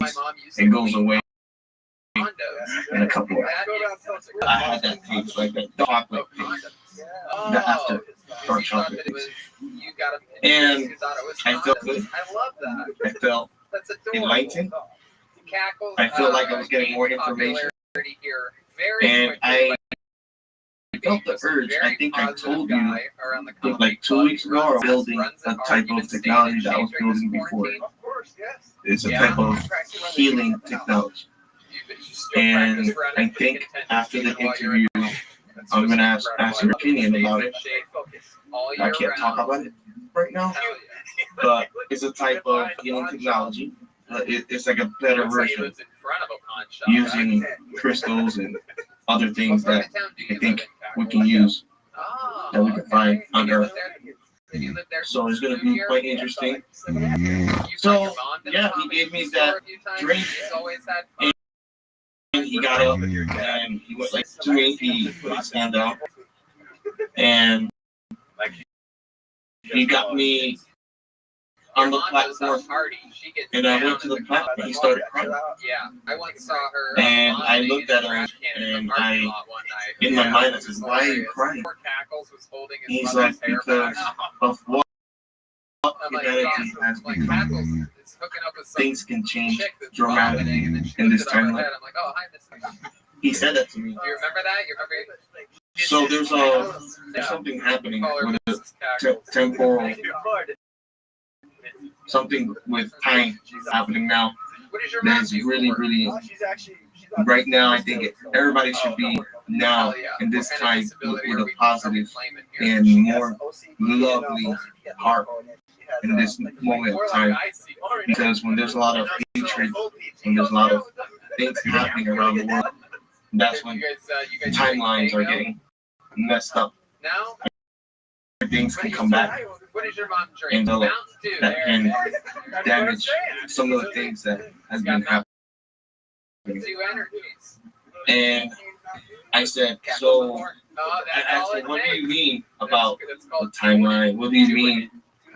He's like, soon you're gonna get picked up again, and we're gonna take you to a place. We're gonna show you about the timeline that we have shown to certain military around the world. So he went like this again with his hand. He pointed to the platform. And I looked at him and I started tearing up because I felt what he was feeling. So I went down, he stayed up, and he looked down at me and he just waved. And I walked out and I saw the ship. It closed up and went all the way. It shines like a beautiful bluish white light down into the woods. It turned everything into daytime. And I saw everything like daytime. It was beautiful. Then it just went trash that builds up at the bottom of a trash can that has like a liner in it, but like you don't like scrub the bottom of the trash can every single time you take that. And I went back. Like it's usually like it's sort of like I went back and there was a cop with the lights on behind my car, and he was investigating why my car was parked there. I would do cackles with. I walked really in the woods, so I left the car down with the lights and everything. But it wasn't parked, so the cop stopped me. Like I thought nobody was in the car. I checked the gas and it was good. The cop was telling me this. You okay? What were you doing in there? Did you see that? That's hilarious. Saw what? Hilarious. He's like, did that just like in the sky? I'm like, yeah, I saw that. He's like, oh man, that shit was crazy. You didn't talk to me, but when you came back from and I wanted to ask his name to get his testimonial. He's like, no, I'm not gonna get into that. Just drive safe. Next time, put your blink on. If you leave your car like that, I don't know if you're taking a piss or shit. Next time, just. And I asked him again, did you see what I saw? He's like, hey man, I don't know, but stay safe. I'm like, no, I think I know it. What else have you been doing during the so quarantine? the cop went to the side and left. I forgot to ask his dash number. That would have been good if I had his dash number. I got in the car, I started heading, and it was a beautiful experience with the Nordic. I haven't had an experience like that since Orlando. The craft in Orlando that you took the photo of, it had that panel and it had like two figures in there. That's the same craft? Yeah. Okay. So we got a picture of that in Orlando, so that's good. And you said there might be a video of this? There might be a video. Maybe a video. That's why it's called cackles. I don't know if you guys can hear, but after everything he says, he goes. Someone else took a video, and Somebody else else to get that. Yeah, that'd be awesome if I can get that. Yeah. It's crazy to think that you're like. Too bad the cop wasn't willing to talk about what he saw. So the art are moving in the ocean. So we know there's one in the Pacific, we know there's one in the Atlantic. But the other arts you've described, Caldas Neredas, Ukraine, Russia, they're all. I assume they're not moving, but to the extent that they took control and they're moving the. Did they take control of the arts? Even the ones in like Ukraine and Caldas Nueva and White Sands. And They said that they're going to take control of all the arcs. But now they're really in control. The ones in the ocean. I know the ones in Ukraine, Russia. Yeah. And did he explain to you why he needed me? why they needed you? If they're taking control of the arts, why they needed you? Did he explain that? No, he did not explain why he needed me. It did not cross my mind to ask him. But when I was visiting the art, I remember activating certain things in the art that a lot of people were not able to act. And because of my I guess, way of thinking, I think they know that my past from somewhere else, and I know some things that would be important for them to. You're connected to the arts in some way. Do you remember, like, when you went back to the Atlantic arc for the fourth time, and you took the crystal and you said you guys got out and you were gone for like 2 days, but you thought you were gone for like 2 hours. I don't even think she heard me. And then you had flashbacks. A lot of people had flashbacks of ETs in the arc. Do you have any more information about that?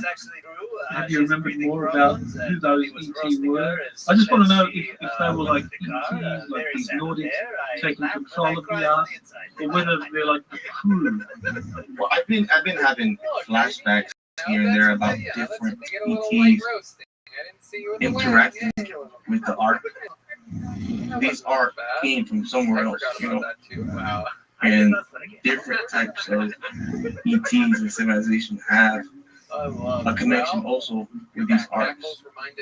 So these arts were built with a mixture of races. It wasn't just one race that built these arts. So there's a mixture of races that built these arts. And I think it's not just on Earth that there's arts. I think there's as well. They're like beacons. They were murdered for those planets, for other planets that have these arcs that are there as well. So each has their arcs, just in case something happens in their planet. But as far as those ETs that were inside the ark, when you went into the Atlantic space ark to get the jewel, You talk about the Nordics that stayed behind. No, that was the fifth mission. In the fourth mission, you said that you guys, in days, couldn't remember being in there that long, and then later you had flashbacks of, some ETs in there. Did you, and I just wanted to know if you remember anything more about who those ETs were. No, I don't remember who those ETs were. I know different sections of the arcs are run from different DNA and different ETs that they work together. But no, I haven't got no information about the flashbacks about the other ETs. I'm so excited to see him. Being honest here, Very small audience. And you said that with your fifth visit to the Atlantic arc, that there were the 4 Nordics that stayed in the arc after you and the other guys, the 4 of you soldiers got out, but the 4 Nordics that were with you stayed behind. The rest the same way as this Nordic in craft that just No, they were dressed as like a military type of uniform. But it is the same type of Nordics, yeah. So you have the Nordics that are connected with the military, and then you have the civilian types of Nordics that connect with the civilian sector. The ones that are connected to the civilian sector, some of them wear a whole body, or they look like they'll dress up like the back type of pants, and their clothes are really loose. okay. And this Nordic that visited me, he was like 6'5". And again, blue eyes, long white hair. His eyes was whitish blue. Really nice nice eyes. Yeah. And inside the craft, he was the only one inside that craft. He was the only one that I saw. Minutes go fast. There was probably one more somewhere. Well, I think the quarantine week. He did not. I really sensed two beings inside the craft. Look at you, David So Lucas. the craft was you're like back. 30, 40 By diameter, back, you gained all the roughly weight that you the size of a lost. school bus, David lost 12, weight 14 during the feet high. pandemic and then went home. But when you're inside, did it look any bigger than the outlook from the outside? It's weird, but yeah, it looks bigger. It does look bigger. And time does run different there. Time is ships. And it got little like it's separated, like not walls, ramped it up, and they separate like in triangle walls, so it could be a size 12 by 12, 12 by 12, 12 by 12, 12 by 12, but it's separated. And you get through these different rooms through the middle. Like you can curve to another room, you can curve to the other room, you can curve to the other room. And it's really lit up. So everything's like a whitish, bluish color. So you were just in one room, but there were like other rooms. Yeah. And there could have been other audits in other rooms. You said you sensed two of them. Yeah, I sensed the one that was talking with me, that was there in the same room with me, that picked me up, and then there's another one. Now, it seems odd that he would give you a drink and then like pretty much let you out of the crowd. That seems odd. Normally, drinks are like to prepare you for something. Why did he do that? Why did he give you a drink and then like, okay, you're on your way? What is that? Any idea? No, he did not give me no idea. He just told me to drink that particular drink, and then he told me that this drink will help them track me better. What kind of exercising have you been doing? I know you were at the you were Right, at the well, hot dog eating that's I guess connecting more with them. In communication, more. I think it's a way to, for me, I have a feeling that it's a way to connect them being in the farther distance. Okay. Well, the next mission with those ETs, the same one that you can find out more about what planet it comes from, the organization, would be interesting questions to ask. Oh yeah, I agree. I think a lot of people are going through these types of experiences. You have French fry energy. Well, anything finally you want to say to the audience, maybe to our Portuguese and Spanish friends? Talking Portuguese. Para todos que estavam no Brasil, e neste momento, vocês estavam escutando, estou falando, tá? Mas eu tenho impressão, as pessoas que moram em Goiânia, que moram em Brasília, perto do fazenda, vocês vão ser visitados, né? Se você vê uma luz, não se preocupe em somente aceitar essa visitação, tá? Now I'm going to talk to the Spanish. Ustedes que viven en las haciendas allá en México o en Sudamérica, en Perú, Guatemala, Colombia, Argentina, Chile, aquella gente que vive en la hacienda donde ve que no hay población de luz, donde ustedes ven las estrellas, ¿verdad? Bien, Perú. Ustedes en estos tiempos, en estos meses, van a recibir visitaciones de diferentes luces. No tengan miedo, recíbelas como si fueran feliz, porque es un activo de bendición. So what I'm telling you, right now in this month, next month, to all those people that live in farms in Brazil and South America and Spanish-speaking Latin America, everybody that's living in the farmlands, to look up, they're going to start receiving visitations of these Nordic type of ETs, and people are going to start coming out and talking about these visitations.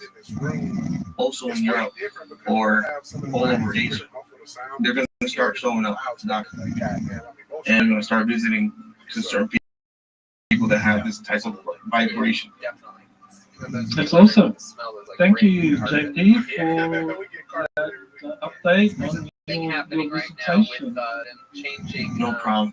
I just want to say to everybody, just think positive, bring love, a lot of love, share a lot of love, do kind things to others. Don't do bad things to people or to yourself or to your body. Be nice. Bring positivity to the world and share the love. Only with a simple hug, with a simple smile, you can change somebody's life. You know, I think humanity needs that right now. One of the things that we're going through. Thank you, John. You have been listening to Exopolitics Today with Dr. Rothschild. Please remember to like, share, and subscribe to the channel. Join or start a conversation in the comments. Take the time to explore the vast library of selling books, webinar, and podcasts by Dr. Solid. Visit exopoliticstoday.com.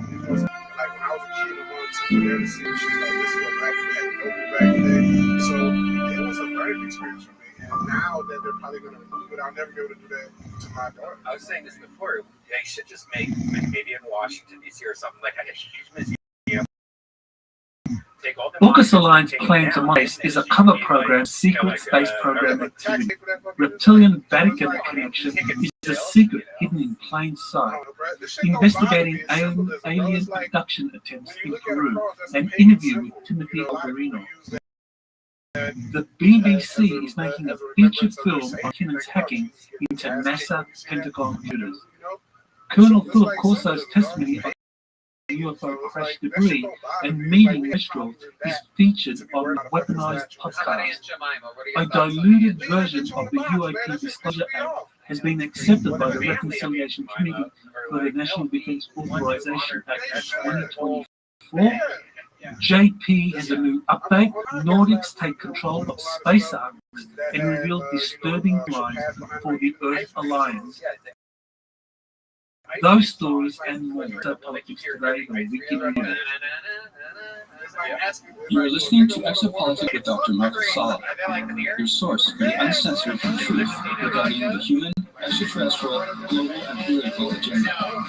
Click the like button and subscribe to this channel. And now, here's Dr. Michael Solid. Welcome to the weekly review for December 9, and it definitely has been a busy week, especially concerning news over the UAP disclosure.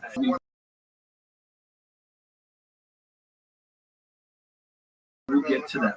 So, X now, just to remind you, you can go to twitter.com/Michael Sala and you'll see my Twitter feed. So I want to begin with this tweet in terms of what's the true God plan to monitor deep space on radar by 2030. So what is really now, as far as classified, there's always a cover program for the more highly classified secret space program activities. So in this case, this plan that's been announced for a high-powered radar to monitor deep space using radar installations that are going to be triangulated from the United Kingdom, Australia, and the USA. That is a cover program. for a monitoring, intercept, and attack system that would be used to attack spacecraft, either belonging to other secret space program activities or extraterrestrial motherships that park themselves in Earth orbit. And this is very significant in terms of defending the strategic high ground. Space is the strategic high ground now, and the cislunar region, that's all the area between the Earth and the Moon. If you imagine a big sphere around the Earth, where the outermost edge of that sphere is the Moon, that is the cislunar region. And this high-powered radar system, I believe, in the cover program, for developing some kind of planetary defense system using installations that are going to be situated in Pine Gap, Australia, the United Kingdom, and the US, which can be triangulated to shoot at things using directed energy weapons and other weapon systems anywhere in that region beyond. So there's a preview clip of my webinar from November 25, the good, the bad, ET, exopolitical state of the planet preview clip. So in this preview clip, I discuss how third parties manipulate both sides of international to start or perpetuate wars. And so I look at the Israel-Palestine conflict that's happening now and say how that has been manufactured by third parties that are manipulating both the Palestinians to go at it. It is important to acknowledge that this has been going for a long time, and researchers such as William Ramley and David Icke were among to expose that. Jim Mars also exposed to have a third party intervening in international conflicts to manipulate both sides. So there's no true binary conflict. There are people thinking binary terms of conflicts, whether it's Pakistan versus India, whether it's the United States or Ukraine versus Russia or Israel versus Palestine. People or scholars in international politics often think in binary terms that that's really going on. But you need to look at the third party behind the scenes. And that's not just extremists in both sides. I mean, a lot of people will say, for example, well, there's the extremist faction of the Palestinians, Hamas, or the extremist faction of the Israelis, and let's say the Likud party that are behind this latest outbreak in fighting. But no, these extremists are typically figureheads that are used, exploited by the true third party, which is extraterrestrial. So that's the clip that explains that. Okay, so this is where you get to see how the reptilian Vatican connection is hidden in plain sight. I mean, it's right there in front of you.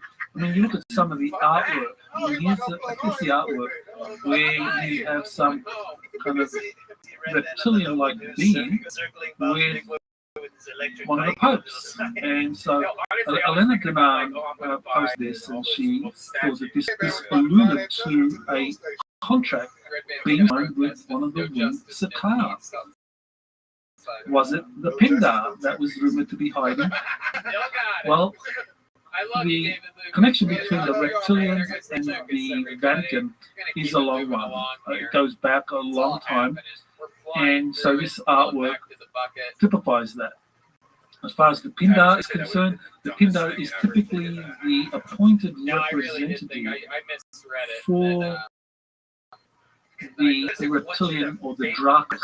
Up until it was the early 1920s, the Pindar was the Pope.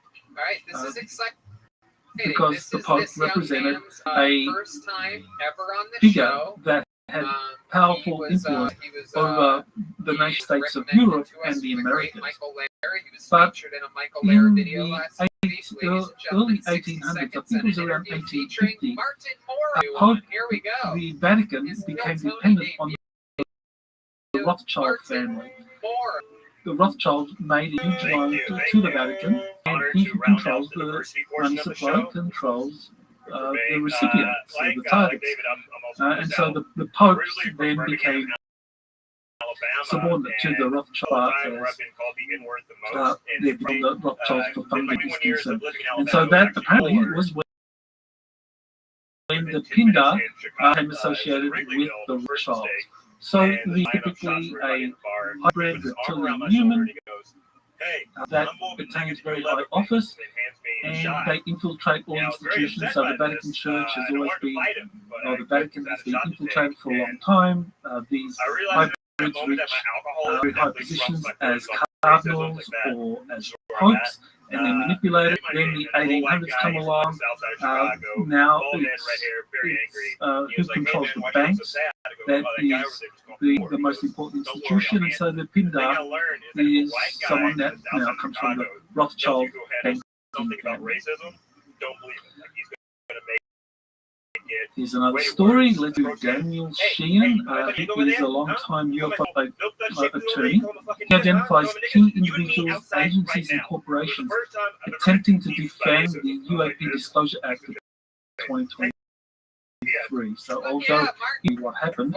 But in this article with Christopher Sharp, Christopher Sharp analyzes Sheehan's claims about the different parties involved in the battle over the fate of the UAP Disclosure Act that took place. This was interesting is that in this article he identified some of the corporations that were involved in the kind of lobbying of the Republican representatives that came out strongly against the UAP Act as it is currently. And so the representatives Mike Turner from the Intelligence Committee, House of Representatives Intelligence Committee, and Mike Rogers, who heads the House of Representatives Committee. Both of them are beholden to the major corporations. And so here is something that's very interesting, that these are corporations that make these large contribution re-election campaigns of congressmen. And Mike Rogers and Mike Turner, they have received a lot of money from these corporations. And Lockheed Martin, Raytheon, and now Radiance Technologies, that they have in their possession some of these crashed UFO material, and they did not want the UAP Act to be passed. It was currently worded, and so they arranged for the gutting of that. And so this article in the Election Time exposes 5 powerful Republicans blocking the UFO Disclosure Act. And so now we know who they are. I've mentioned a few of them. I recommend this article to kind of like get the full story on who these people are.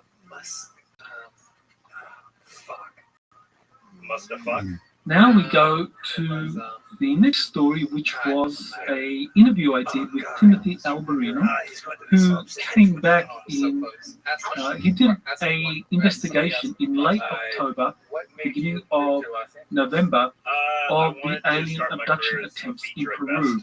So this is my interview with him, and Timothy, he is someone who does field work, which is kind of rare in the UFO field. I mean, it is actually difficult to do field work when it comes to UFOs. The best you can do is to travel to the homes of whistleblowers or contactees and interview them. So this was something that Timothy Alberino traveled to Peru's Amazon. He knows well. He spent at least a decade there as a missionary working there with parents doing his own work there. He knows the local legends and the language, the local dialect of Spanish there, and he speaks it very well. He was able to go there and question dozens of witnesses firsthand. Also, he was able to stop villages. He took spies with him, which is very impressive. So he was at the first-hand story. Really went down the craft or the being that were trying to abduct people. And as you can see in this banner here, you can see these on two people on what looks like a flying hoverboard or a flying circular platform. These people, they wore full body armor, and they were the ones attempting to abduct some teenagers. So he spoke with one of the abductees, the female. She identified them and heard them speaking, and she identified them speaking Spanish.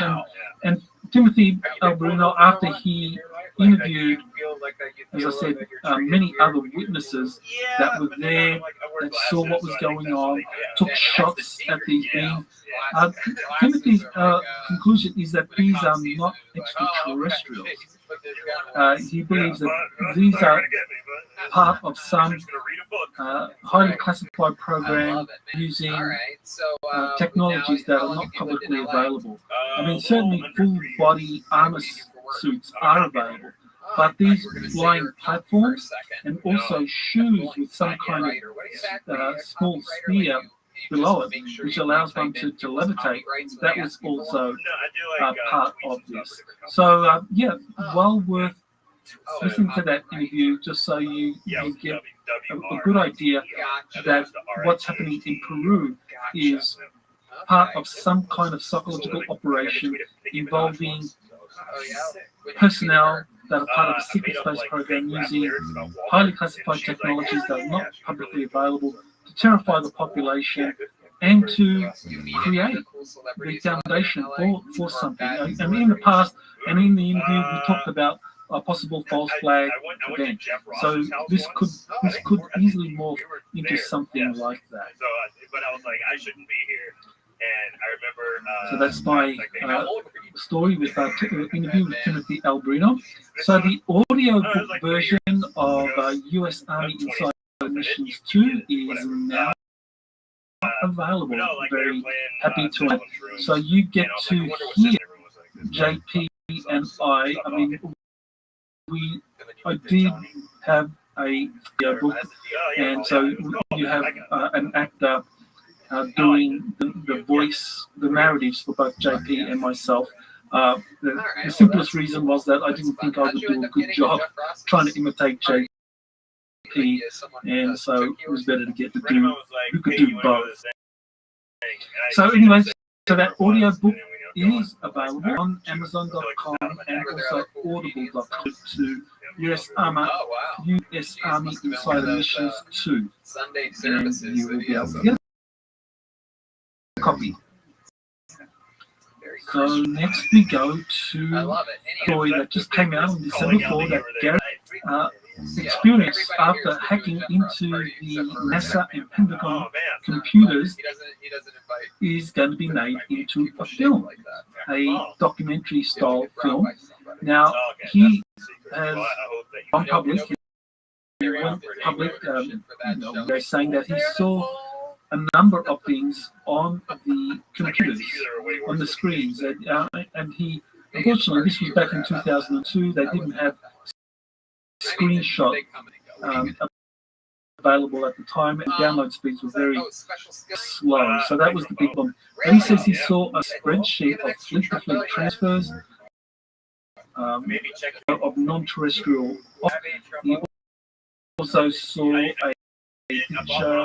image of a large star-shaped spacecraft, and because it was prosecuted by the UN and the extradition attempt took well over a decade, it made world news, and so it is a really compelling story.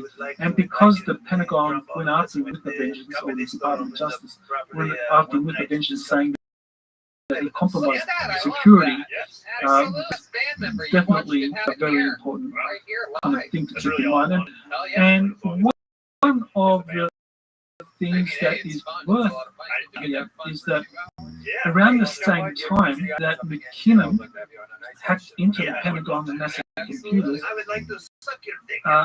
after he was discovered, around the same time, U.S. Space Command was demoted. It was hidden. It was demoted from from its then status as one of the major combatant commands to being a subordinate command within strategic command. So I think that what McKinnon did had kind of like cast light on these security vulnerabilities in the secret space program. And so Space Command, as it was then constituted, was demoted. And so that did have real life implications. Space Command, 17 years later, that's in 2019, was resurrected under President Donald Trump, and it is expanding in terms of multinational alliances. Not about that soon.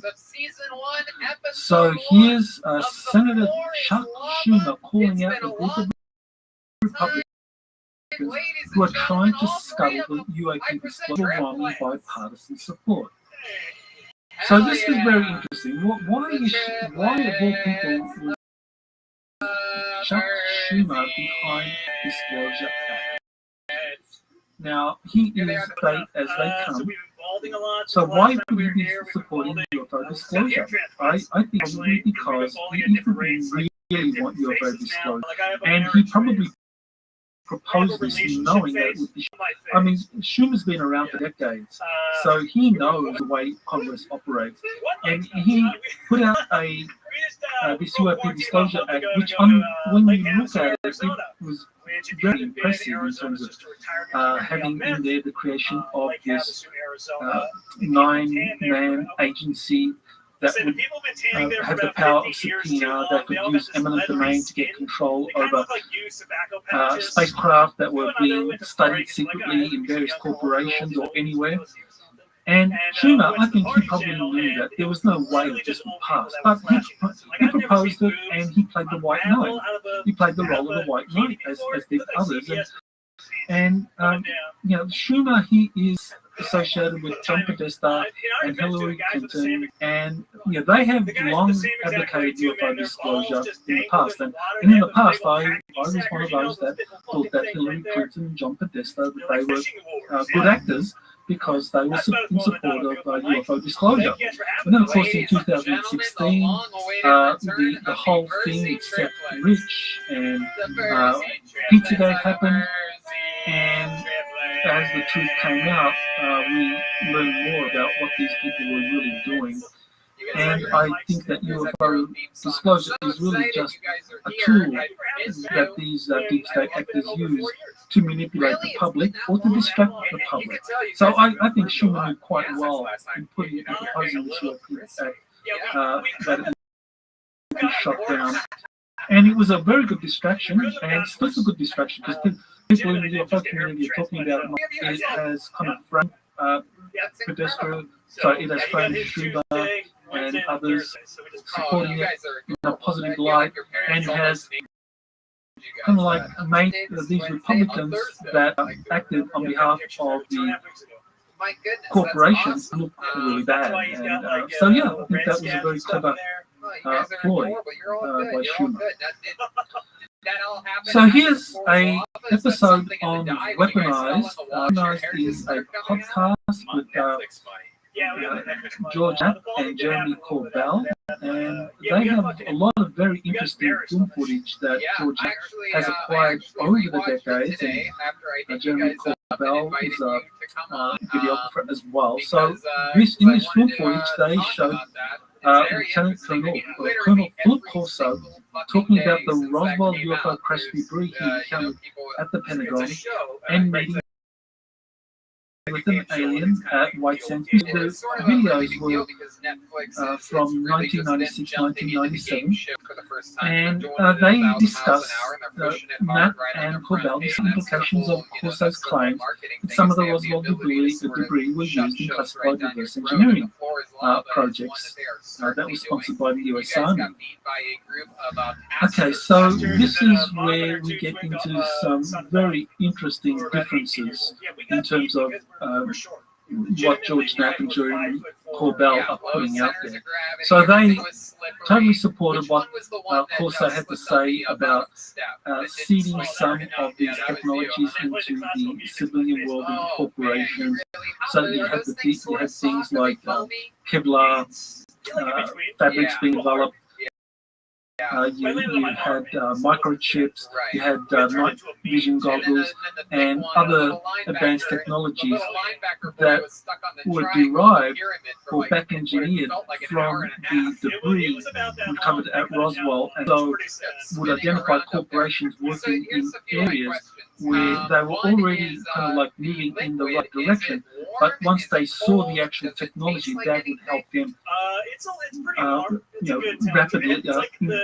more rapidly progress in terms of developing that technology. So that was what Corso did. Now, Matt makes a comment in this episode of Weaponized that I think is well worth looking at closely. His comment is that the propulsion systems of crashed UFOs have not been successfully reverse engineered. So that is consistent with what people like Bob Lazar and David Grush and others or whistleblowers that Michael Schellenberger have said, that all of the narrative that has come forward from these whistleblowers that have talked to various reporters or members of Congress that even appeared in July 26th of this year, the narrative that's coming forward is that yes, corporations have in their possession crashed UFOs and some non-human biologics, but they have had trouble engineering these technologies. So, that is the position of a lot of people now that are supporting David Grush. But in my research and my work with secret space program insiders, that is incorrect. That, in fact, these technologies have been successfully reverse engineered, that extraterrestrials help the US military and corporations in their reverse engineering efforts, and this has been these secret space programs have been in operation since at least the 1970s, if not earlier. Okay, so another thing that I thought was very interesting is that Philip Corso, in an interview he did with Michael Lindemann, said that he gave briefings to Robert Kennedy, who was the Attorney General in the Kennedy administration.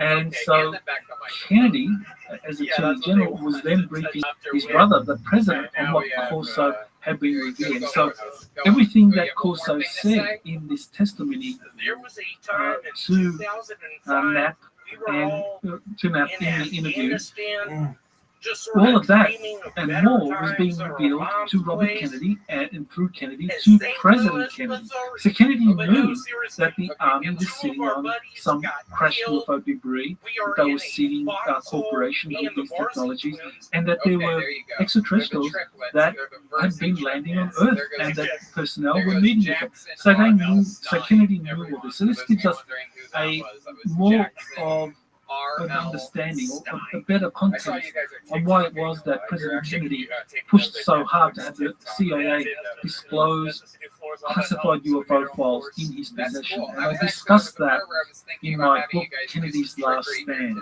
so you get all the information there. So yes, I think Philip Corso, very important testimony, so I'm glad Matt and Corbell put it out on their Weaponized podcast. So Elena Danaan has started doing a weekly Star Nation News update, and I think it's really necessary doing for anyone wanting to understand the big picture. I know Leonard Denard is a contactee, and some people say, "Oh, where's the evidence? Where's the film footage?" And so forth. How do we know for certain? Using corroborating evidence from other insiders, circumstantial evidence, the testimony of legitimate insiders corroborating key aspects of what Elena Denard said. I believe her Star Nation news is being watched by people within the classified world. So if they're watching it, you should be watching it. Even if you still feel that, okay, there's not enough evidence to this, you should watch it and digest it, get an understanding of the big picture. Because you're not going to get that from a lot of UFO researchers, because they don't look at contactees. And as I've always said, you want to get the big picture of what's going on, you've got to go beyond just witness testimonies and whistleblowers, you've got to look at the contactees. So here she relayed a message from Enki or Ea about conventional religions limiting human potential versus connecting directly with source energy. So this is something that Ea or Enki talked about in a message that he gave to Elena Denard, and she relayed it in her Star Nation news. And so you get a sense that Ea is someone that is very much in support of people being able to connect with source energy themselves, and believes that conventional religions are really a means of kind of limiting people's innate potentials. In other words, conventional religions are all, whereas seeking one's source energy is all about going within. And this is something that all the mystics have always talked about. I mean, you talk about there's a difference between exoteric religion and esoteric religion. So if we're talking about the mystics, whether it's from Sufism, whether it's from Indian Vedic philosophy, Buddhism, Christian spirituality, they always talk about going within and connecting with the light within, which is then part of this oneness that makes up the universe. So, I mean, of course, there's much more nuance than that, and there's variation depending on the traditions, but all these spiritual traditions talk about going within, which is exactly what he says he taught. So it's indicating that he's like the mystic, the alchemist within, transforms the lead of human desire into the gold of connection with divine source. Whereas exoteric religion is all about dogma. It's all about believing these dogmas and going to war against others because their dogma is different to your dogmas, or your religious belief systems are different to theirs. So I think it's a very important point, and it's going to become more and more relevant because I think as we move into a post-disclosure world, as the extraterrestrials start revealing themselves, we're going to realize that conventional religions are just full of dogma that really do not help people connect with their innate ability and power within. Because if you want to connect with extraterrestrials, you need to find that place of power within yourself, and you go within to do it. I mean, quoting scripture or asserting dogma, if you're meeting an 8-foot tall reptilian, it's not going to help you very much. So yeah, definitely take a look at Elena Denard. Star Nation News. So here's a research tool for those wanting to dig into UFO case history, and this is something that comes from APRO, which is a long time. That's the Aerial Phenomenon Research Organization that existed in the 1960s, and so they developed a huge database of case studies into UFOs, going all the way back to the 1950s and so forth. And for those studying the UFO phenomenon, it's well worth looking at this collection. This is a long-time researcher, Isaac Hoy from Britain. So he has created a website where he has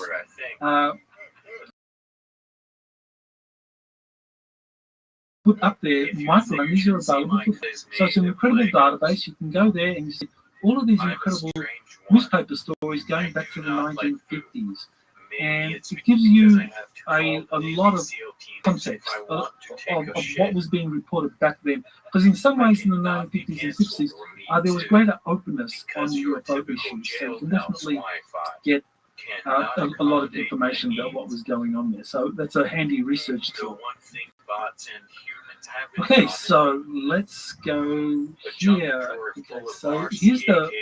Okay, so news began to come out during the week that the fate of the UAP Disclosure Act was not good. So here was a analysis of one of the plans by Daniel Sheehan. And Daniel Sheehan, I mean, he's been around the UFO field for several decades now. He was the attorney for the Disclosure Project under Stephen Greer, and I believe it was during the Carter White House that he went and had access to the Library of Congress to some of their UFO files because he was tasked to do so as part of some disclosure initiative associated with the Jesuits and Carter White House.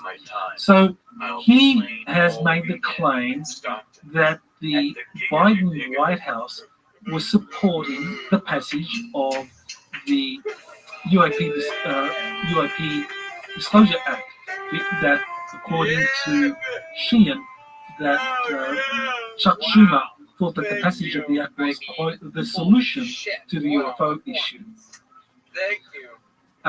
So this was, I think this was kind of like I thought you were doing a ventriloquism setting up thing right the profile of UFOs. I mean, as I mentioned earlier, I really don't believe now that Chuck Schumer proposed the UAP Disclosure Act intending for it to be passed. I think he just dangled it, threw it out there as a carrot, and really did nothing to support its passage. And that is substantiated by the analysis of Dean Johnson. He really is a very solid investigator of congressional and White House activities.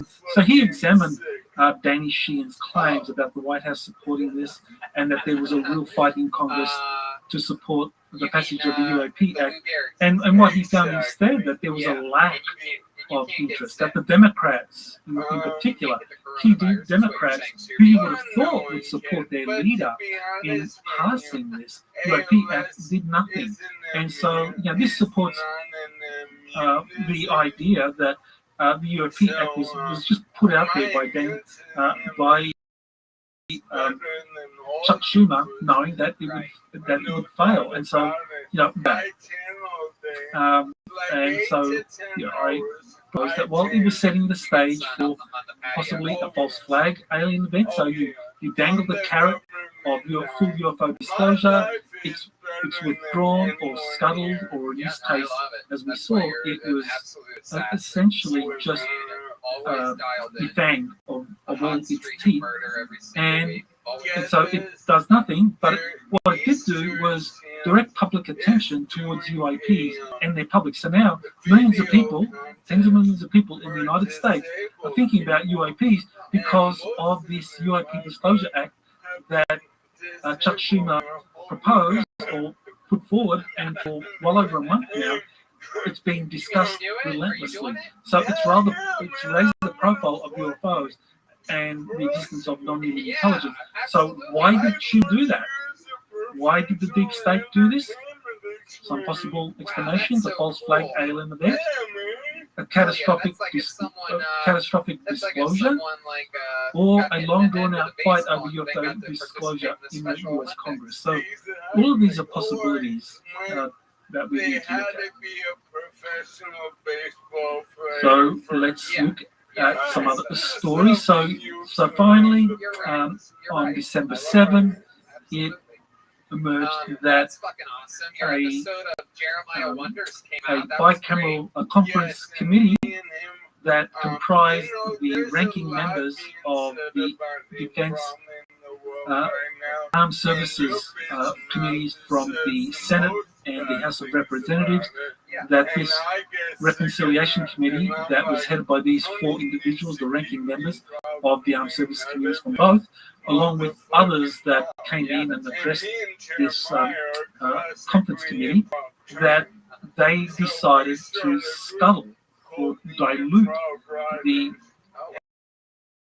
UAP Disclosure Act that was passed by the US Senate. And so the diluted version doesn't hit the review board, so that's gone. There's no subpoena power to access. Whether they are in any kind of corporation or whether they're in any agency. That doesn't exist. Eminent domain was removed. And so the big takeaway from this, I think, is that newer companies like SpaceX can forget about the degree that older companies like Martin, Boeing, Northrop Grumman, and so forth have in their possession, and that they've been reversing these for decades. And under the original UAP Disclosure Act, they would have been compelled to hand those over. So this is the tweet that Curious Explorer put out, analysed the conference report put out by this Reconciliation Committee. They also preserved the funding amendment, or this is the Gillibrand Amendment. They preserved the one aspect that prohibited funds from being used on any UAP program unless disclosed to the congressional leadership and Intel and Armed Services Committee. So, that really doesn't amount to too much, because even if you disclose these programs to ranking members in these committees, there's no guarantee they're ever going to say anything about it. I mean, we saw that with regard to the David Grush testimony. David Grush went to the Senate and House Armed Services and Intelligence Committees to give briefings about what he knew of up to 40 whistleblowers, and no member of these committees has come forward. And in fact, Tim Burchett, the Republican congressman who arranged for Rush to appear in this July 26th congressional hearing, he pointed out, and he has said subsequently, that people within the intelligence and armed services committees, they kind of see themselves as privileged because they have higher security classification and have higher access or need to know when it comes to these programs, and they don't share it. They don't share it with other members of Congress. So so this Gillibrand Amendment doesn't mean that much at all. So this is a good summary of the things that were taken out, and this is the Curious Explorer. Okay, so JP did a release on December 7th, and in this update he talks about the space arcs being taken over by Nordics. And so this is something that JP has said, that the space arc, the Atlantic space arc, is being relocated into the middle of the Atlantic Ocean and made inaccessible to surface humanity. That was increasingly worshipping these technologies. In other words, the different governments of the world that were colliding in some way. I mean, they had problems in how to with these technologies, and the Nordics thought that the humans were worshipping these technologies too much. And also there was some level of competition. So JP said that he was taken on this spacecraft, and he was told about what was happening with the space arcs being taken under control of the Nordics, and he was given a drink. And this blue drink that JP had, the actual name of the Nordic, it's incorrect here. It's not Yusuf. It's actually, phonetically, it's pronounced Jasif, Jasif, Jasif. And so that is the name of the Nordic. And so JP is saying that this Nordic is very concerned about the way in which the space arcs are being, and also especially about the timelines, the possible timelines that humans may be heading into if the right decisions are not made. So I think what that means, a lot of people were kind of worried about this, like, well, is JP saying we're headed for some negative timeline, or Nordics saying that this is what's happening? What I think is going on is that right now, the Nordics are monitoring human consciousness and they're monitoring events on the planet, and they're seeing how things are playing out right now, because the White Hats have not made their big move. The White Hats have not come up to expose the corruption, expose the kind of false flag events, expose the framing of Russia. All of these things have not been exposed, and so the Nordics are looking at all this in terms of future timelines, and are very concerned about what may happen if the White Hats don't make their moves soon. So I think that's what's going on. So I don't think it's a cause to be concerned about at the moment, but see, it's a warning that things can quickly get out of hand if the White Hats don't assert control soon. And the White Hats asserting control, we can't control that, but what we can control are our thoughts and actions. And this is one of the things that JP asserts again and again, as well as others. We can get into that place of higher frequency, higher vibration, where we are not buffeted, not going into depression or fear, anxiety, as things start in a negative direction. That we are the ones that are kind of like playing a leadership role through our posts, through our interaction with others. So I do have another update with JP, and JP in this other update, it's going to be released. We aim to release it next week. That's what our goal is. So we plan to have it out by next Thursday. And in this other update, just to give you a teaser, JP is saying that the Nordics have taken control of all the space arcs, not just the Atlantic space arc. They're taking control and they're restricting access to the humans because, simply we haven't got our shit together. There's a lot of fighting. I mean, you just look at the world right now. There's a lot of infighting, and it's getting worse. And so we got to really cooperate, and the Nordics are wanting us to cooperate before we get our hands on these advanced technologies. And that's tonight's episode, the return of the comedy store. I hope the Nordics are taking control. So very interesting. So you can look forward to that coming out next Thursday. Okay, so here's something that I thought was very interesting.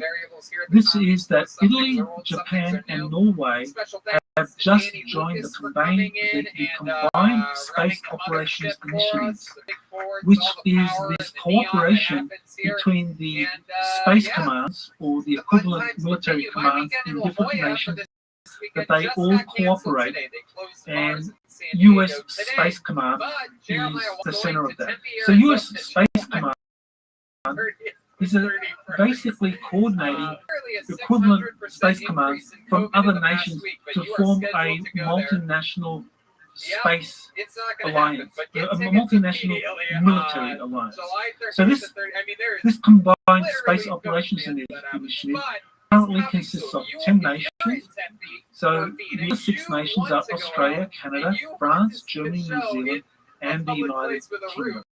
So these countries all coordinate their military operations in space, and they have a very important function, which is that as they coordinate all their space assets, so to varying extents, these countries all have space programs, and they are coordinating their space programs increasingly, and as the Artemis Accords start to take shape, and we actually have civilian space programs as the 2020s go into the 2030s, and many nations have functional space activities, whether it's space mining, space research, setting up space bases, space tourism, whatever it is, signatories to the Artemis Accords. The Artemis Accords have within them for the creation of safety zones. That means that if companies or signatory Artemis Accords, corporations associated with these, if they are doing a sensitive mining program or setting up a base somewhere, and that's declared as such, that means that this combined space operations initiative is obliged to protect that. So what we are seeing really is the creation of something along the lines of a staff similar to what appears Star Trek. And also another important aspect of this space operations initiative is that they coordinate with the extraterrestrial civilizations monitoring and interacting with civilizations. So that whether we're talking about the Galactic Federation of Worlds, the Ashtar Command, the Andromeda Council, the Council of Seven, that all of these coordinate with the US Space Command, and also with which is heading this space operations initiative. The goal is to ensure the smooth running of our solar and the responsible use of ancient technologies, to make sure that there's not a space race or wars or conflict over the discovery and utilization of space art and technologies. It's to try to coordinate all the Earth nations to work together and to use these to benefit all the members of this alliance. So it's very important. This combined space operations initiative is going to evolve into a future Starfleet, whatever it's called, whether it's Starfleet, whether it's called Earth Alliance, it'll be the functional equivalent of Starfleet. So very important to understand that. Okay, so I interview on Redacted, where I discussed the gutting of the UAP Disclosure Act and its replacement with this UAP records collection in the National Archives. So what I said was that the plan to pass a UAP Disclosure Act, which was really, in fact, a controlled disclosure initiative. That's what it was. Some people were very suspicious from the get-go, saying that, well, we don't trust this controlled disclosure initiative. All it's going to do is delay these 25 years or so. There's some truth to that, but there was also a lot of truth to the fact that this is a controlled disclosure initiative where a lot of the secret technologies that were secretly being studied and incorporated, that some of that could have been brought out into the public sector using the power of eminent domain. UAP Disclosure Act has been built, and what we have instead is a UAP records collection that will be established in the National Archives. So, elements of the UAP Disclosure Act were preserved. The elements that were preserved constitute the of a UAP records collection within the National Archives. The idea was that this recollection would be pretty extensive because you would have a review board that would probe government agencies and corporations with records and any knowledge would then be relayed to the archives and to the records collection. So, in other words, without this review board, this UAP review board, there's no way that this records collection is going to amount to very much at all. It's essentially going to be just more of what we're seeing under the Freedom of Information Act. The Freedom of Information Act agencies are always being asked through FOIA requests to release these things. The Black Vault with John Greenwald, he's done really excellent work in using FOIA to extract records, but without the passage, without the creation of a review board with subpoena power, the power of eminent domain, the power to go to the president directly to disclose this rather than being subordinate to the Pentagon bureaucracy. Without that, then you're not going to have much released at all.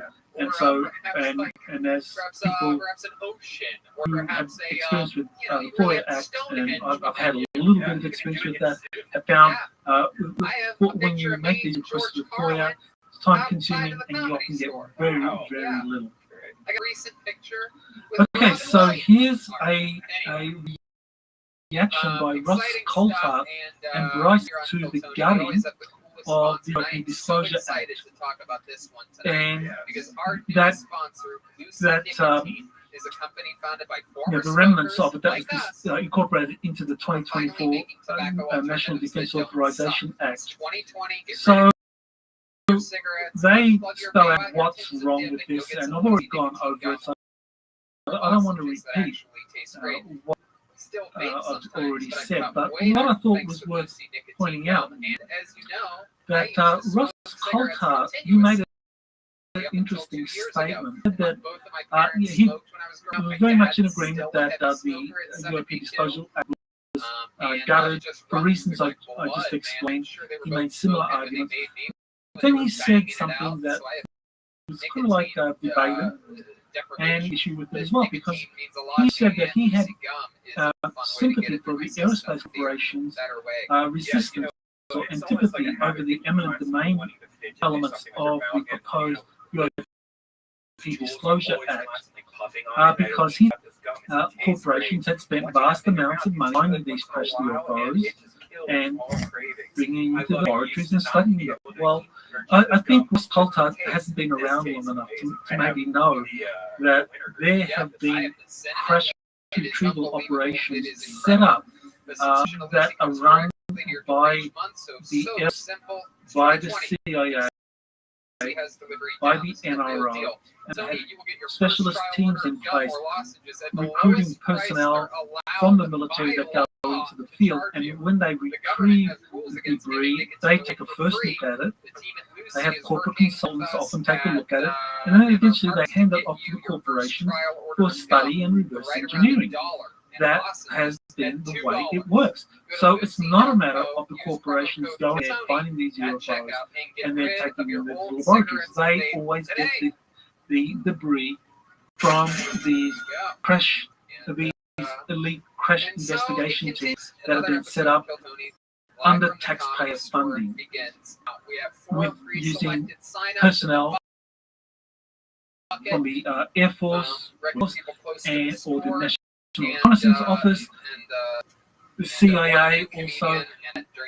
Whatever is retrieved is then handed off to the corporation. So the corporations have been getting these things for free, really, and being told, take a look at it. They don't own it. Why the power of eminent domain is important, why it needs to be passed, because that's the only way you get the corporations to let go of these technologies, and eminent domain they can't release it. So this is where we get to, okay, so the UAP Disclosure Act has been gutted. It's presently being voted upon in the US Senate, then it's going to go to the House, and then will be passed in its incorporation in the Defense Authorization Act. So that'll be passed before the end of the year and will be signed into law. So that is playing out.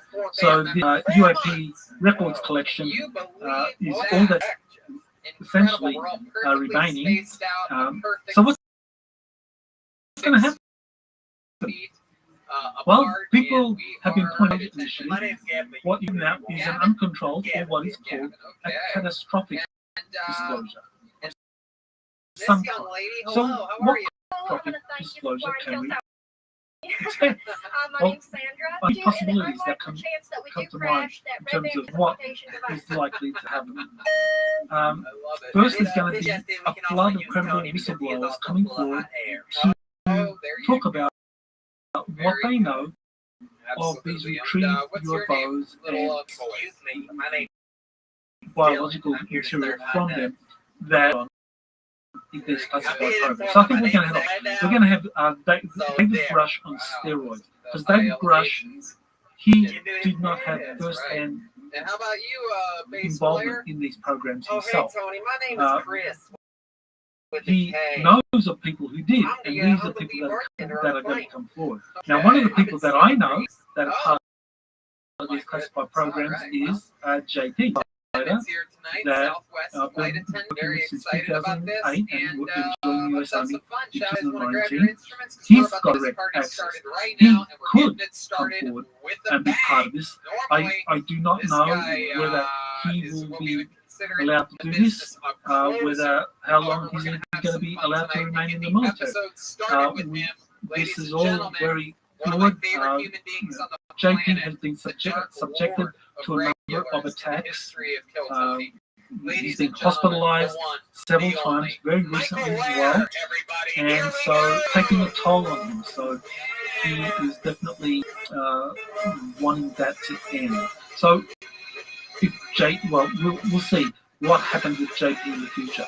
But for the moment, JP is someone who has first-hand experience. There are many others that are willing to come forward, and this, I think, is going to be very interesting next year.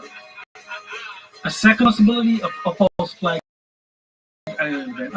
I personally, I think that this is something probably is a very real possibility now that the UAP issue has reached to such prominence. As I mentioned earlier, Chuck Schumer, deep thinking, knew the UAP Disclosure Act was going to be shut down, but he proposed that the attention that it would generate would prepare the public for a flag alien event of some kind. It doesn't have to be a full-blown alien invasion. It could be some mysterious, something along the lines of what we're seeing in Peru right now. So Peru, what we're seeing there could be the template for some kind of false flag alien event, where it's like you don't know who's really doing all these dastardly things, but something like what we're witnessing in Peru could be magnified at a high level. And the third possibility is that extraterrestrial motherships from the Cedars, from the 24 civilizations, could show themselves. The space arcs could start showing up as well. So these are three possibilities that I think we might witness next year.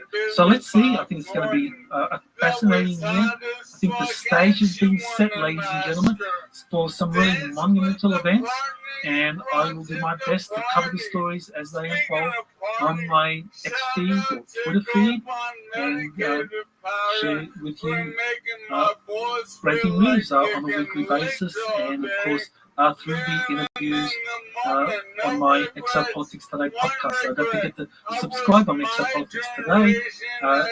I have a mail list on exopolitics.org or exopoliticstoday.com, so you can subscribe to the email list, and that way you'll be notified of everything that comes forward. So thank you for listening, and aloha. You have been listening to Exopolitics Today with Dr. Michael Solomon. Please remember to like, share, and subscribe to this channel. Join or start a conversation in the comments. Take the time to explore the vast library of best-selling books, webinars, and podcasts by Dr. Solomon at exopoliticstoday.com.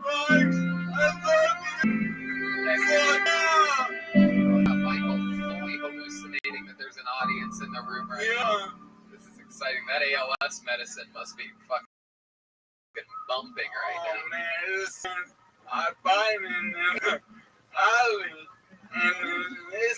To this exclusive You get your ALS medicine in an alleyway? four-part series on David Adair. I got the opportunity to meet with David on November 28, 29. I spent days at his home where he kindly allowed me access to his patient and shared his incredible stories. So what you're going to hear is 4 parts that describe his story, beginning with his background, where we talk about what connections he made early in his background due to his extraordinary synchronistic experiences with the father of the retired Curtis LeMay, and later with the mother of the astronaut Neil Armstrong. So in part 1, we are going to be looking at some of the documentation that David shared with me about his encounters and meeting with General Curtis LeMay, and he shows how his mother did work at the hospital where General LeMay's father, Irving LeMay, actually died. And that's how his mother became acquainted with General LeMay, and later General LeMay played a pivotal role in the development of rockets that David was building while at high school. We're going to be looking at what it was to him, how he got to become someone that's building rockets at a very early age, was being sponsored, various figures associated with NASCAR racing, and later on he began winning prizes at high school to meet with Professor Stephen Hawking, and finally the connection with Curtis Horton when it came to the development of his rocket he called Pithler. So now we begin with part 1. You're listening to Exopolitics Today with Dr. Michael Sala, your source for the uncensored truth regarding the human, extraterrestrial, global, and political agenda. Click the like button and subscribe to this channel. Now, here's Dr. Michael Sala. So I'm with David today. It is November 29. The description of his extraordinary life, and he is starting off with his background. David, why don't you continue with some documentation? Well, let's start off with, I guess I was about 12 years old, and go to bed, 11 o'clock at night, and fall asleep, and these dreams started coming. And these dreams were kind of different than any other dream I've had. They, it was more in a form of like a heads-up view where you could look through it, but it had all these writings and calculations on it, and actually they turned out to be algorithms. Back then, most people hadn't even heard of algorithms. This was, let's see, it would be about 1968 when it started with the dreams. And what was different about these dreams is that I didn't remember that well. I'd wake up and try to write a few things down, but I'm organized or ready for it. Well, my mother said, I was telling her about the dreams, and she said, well, we can make it easier for you to remember. So she brought a big artist pad in and a pen, and then I found need to see. It's dark when I wake up. She did something really unusual. Took the wires off the end of my lamp and cut it off. And she made an open ground. What good is that? She said, watch this. You can touch the lamp. Touch it and go off. There's such thing on the market at the time. I said, dang, I think you might have just made a patent here. And we didn't do anything with it, but I had a touch lamp at that time, which they wouldn't even film. So at 2 or 3 in the morning, I wake up and come on, I had a big artist head, and I sketched down all the stuff I remembered. Because it's a good thing, because then I roll back over, touch the lamp, and go off, and I go back. Well, next morning I wake up and I couldn't remember anything. Looked at the artist and there's all the writings that we remembered of it that have saved us on it. And I recopied some of it just to get the lines in order. The craziest part of this magic So trick is that in a chronological order for him. covering his penis, and he And still has his pants this is on, where so you it's think crazy. It's going go back to sleep the next night. And Just like reading a book, it picks right up where you left off. That's strange for a dream, I think. So normally the dreams that overlap each other, whatever. No, this thing's like a continuing book. Leave off an expression, and when you go back to sleep, you pick right back up on that expression. Keep on going. And I thought, dang it. And I'd wake up in the middle of the night, write stuff down, wake up the next morning, don't remember it, look at it, remember it, write it all back down again. That kept going. 93. And you're doing something with film as well, right? And when I got done, I had a notebook full of the stuff. And I would look at it and go, what is all that? And then, 12. And then I was trying to remember all these books I read.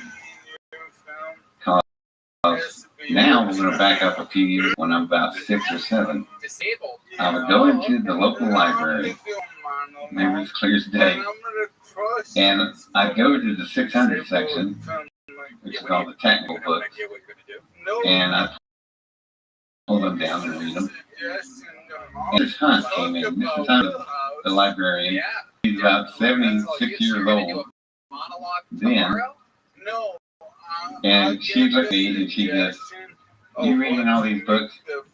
And I answered her, but I didn't realize it sounded like a sarcastic answer, but it wasn't. I said, well, there's no pictures in them. But yes, I am reading. She says, how much of this stuff do you remember? I said, all of it. Really? Well, me and Mrs. Hunt, a Missouri woman, she reached over my head, she pulled this book out. What's this thing? Well, it helps another title. That's for Easter seals? And oh, okay. So she gave me the title. Singularities and Beyond. Oh, yeah. What page are you on? She goes, 93. So I sat there and I go, oh, singularity is the collapse of a black hole. And when the event horizon, which is the opening, collapses in on itself, then it will stretch out to millions of miles long and become known as a singularity.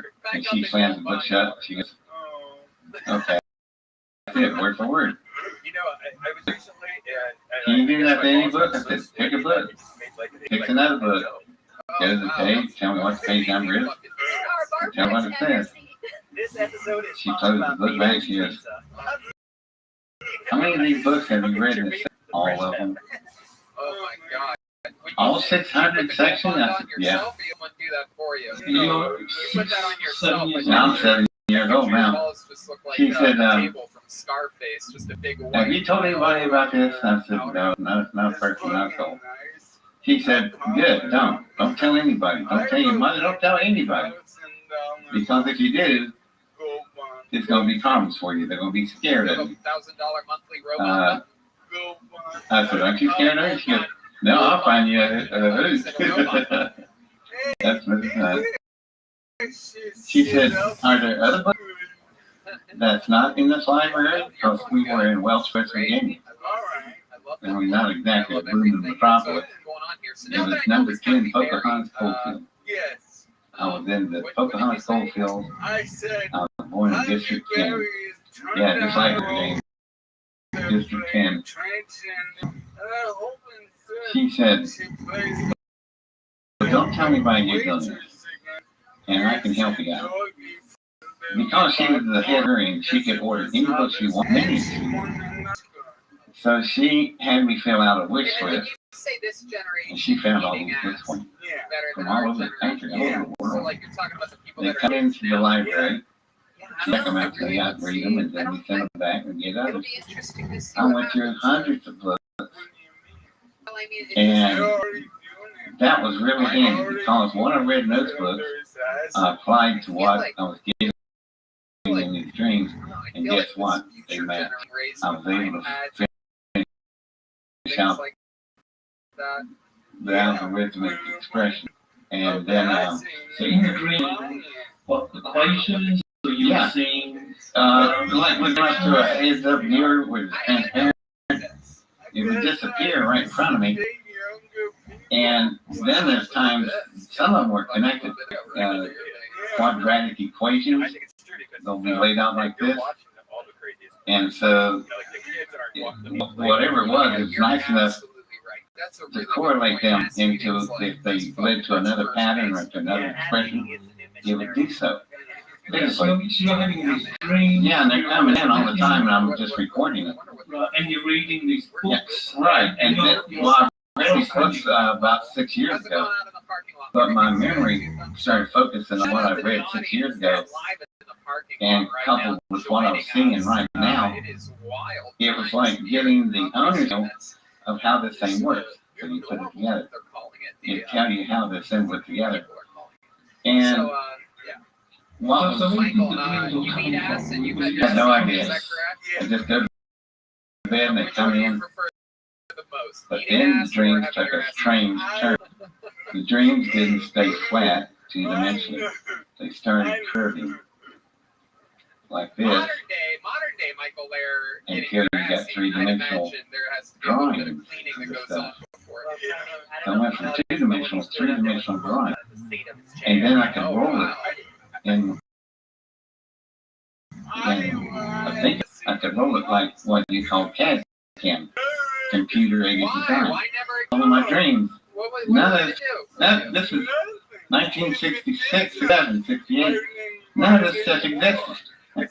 And I'm rolling it through and I'm getting it all written down and finally started making sense out of it. And then the next thing was applying what I saw on the formula from theoretical into applied science, and that's where it gets tricky. So now you can take it from a concept to a 3D dimensional physical something you're building. And the only thing I could come up with was what I was seeing. I kept going down a propulsion system. And finally I started looking at it as with singular propulsion. And then it became obvious. It's thrust. A thrust design. So it's a rocket engine. And I thought, wow, this thing's a rocket engine. So let's build a rocket. So started building rockets. And right, I started building small rockets. Started off, bought stuff off Estes Rockets.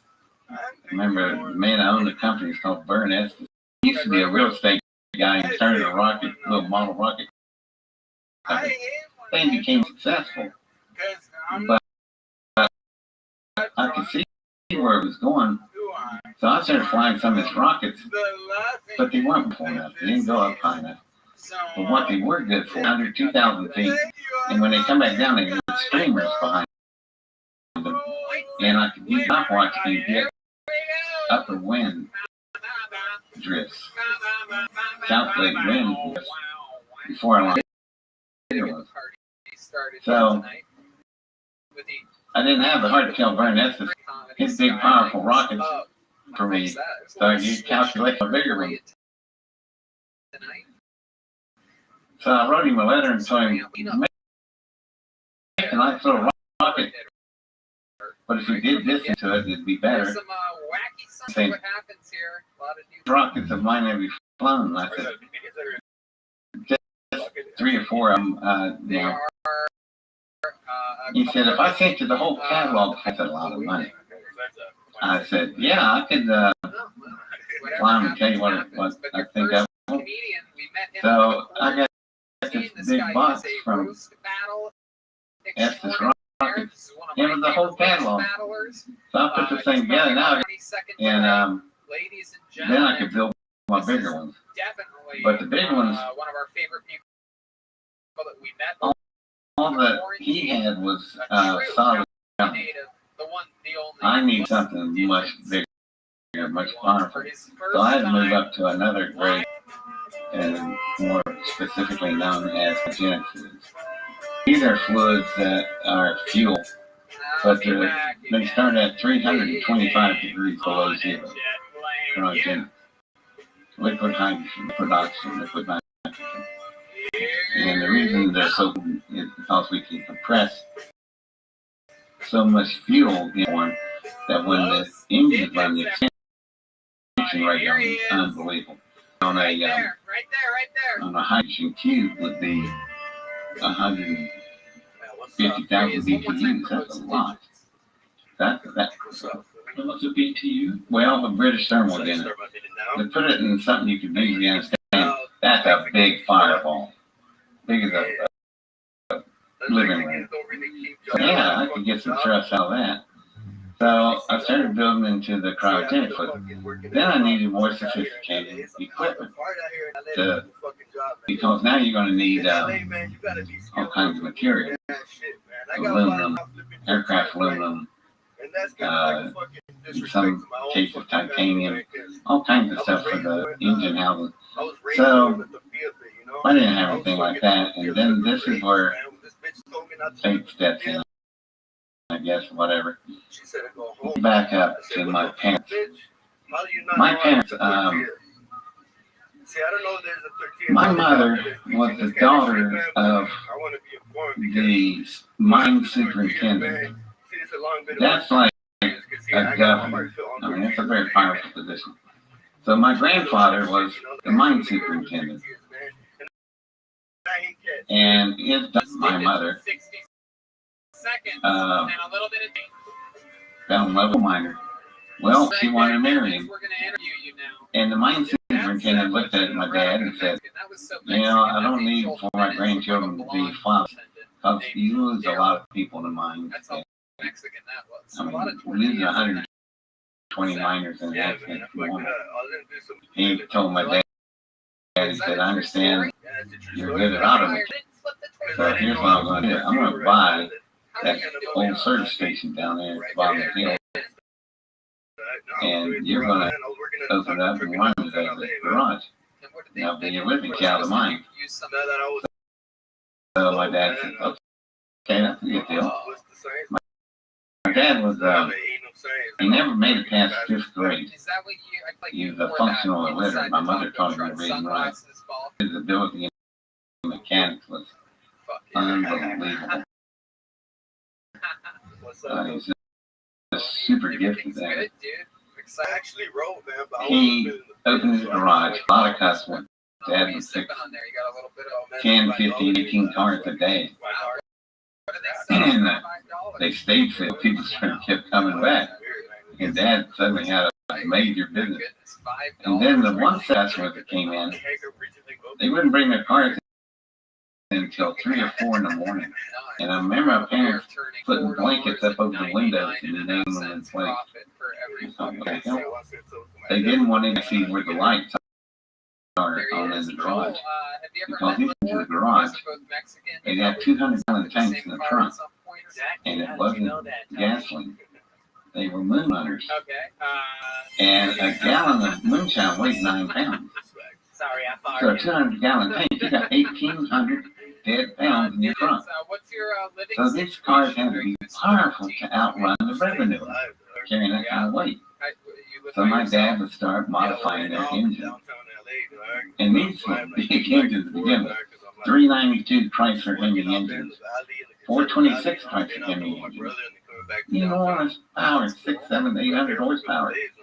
So Dad would fix up their distributors, moving to dual ignition, dual points. A lot of power. And the revenuers are trying to figure out where these cars are coming from. So they chase them and they can't catch them. Even though they're dragging 1,800 pounds of dead weight in the trunk, they still. And these drivers skilled curvy mountain roads at high speed. What we didn't know was that was the birth of the NASCAR drivers. These drivers that drove this moonshine, they became NASCAR stars. Buddy Baker, A.J. Foy, Fred Lorenzen. These are all old names, but they were moonshine runners. Then they became NASCAR drivers. Crazy thing you never thought. Buddy Baker, all these people. Hey, my dad in cash.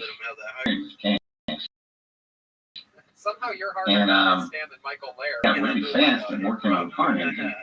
They want to get them in there, get them done, get them out. So the revenues don't catch it. So this car came by one day in the middle of the day. It broke down. Had a guy. He was coming from Detroit. He's on his way to Daytona, Florida. And he says, I'm going to go race. My dad said, well, that's nice. Your carburetor is messed up. It was a Spicer carburetor. Those things were huge. They had water jackets around them. Looked like a commode thing to step on. Very complicated carburetor change. Takes about a day. My dad looked at it. He told the guy, said, I'll change it within an hour. And the guy said, are you serious? Can I watch that? I said, sure. So they were out in the front of the garage. Dad's changing the carburetor out. And the man asked my dad, do you always work this fast? And he goes, well, when I can see what I'm doing, you can get the job. Because it's 4 o'clock in the afternoon where Dad would be working at 4 in the morning, can't see nothing. So, change it in 45 minutes, my dad was done. By himself on his carburetor. You don't know how to fix incredible. Cars if something happened to He said, I'm going down there to race. I'd like to hire you as my mechanic. Dad said, yeah, what I do? He said, just what you're doing up here, but down there at the beach. Dad said, yeah, I can do that. And, the man sticks his hand out and goes, hi, my name is Lee Petty. And he will soon have a son named Richard. The greatest NASCAR in all of history. So the Petty family and our family hooked up at that moment. My dad packed me and my brothers up, and we were all babies, and we left West Virginia and went to Daytona Beach, Florida. And I grew up in the NASCAR world, whether I wanted to or not. And I had a thing for mechanics as well. So my dad put me on 10 down engines. These are big engines. These are NASCAR, Detroit locomotives. How old were you when you came to Daytona? Let's see, I was 2 years old. So the incident with the school teacher? That was back up in West Virginia when we went back up the second time. But went down there, and Dad, they knew something was up with me. My mother did, because I was only 2 years old, and my model had a model rocket plane with, of course. It fell down behind the refrigerator. I'm only 2. Actually, I'm not even 2. I'm 20 months old. And my mother's watching me. She goes, watch that, baby. Rocket, watch it. So I grab a mop, and I reach behind the refrigerator with the mop, drag it out to me. Then put the mop back. And my mother turned to my dad and said, something not right about 20-month-olds don't do that. He done looked at the problem, recognized what the solution was, and did it.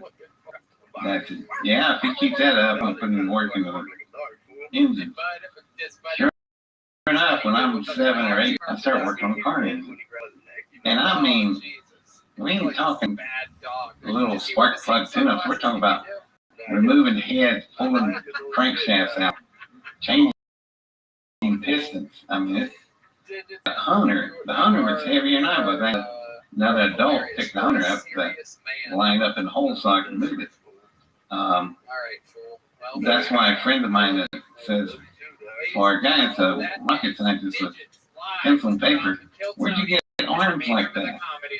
And I said, that's from honing the block. You build up some muscles. So I said, dang. The great Los Digits. Did a lot of engines. Yeah, I did.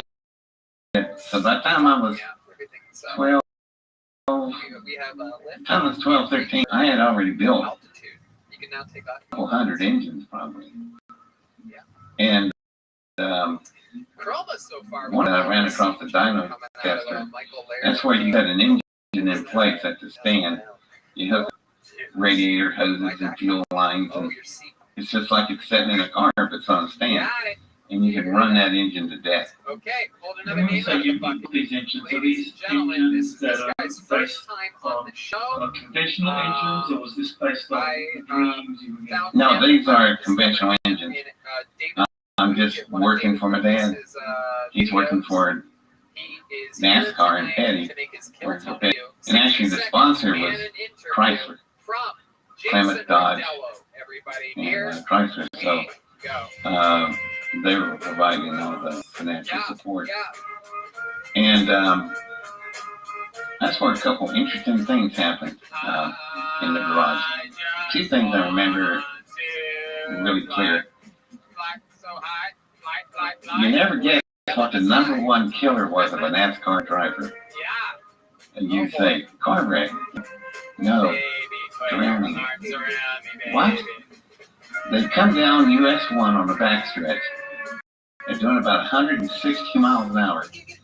And they turn on the south turn and come out on the beach. And the cars are stock cars, literally off the conveyor lines of the big three, Chrysler, Chevrolet, and Ford. And they had very mushy suspensions, independent coil springs, and they would lean over in that high-speed turn, and sometimes their fenders would, or the bumpers would catch the sand. The car would flip and roll roll upside down out in the ocean, and before you can get the driver out, he drowns. And like, God almighty, never heard of such a crazy thing. Check it out. It's NASCAR's historical facts. They'll show you pictures of cars rolling over up on their roofs in the ocean. Well, my dad lost a rookie driver one time. He really liked him. He was like 19. He drowned. My dad cut him out of there quick enough to keep him from drowning. So my dad was kind of pissed about that. He said, there's got to be a better way to do this. So my dad went over to this big old, some big old commercial truck. He cuts the damn, he brings the springs into the shop. He welds them onto the frames. Then he takes a floor jack and bends them in the opposite direction. Kind of like a way you do a backward S-curve bow. And what happens is, when the car would come around the south turn, and the car wants to roll over to the center, these bars would flex back, right the car back up, and they could do what the Japanese call drifting today. They could drift around the south end and outrun everybody, and you don't drown. Man, Chrysler. They looked at that and they drawn on the blackboard frame. Dad draws these bars out, and he said, what is the force moving through that? So what's the of the centrifugal force? So it looks just like mine. When you know, Chrysler comes out with that neither GM, it's a 100-year patent. It's called torsion bars. And Chrysler's the only one that had them. Chrysler, Dodge, and Plymouth did not much. They leveled out. And that's where the torsion bars came from. $1 billion patent. So let's go Just back. went right through it. Let's ask a question from earlier. Well, that's the first thing I noticed. That was kind of interesting about that stuff. So I've got an engine, and I've been doing some things to the engine. I could change the stroke on the pistons, make the rods longer, shorten the skirts down, give more power stroke. And I noticed my engines are starting to win. And Lee Petty's driving them, and then his son Richard learned to drive. And they started winning a lot of the big grand champions where you win first place in 4 different or 5 different events. And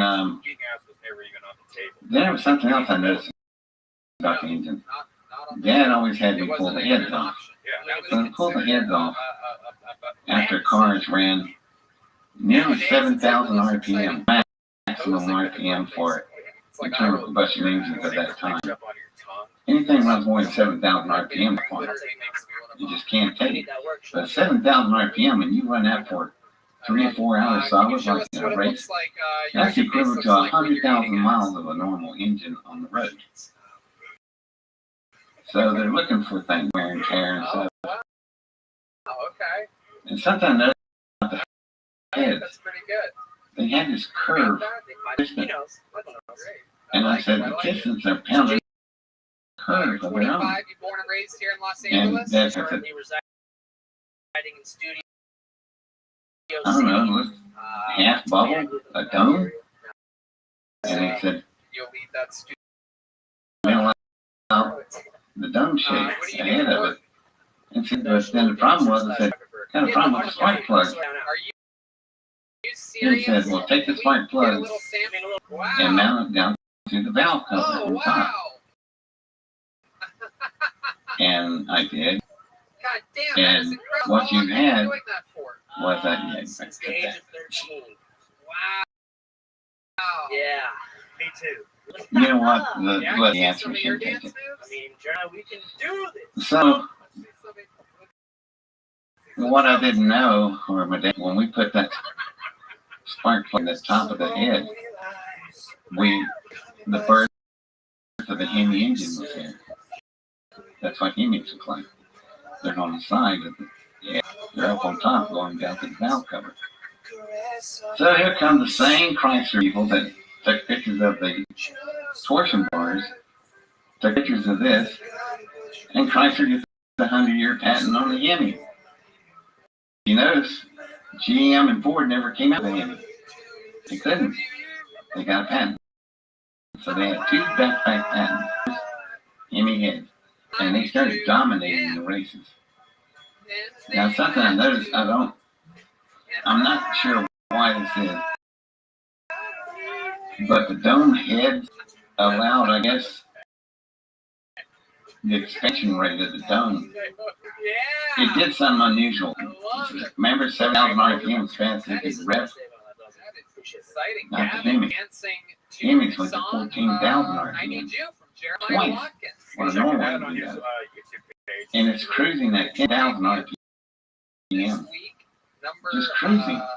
They're blowing apart. So imagine that speed that you had. You had such an advantage. That's why, man, in the first 30, 40 years of NASCAR, the dominating champion was Chrysler, Plymouth, Dodge. And that's all that the Petty drove. And your background. Yeah, that was my background. So I did all that, and Richard and Lee Petty was looking at, especially Richard, and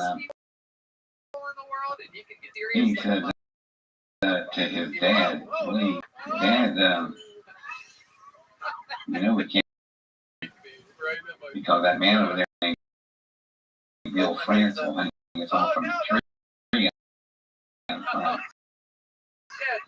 because he's chairman of it. They got a child work law.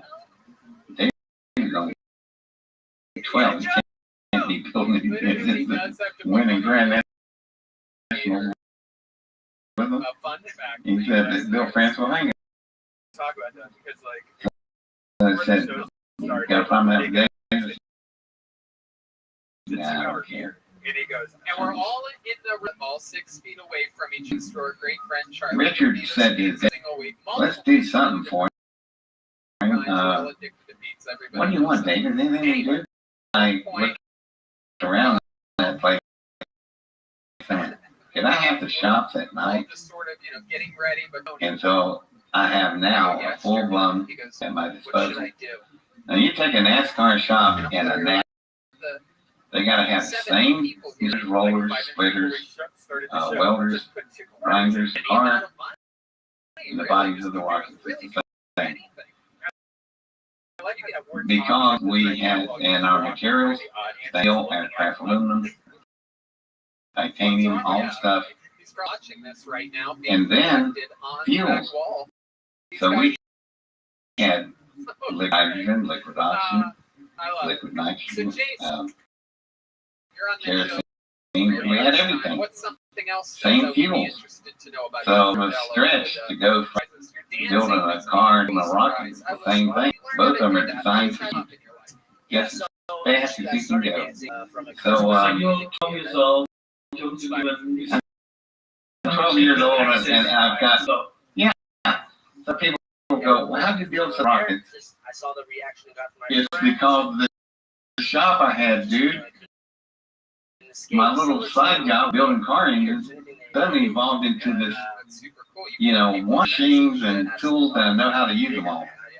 And so I started building rockets. And my first cryogenic pumper, first big rocket I built, stood about 10 feet tall, and it had cryogenic pumps. And I'm able to get all the parts I need through the same part systems that the car parts are in. You just different names. And what I couldn't find, I asked for help, and somebody, lo and behold, come up with parts. Like I need a bell chamber, which is for a combustion chamber. And they find one, I got it. So I went to launch my first big rocket out in my backyard. Not a good idea. Well, what happened was, I didn't like mowing grass. So I didn't think about it, but I thought I'm going to get the grass problem real quick. Because when this thing took off, it's full of liquid hydrogen, liquid oxygen. And it blew a flame the size of a football field. And it just incinerated the yard. So I didn't have to mow grass for a year. And it took off. And it ripped out of there. And I remember the first time I launched it. All my friends, a big thing. Backyard, kids getting ready to launch a rocket. So they're all standing down there viewed from it.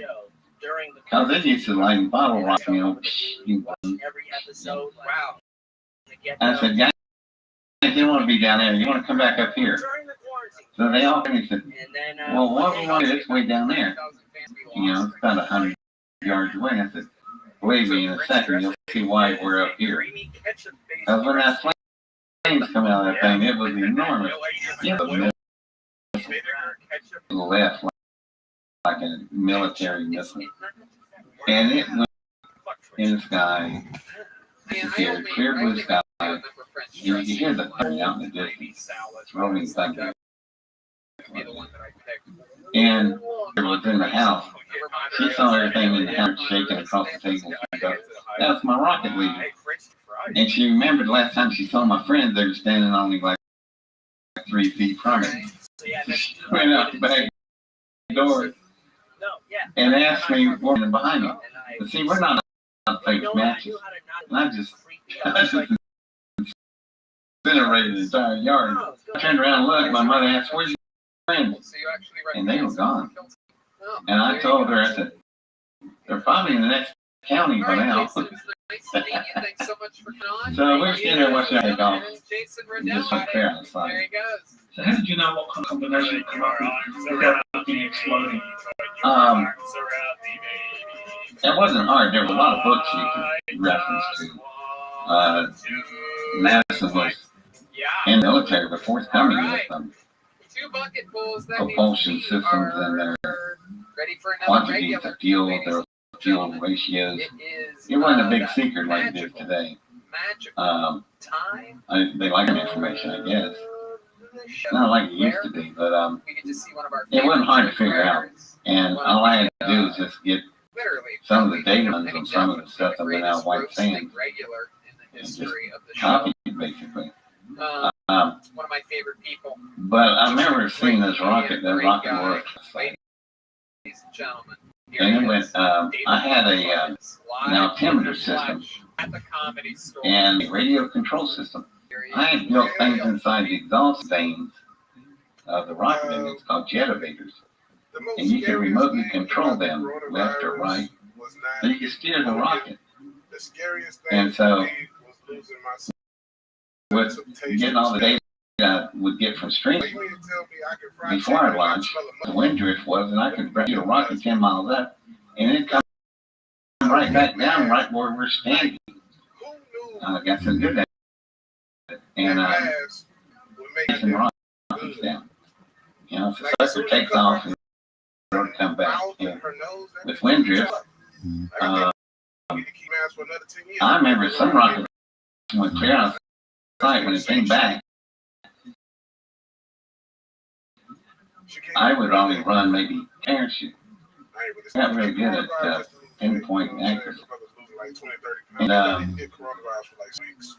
And this first one went clear out of sight. I knew it was going to come back. And I remember my mother, why am I so weird? You know what? I ran away. I thought it wasn't for me. I said, why am I not like them? My mother said the strangest thing to me. She said, just let you know, you came through me, you didn't come from it. And I went, what the hell does that mean? It wasn't until I was older adult that thing out. But I guess it was metaphorical. But it was, I remember these rockets thunder now. Later it became a problem because I changed rockets on so many days. So people flew. So I changed the fuel combination range until there was very little fumes. They were almost transparent. You can't see it, but you can still hear it. You can stand there on a cloudless day and rolling thunder be going by. And people 12 miles away over in Mount Vernon be going, what the hell is that noise? So I thought, man, I better fix that. And then I got another problem. Called FSS, Flight Service Stations. Those are the places where you log in your private plane and where you're flying to and from. Well, I didn't realize it, but I'm coming up on the radar in Port Columbia. Now they got Eastern Airlines on the existing one. Eastern Airlines would fly over, and I thought, you know, they're at 30,000 feet. I'm pushing 50,000 feet, so I could drive a missile through a wing of a damn Eastern Airline. That would not be good. So I thought, I'm going to do something about this, and they're starting to see it on radar. So they'd be going, what are these streaks, you know, coming up off the ground? I said, yeah, if we didn't know better, it looked like rockets and missiles. So that was another problem I had to figure out. So I found asphalt and a rubber-based compact, and I added some other stuff to it. Some particles, ink now. And when I coated the rockets with it, and guess what happened? I guess when the radar waves bouncing off the rocket, the stuff absorbed. So I built the first stealth rocket I ever heard of in 1966. So now you can't see the plume. You can't see it on radar. But you can still hear it. So all of this is happening. You're getting the dreams at that time. Yeah. And all this is going on simultaneously. And which I thought was crazy. So I thought, well, it can't get no crazier than this thing going on right now. Here I'm building a car engine, winning races. And now I'm building rockets. I'm flying 10, 12 miles up.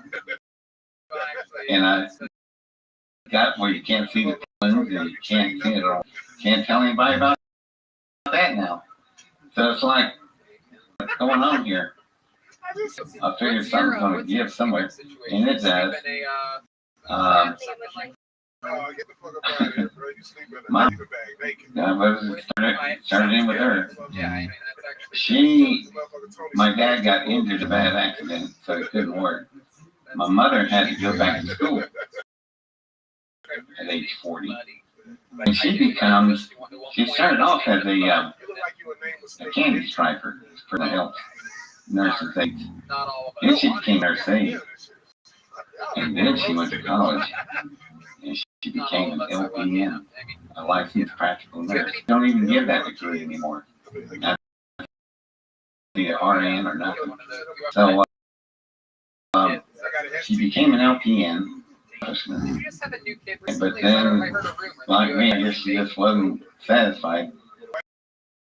In 1966, Mount Vernon, Ohio built this ICCU care unit.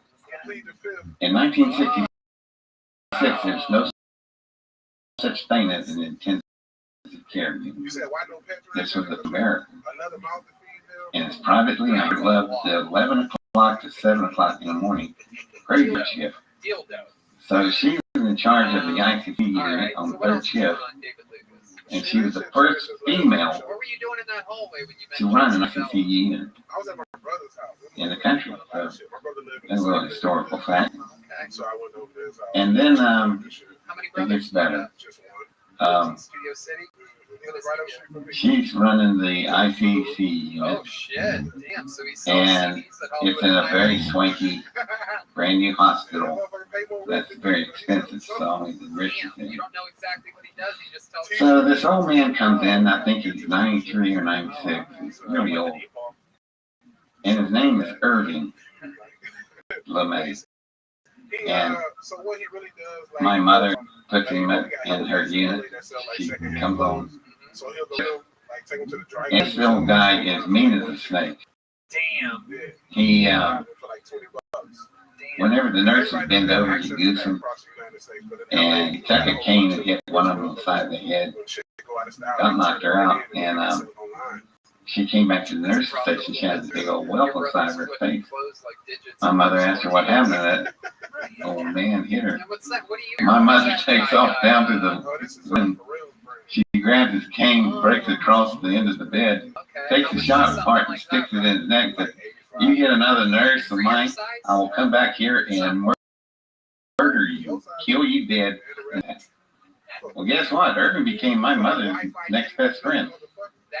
And they got to know each other. And then Irving had a son named Curtis LeMay. That is no other than 4-star General Curtis LeMay of the United States Air Force. Founder of Strategic Air Command, our defense-capable system. Designer of the DC-2 Stratofortress. He is the man next to John Kennedy in the Cuban Missile Crisis. Got his finger of the button. A little bit of a powerful person at the time, to say the least. He also had a paparazzi problem. So he wanted to see his dad, but he could only come in at 3 or 4 in the morning. So what a paparazzi problem? You're saying he's a 4-star general, so he's real popular. And he can't go anywhere. No, he can't. There's a parade following him all the time. So he wants to see his dad, but he can't because it'd be such a damn mess. So he has to go through my mother. He's got no choice. And old Stan Frame said my mother was a caregiver. Well, technically she was, but not like some private caregiver. She's a nurse running the damn only ICC unit in the United States at the time. And her patient one of them happens to be Curtis LeMay. Or Irving LeMay, father of Curtis. So Curtis has to go through my mother to see his dad. So he gets to know my mother on purpose. And then he finally asked her after several visits, he said, "You got any children?" She goes, "Yeah, I got 3 boys. 2 of them are okay. The third one, we got to watch him. He's strange." He goes, "How is he strange?" He's always blowing up stuff. And what's he blow up? Rockets. And that catches attention. He's doing what? He's blowing them up. He's launching them? Yeah, he launched them out in California. So You go, yeah, I was like, you go 10 miles up. He goes, what? You always want to be.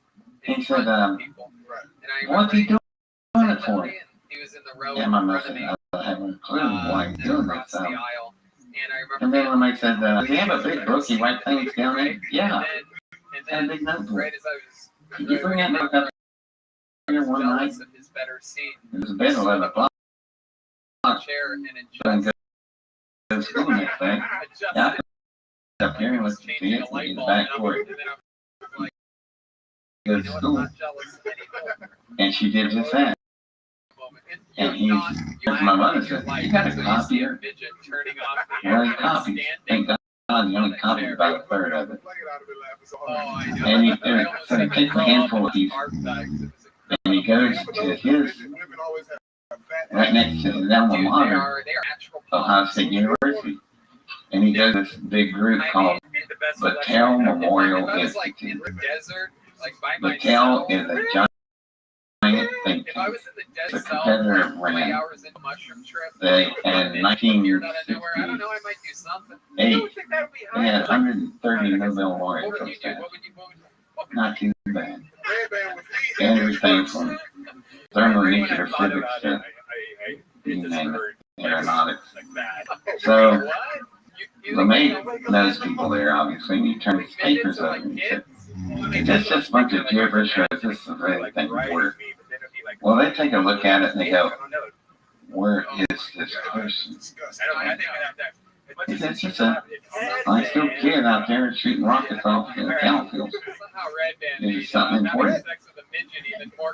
And they said, "Yeah, he's closed in on fusion containment." And he goes, LeMay goes, "What's that?" "He's trying to contain a nuclear chain reaction, an H-bomb." And LeMay said, "Well, that's insane. Nothing can hold an H-bomb in a container. In this container, he can, because the electromagnetic fields are similar to black holes." And LeMay said, "Well, what's that mean?" "Black holes swallow suns out in space. Whole, complete, gone, never to be seen again. And what is the sun? It's hundreds of millions of H-bombs going off, continuously, simultaneously. And a black hole comes in, sucks it up, and it's gone. So he is on to something." And they said, "You're kidding, really?" He said, "We'd like to send these papers on to another place. I'd like to send it to a young guy who just graduated at Cambridge, England. He's sitting in Newton's chair. And he would love this because it's the first time on this show. So make sure to send it." So they mail them. Now my stuff is being mailed across the ocean. The guy looks at it. He calls back and says, "Where is this person?" He's in the local cow fields launching rockets. Make an arrangement for me to meet him. I could come there for Ohio State, and I got to work at the hotel. So I'll be at Ohio State University. So all this stuff's going on, and now my professor comes to me and says, "I got somebody I want you to meet over at my alma mater at Ohio State University." I said, "Okay." I'm going to drive to Ohio State University. And we go. I remember, hot as heck outside, you get in these buildings. They're so big, they're actually cool anyhow. But they're too big to have air conditioning. But you walk on floors, it's old wooden planks that's bubble. And in the doors is all this milk glass wire. This is old school stuff. And dang, this place is kind of old. So I walk into, we open this door, and there's an amphitheater. And way down is this tiny desk, which actually is a big desk, a long ways away. And there's a little guy sitting at the desk. And I'm looking at the blackboard, it's got stuff written all the way around it, all the way around the room, around the entire theater. So I'm reading and I said, who's messing with my math? And a little guy down there, people stand up and said, you're a math indeed. And I went, I kept reading. When I got to here, I went, oh, you're looking for unified theory. I said, good luck with that. God almighty, I can't imagine somebody tackling a thing where they want to explain everything all at once with everything. And that's what unified theory is. You know, Einstein was probably crazy trying to figure it out and killed over it. And this guy obviously is on the same track, and I'm going, so I ran around the room. When I got back down to where he was, I went, and that down there is not going to work. He goes, how do you know? I've tried it. So I went down there. I erased it. And he said, wait a minute. I said, hold on a minute. Try this.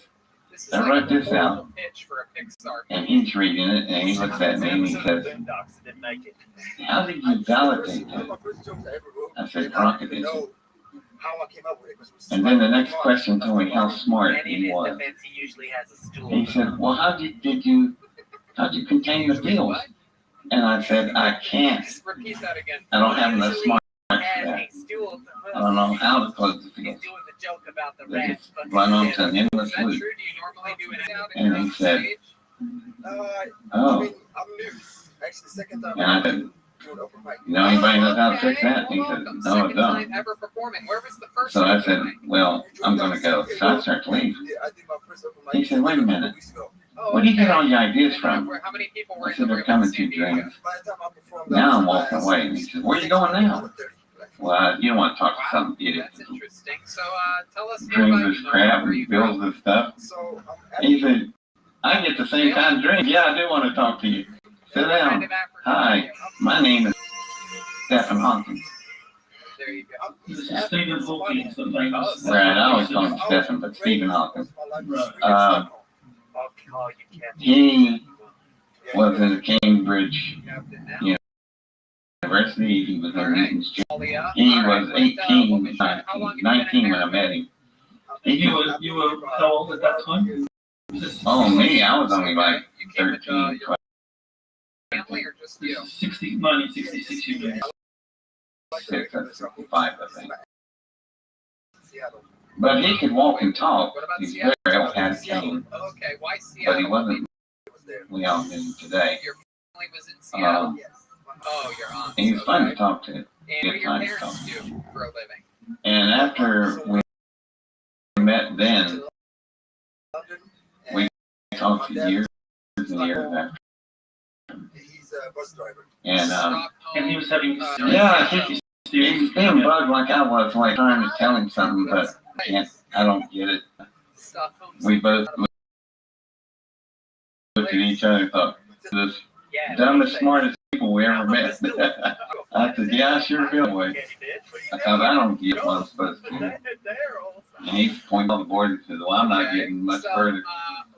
But I really liked this guy. He just wasn't like smart. I don't like smart. Oh, wow. So how did they end up separating? Did they separate had a after you good had a sense of husband, or humor. when she cheat on your bus But driving Ricky father? all the time. He could take a bark and get at you. He How would. old were you? You never miss a chance. How old were you when Quick that wit. happened? Like an Alan Alda type person. Maybe 10 years known for being more And, theoretical okay. physicist, How but did you were that doing affect, how did that practical make you feel? physics. Yeah, that's what we thought was interesting with each other, because I always said, well, you think it up, I'll pull out the toolbox, I'll build it. Alright. And that really was quite accurate. I was on the applied side, he was on the theoretical side. Seattle. But Your aunt. he had some Eva problems with and his your math. aunt I helped him with that. Ebodies. That's correct. And I remember one person said, Quarantine jokes. wait a minute, you got a phone call from Hawkins and you're helping him with his math? Who the hell are you? You know, a freak of nature maybe, I don't know. But yeah, he, you know what, when he was young, he didn't have a lot of money. And when he went to the beach, he said, we went to the beach in a wagon. Well, we had a 1955 DeSoto station wagon. So I was thinking station wagon. No, he said, back up a little further, David. Put a horse on a gypsy cart. That's the wagon. I went, really? Wow, that's what you're Oh, into. how cool. So you went to the beach when you were a kid. Right. A lot of white people are into fat asses nowadays too, though. That is It's like rap music. It used to be just black people were into it. Now everybody's into it. Yeah. White girls be thick as fuck.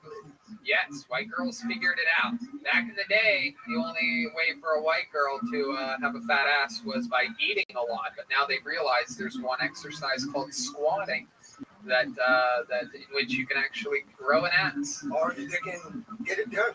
Yeah, implants so cheap in Mexico. It's like 2 cheeks for like $500. Dr. Rabbi.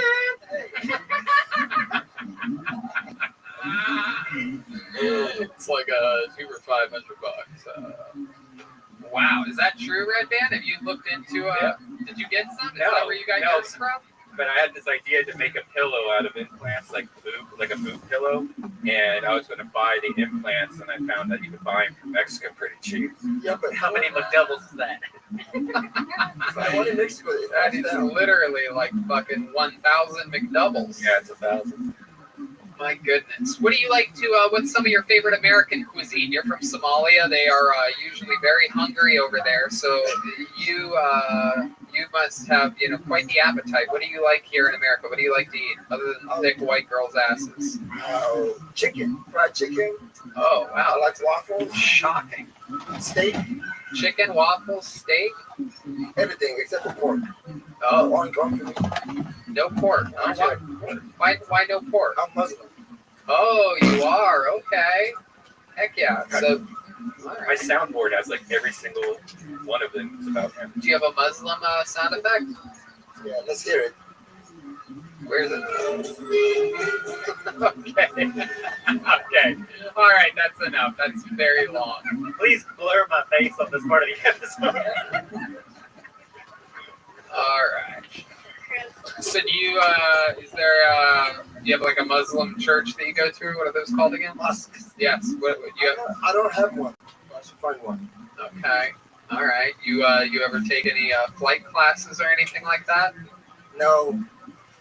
Okay. All right. If you had to kill one race of people, what would your race be? Which ones would you pick? America is an option. Just the shitty racist Donald Trump motherfucker. Wow, look at that. That's very interesting. You would just pick one human and you chose the president of the United States of America. All the racist people. All the racist people. Okay. That's cool. Have you met a racist since being here in America? I think I met a lot of them. They just don't have the balls to say something to my face. They don't have the balls to say something to your face? Yeah, it's weird, man. Yeah, that is. Here's your moment, Tony. What? I said, here's your moment. He's never met a racist face to face. I said, here's your moment, Tony. No, he knows what's going on. This guy's built like a fucking microphone over here. It's built like Bob Barker's microphone, just thin, very thin and very black. Microphone head? Yeah, for sure. So no one's ever been racist to you in America, but the people that you would pick first to kill are the racists. You've never had anyone be racist to you face to face? 12 years here in America. That's pretty good odds. Yeah, I mean, living in a big city might help. Seattle's diverse, LA. Living in a big city helps, but that also means that you're around more people that could be racist. It almost seems like a lot of the racist people live away from the big city where they wouldn't have to be around other races. I guess I'm lucky. Huh. Yeah, maybe you're lucky, or maybe racism is an overexposed storyline in the modern media. Who knows? Oh, you're welcome, Mr. President, and it's always a pleasure. Anyway, Moshe, you have any special skills or talents? We had a guy earlier do a magic trick. We had a guy earlier do some dance moves. Is there anything any talents you have that would surprise us? I'm a basketball player. I play basketball. Can we get this guy a basketball? Does anybody have a basketball in their car? It's literally one of the top, most dangerous sports right now. No. It's Mohawk. Mohawk. Okay. Mohawk. Okay. So basketball, what else? Anything else? What else can you do? You know any poetry? No. I was an athlete. I'm a big sports fan. Okay. One of my favorite movies is one of your favorite movies, Goodfellas. Oh, wow. Okay. Tony likes big fellas. Yeah, I like Goodfellas. I like Bad Fellas. As long as they have a penis and a ball sack, I'm into it because I'm a gay man. I am a gay man. That's all right. I will run with this storyline forever. I am a gay dude, Goodfellas, and all types of fellas. Okay, what's your favorite scene from Goodfellas? Let's reenact it together because I know every line of that movie, so we can do it. Am I funny to you? That's the scene, the worst fucking scene in the whole movie. All right. I like that scene. No one actually likes that scene. That's a scene that people that haven't actually seen the movie. My favorite scene when he's freaking out, driving at the end with the helicopters. He's like looking up while he's driving. Yeah. Okay. Moha, fun times. Nice to meet you.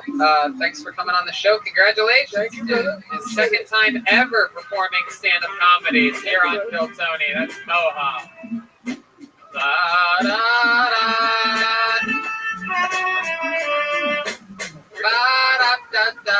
What? Where did you find that guy?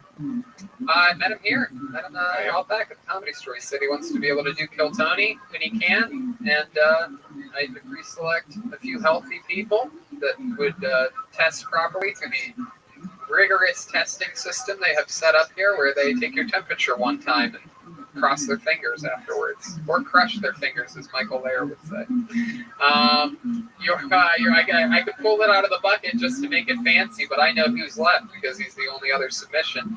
This was a very funny man, recommended by Michael Lair himself. Ladies and gentlemen, Elliot Mack, everybody, here we go.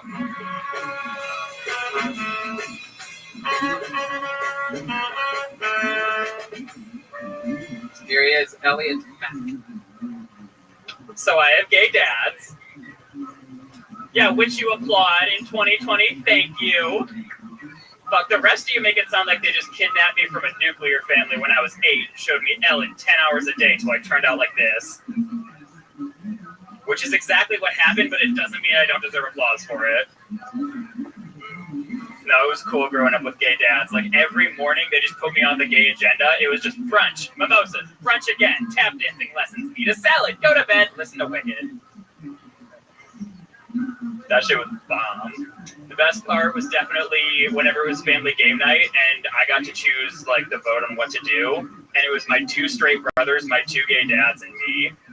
So I would just be like, all right, should we get Cubs tickets or should we see Wicked for the 5th time?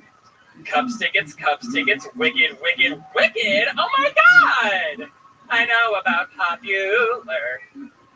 But then I'd get hit with a belt for singing off key, so it evened out to a regular childhood. Hell yeah. I love it. So good to finally have someone a little bit less gay than me on this show. Very exciting stuff. Nice to meet you, Elliot. This is your first time on the show, correct? First time. Glad to How be long have here. you been doing comedy for? I've been doing comedy 11 years now. Awesome. All of it here in Los Angeles? No, I grew up in Chicago, actually, and I started taking comedy classes at Second City when I was 12 after seeing Michael perform with A.D. Bryant. He did this one hilarious blackout. They were wearing sombreros. It was incredible, and I was like, that's what I want to do. Wow, that is so cool. So you actually saw Michael Lair when you were 12 years old. How old are you now? I'm 23. 23. That is fucking awesome. You saw Michael Lair when you were 12, and you said, I want to do comedy, and now you've been doing it. He was fucking hilarious, yes. Oh, it's been an amazing ride. Oh, he's something else. He's unbelievable. Yeah. So I think we finally found out who's putting the Gold Bond powder on Michael Lair's balls right here. No doubt indeed. I love it. That is so awesome. So how long have you lived in Los Angeles for? I was here for about 6 months, and then I went home to be with family for quarantine. And then I did, like the Mint open mic. Do you remember that? No. It was happening for a bit. It was this really cool open mic where you would open the door and like weed smoke would billow into your face. And I did an online like Zoom mic, and I got to see like all the other LA comics. And I've been thinking about not coming back to LA, and I was like, I need to be with this. Like, this is it. So I came back. I've been moving for the last month.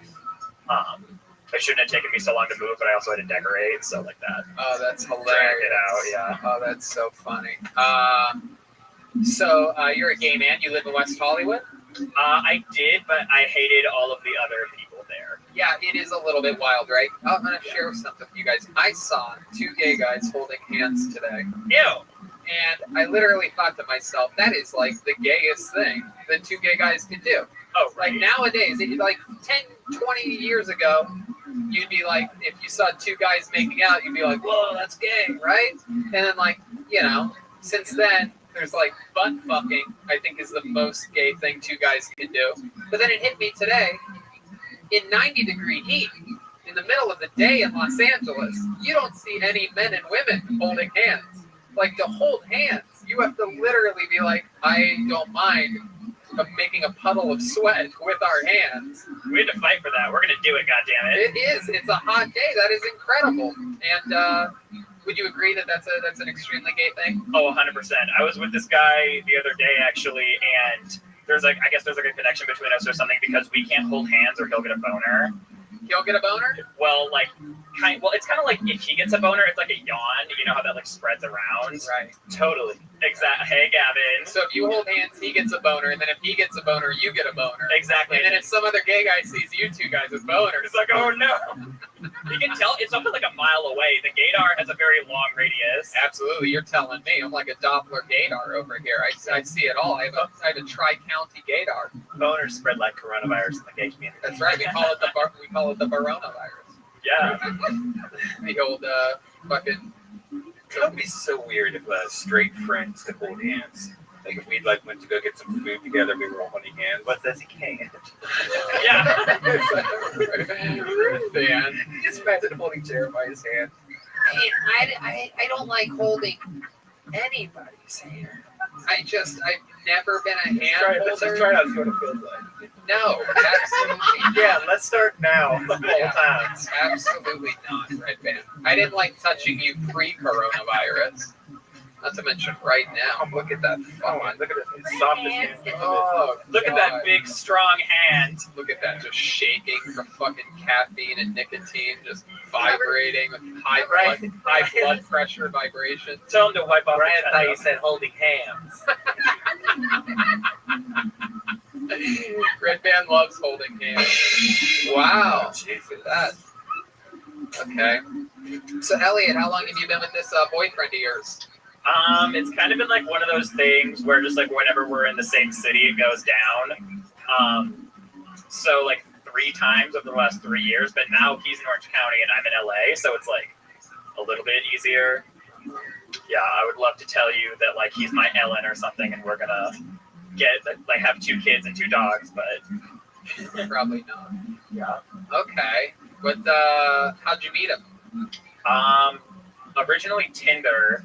And then he and this other guy, like, we went to a bow and they, like, fought over me. And I was like, no, stop.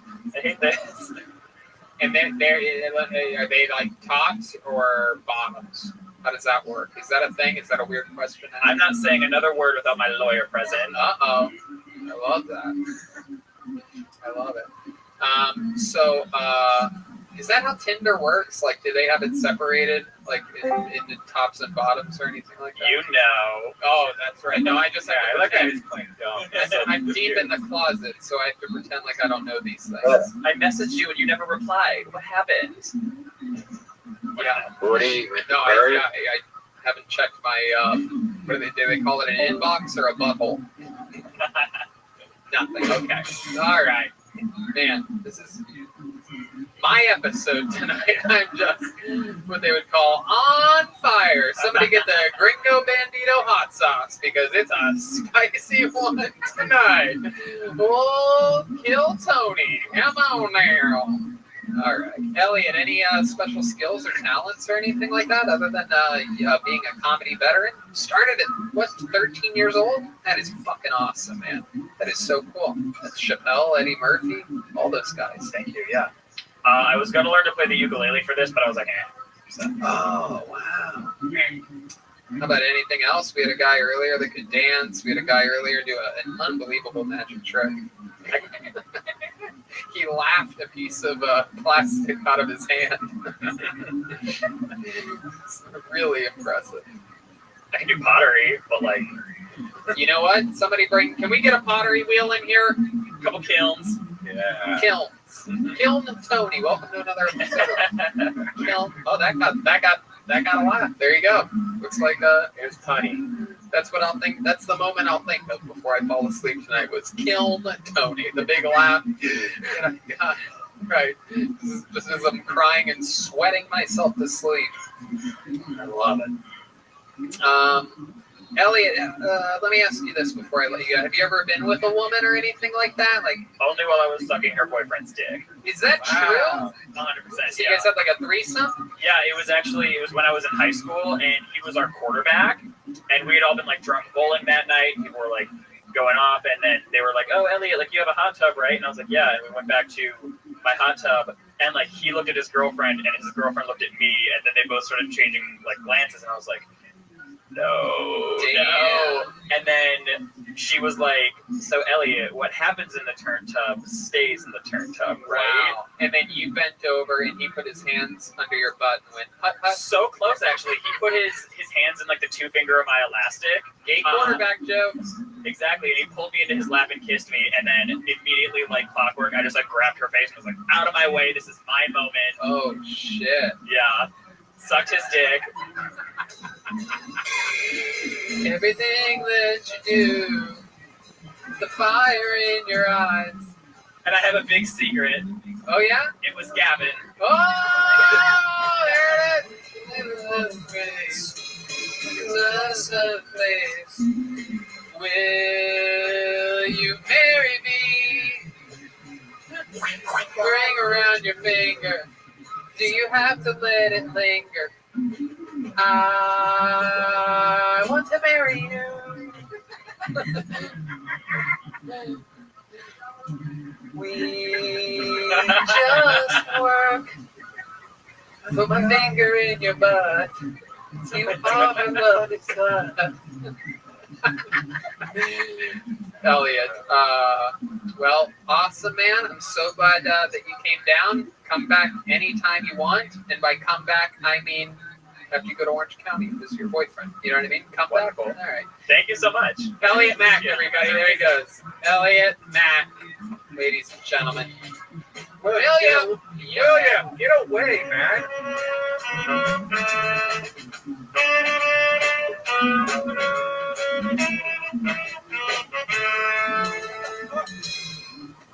All right. There's only one person left to perform tonight. We're so excited about it. His stock is crashing through the floor. I mean, this guy was once beloved on this show. He, at one point, was the only regular on the show. And then once he started to fade out a bit, I brought in David Lucas so that he would get his shit together and write harder and work harder. And then a few months after that, he started to crash again. We brought in Michael Lehrer, who absolutely started stealing episode after episode after episode. He upped his game yet again. And now he's crashing yet again, disappointing people from the management to the band to the host of the show to the other regulars.